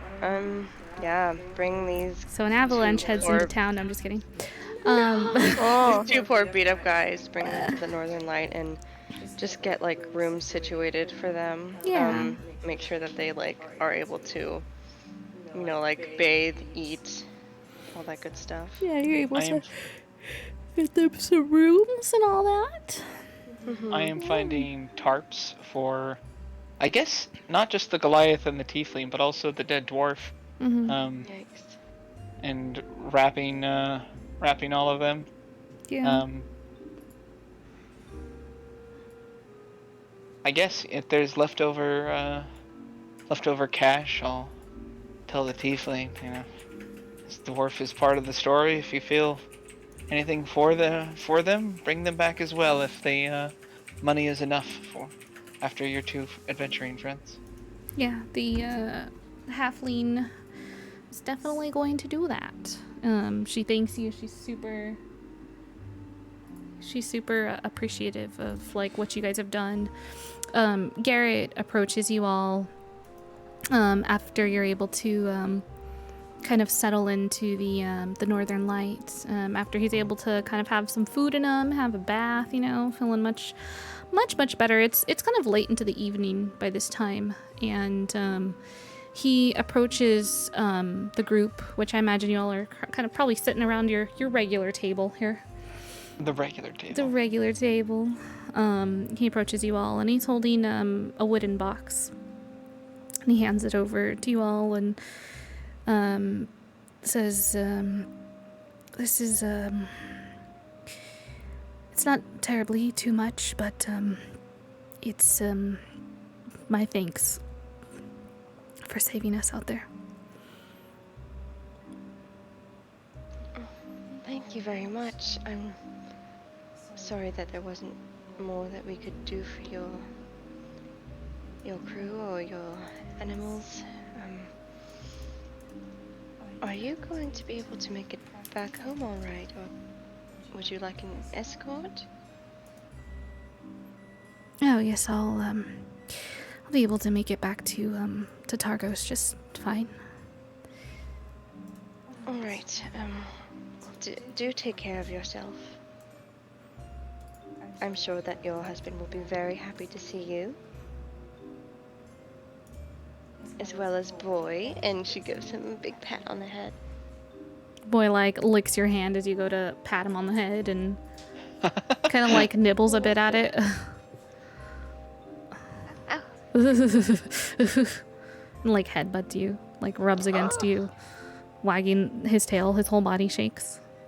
I love him. Yeah. She gives him guidance.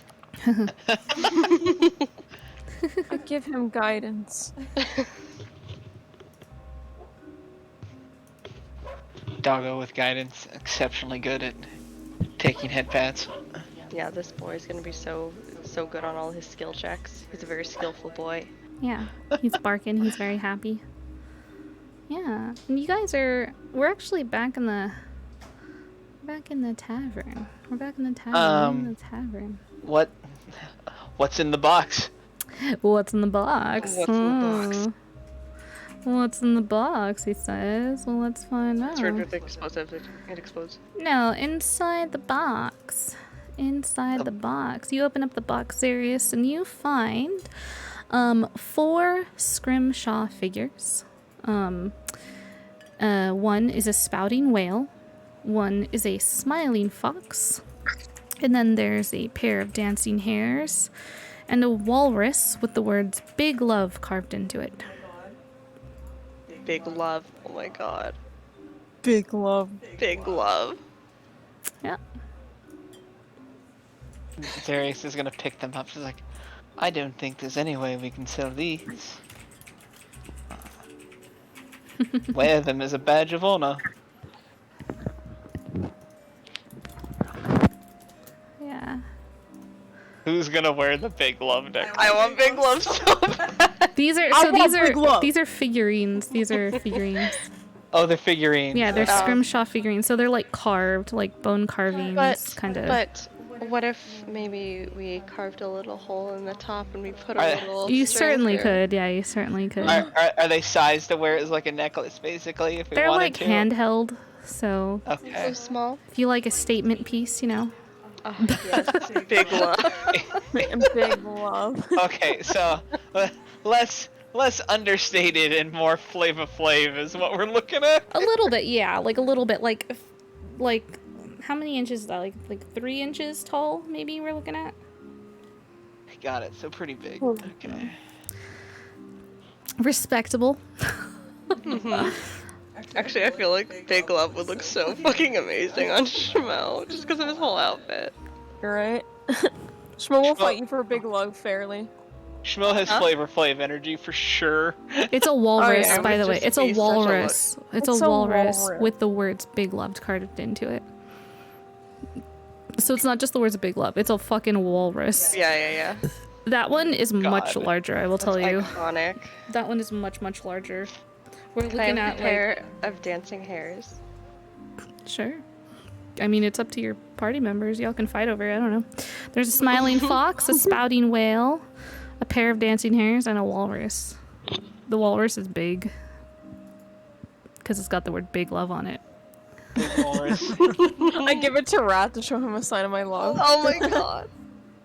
Gets him a walrus that says big love on it. I'm obsessed with that, honestly. Can I try and cast?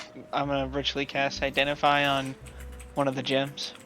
All right.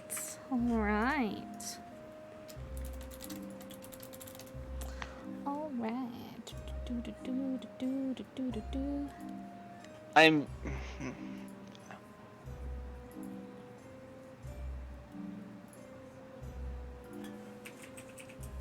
Yeah. You cast Identify, and you're able to tell that these gems definitely have magical properties to them. You're able to tell that they could probably be used to create some variable magical items. Oh man. Yeah. Zarius is super excited. Between this and the Kushena bomb, he's like, I'm going to make the world's best magical item once I actually Yeah. have time to do anything. Some of the items that come to mind, when you're thinking about what these could be utilized to make, is a gem of foresight, Ionian gem, maybe a gem of light or life. A couple different things come to mind. You're like, the possibilities are endless, though. Awesome. Fucking cool. Yeah, and you have 5 of them. Would I would need to find someone to help me make them, right? Yes, you would. Okay. God, we have to go to Bryn Shander after we rescue the wizard on trial. The poor wizard man. Oh. That This is wizard what has happens been when something in like a D&D campaign is happening like a month away. Like that's so long in D&D time. It is, yeah. It is, to be fair. That We wizard should give has him the big love walrus. Honestly. Well, he's got to prove himself first. You can't just Yeah, like you're right. bestow big love upon You could. like the unworthy. You could bestow big love upon him. that could. wizard has been dying my like Zarius's entire adventuring career basically. Oh my god. I think that's hilarious. It's freaking great. Yeah, so I think, yeah, we'll go ahead and is there anything else you guys would like to finish up for the night before you I'm all going head to to Rat's sleep? house. You're going to Rat's house? You're Yeah, I'm gonna going give to him big Rat's love. house. Okay. You're going to Rat's house. What's the rest of y'all doing? She's just making sure that the 2 that we saved are like safe and comfy and taken care of. Okay, easy enough. Anyone else? Zarius is working on studying notes, and the brainworm stuff, which I know we'll have a downtime session Yeah. on at some point. He's probably also gonna try no, that he's got some ahead of that giant knucklehead trout, but in the bag of holding. But I don't know. He's not good enough to carve it. Fuck. He's like, I also have big love. I also have Yes, big love. everyone has matching big love necklaces. No, he's gonna quickly explain to Estrella, like, I know you probably didn't like me giving away the ring, but if my adventuring party had died, I would wanted to have someone to do the same. Yeah, she's So, probably scolding you. Yeah. He explains why he did it. Just like, Yeah. if it had happened to me, I would have wanted Yeah. a senior, Yeah. adventurer to step in and assist. Yeah. After you explain, she's just like, oh, well, okay then. And she's like, I guess your sister would approve of that then. Like, plus I'll have something to replace it. She goes He just back and holds up- forth with like, she's proud of you versus she's like displeased. She's proud, she's displeased is her constant kind of state. Alright. Awesome. Alright, thank you. That's literally what being with Zarius is like. Right? Alright, anybody else? Terpsy? No, I don't really think. Sorry, I'm out. You're good. Alright, so we will follow Schmo over to Wrath's house. Oh my Bye. god. Alright, Schmo, make your way. Well, makes his way like a diddly dumbass. Like a diddly dumbass. Oh Like my god. he's the diddly little dumbass. You get Making to his way downtown, waddling Yeah. slow. waddling Yeah. slow. Oh my god. Waddling. You get to Wrath's house and you see like a flickering light of a fire inside.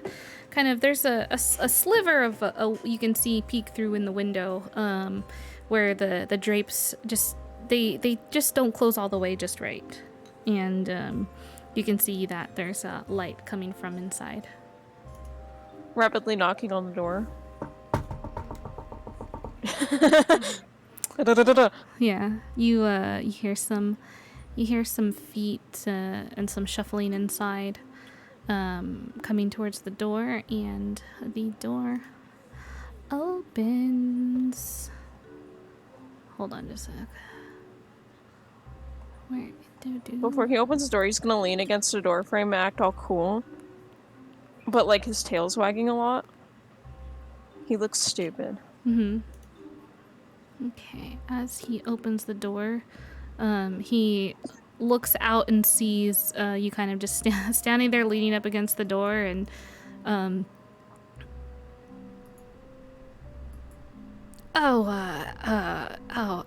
hey, long time no see. I literally, like, he literally stops looking cool and he already looks, like, nervous, and he just gives a nervous smile and waves. And, howdy, wanted to stop by and, we're in town for a short while. I just wanted to say hi and check how you're doing. Oh, yeah, I'm doing, you thirsty? Yes? He, like, opens the door and he kind of, motions for you to come inside. He just goes inside. He's already blushing a lot. Yeah, you go inside and he's got, like, a comfy little home here, you know? He offers you some hot cider, and he's just kind of, like, chilling by the fire, and he was reading a book. You see, like, a book kind of, like, opened and kind of flipped upside down, on the table nearby. And, Oh man, he reads. yeah, and he's just like was chilling. He's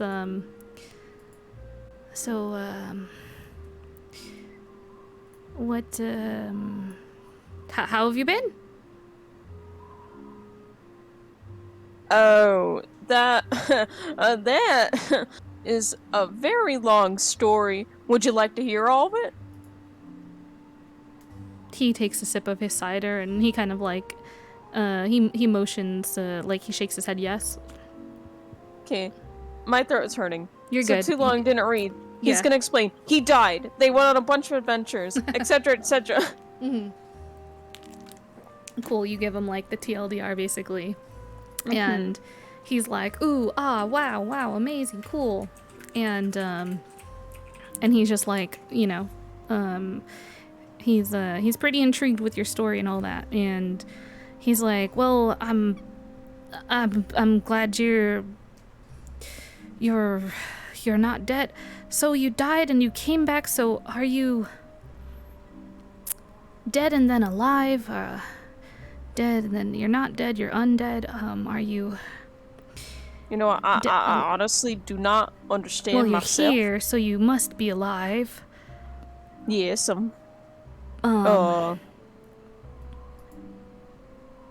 something was spouting out nonsense that I didn't have a soul. That's crazy, right? He looks at you kind of scared, like... Haha. That's how you flirt.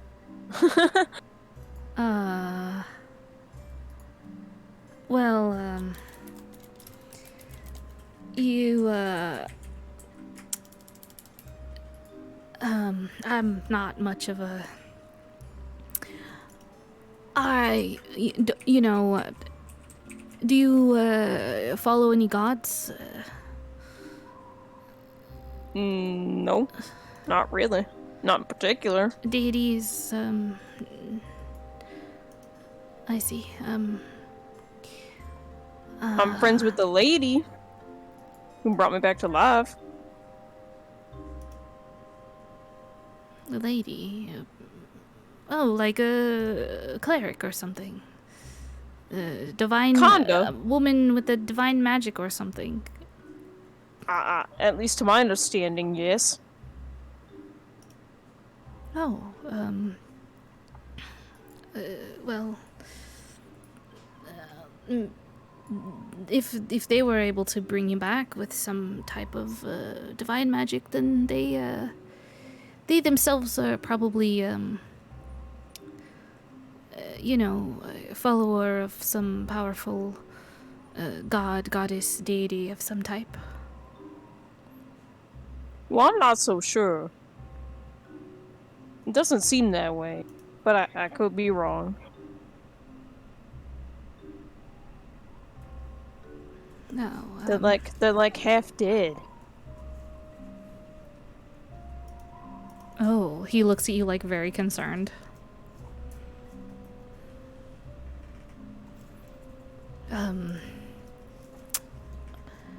Huh. Well,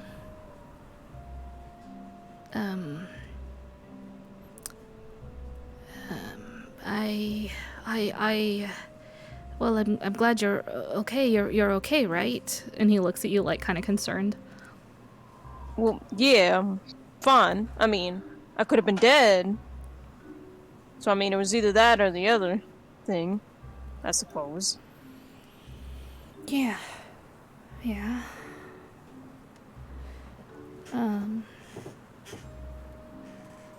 You should try to maybe ask your friend who brought you back. Ask them about you know, the deity they... he motions to like his fireplace and like the mantle, and he has like, you see some different kind of things. He has like a this little like kind of wooden it's like a wooden like plaque on the wall, and it has like two silver rings interconnected together. Myself, I'm a follower of Baranar True Silver. Oh, you know, what's that? everyone follows a different well, there's people, some people follow the same, but just some the revered mother. She's the mother of safety. She's a deity of the dwarven pantheon. She watches over us dwarves. Oh, I see.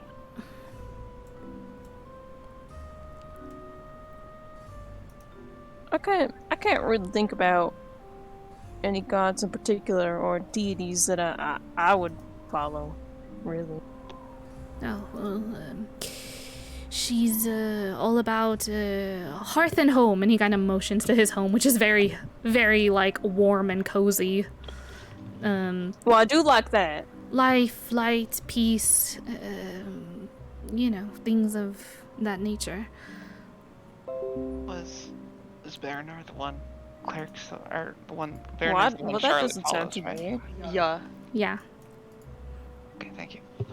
No. Yeah. Yeah. But I mean, it's look into things on your own and make the decisions, or you know, follow the path you feel is right for you. Well, yeah, I suppose, but... But be careful. As it seems you've already found out, things aren't always what they seem up here in Icewind Dale. He kind of gives you like a strained smile. Yeah. Guess it's a bit hard for someone who's not a local. Yeah, well... In truth, I mean, who's to say who's a local up here? This land is a place where misfits and outsiders have come to gather. I guess some claim to be locals, and some have been here longer than others, but... Guess I'll never know. But I might find out eventually. Depends, I guess. Yeah, I mean, I've lived up here for about 156 years now. Does that make me a local? I'm not too particular sure. I guess that's up to your opinion. He kind of like laughs like boisterously, and like ruffles the hair on your head. He blushes. You staying at the Northern Light? Are you gonna be in town for a while? I think we might be leaving tomorrow morning. So I wanted to pop by and say hi. Or maybe hang out a bit? Oh yeah, yeah, you're more than welcome to hang out here if you like.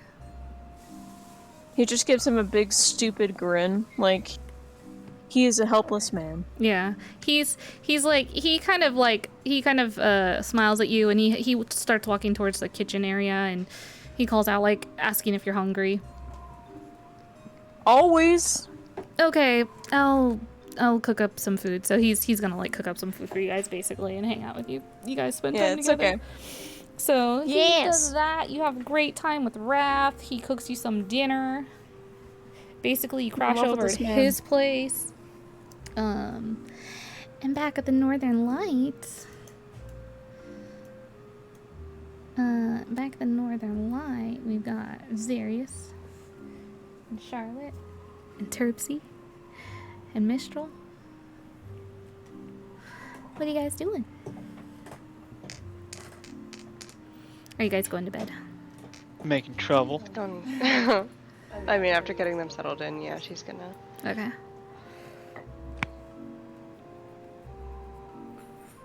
All right.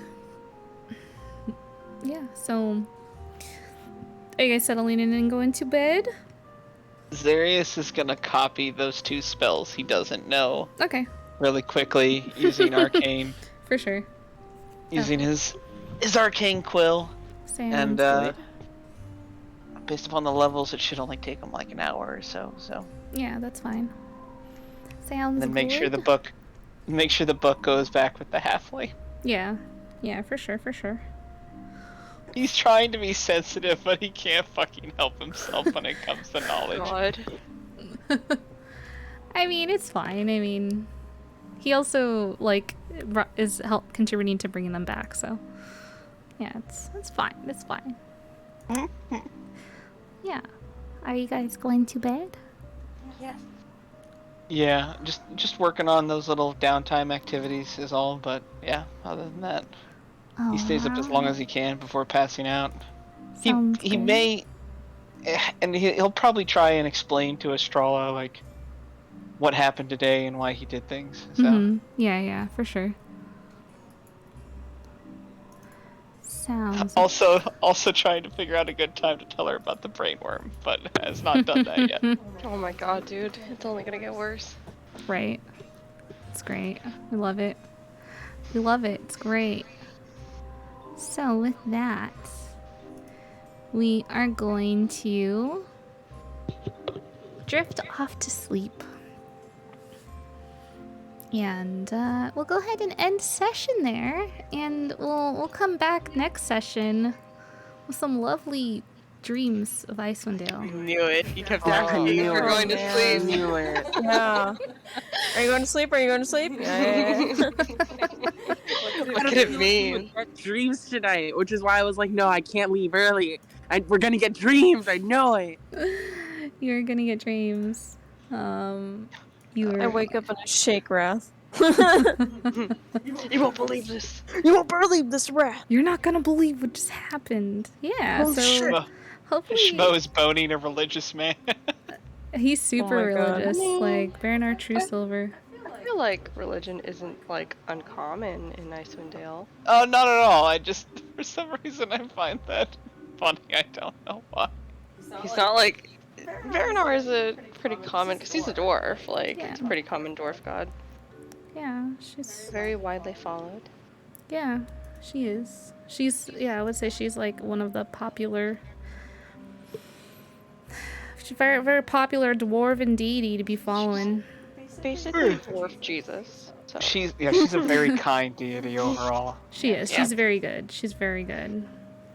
Yeah. So with that, how did you guys like the session? Was good? Any Great. questions? The avalanche thing was cool. Yeah. First time getting an avalanche in. I was excited I got to use Wayfarer's charm. Yeah, me too. I was like, oh, that's so smart. Oh yeah. Well, I really thought there was like a ton of snow coming down on us like immediately, and I was like, fuck. Yeah. Yeah. That was smart. That was good. I'm glad I got to verse actual real mountain goats with a ram. Hell yeah. So That who's was pretty the goat? great. That was so violent. That was pretty good.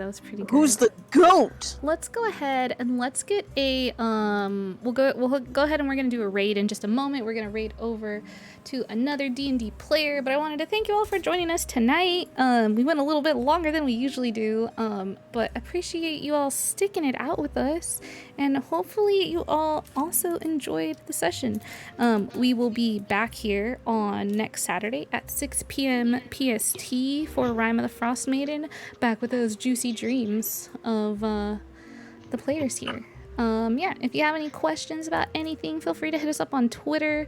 And yeah, we'll look forward to next time. And if you're into video games, we'll be streaming some Final Fantasy XIV throughout the week. So yeah, thank you all, and let's go ahead and get this raid going. I'm gonna go ahead and raid over here. Thank you for joining us. We appreciate it. Yeah. Check out John's book on Amazon.com. It's called Ascendant Family. Yeah, Zarius here, if you didn't know, is actually a published author. Let me just get that link in the chat right quick. Our good friend Zarius here is actually an actual author, folks. There he is. Check out his book, Ascendant Family. Available on Amazon. I've got it in paperback myself. Looks pretty cool. Looks like a great book. Yeah. Author, wow. It's exciting. I want you to know I'm just pinching myself as hard as possible so I don't talk right. Alright, and with that, we'll go ahead and get the raid. See you guys next time. Bye-bye. Bye. Bye.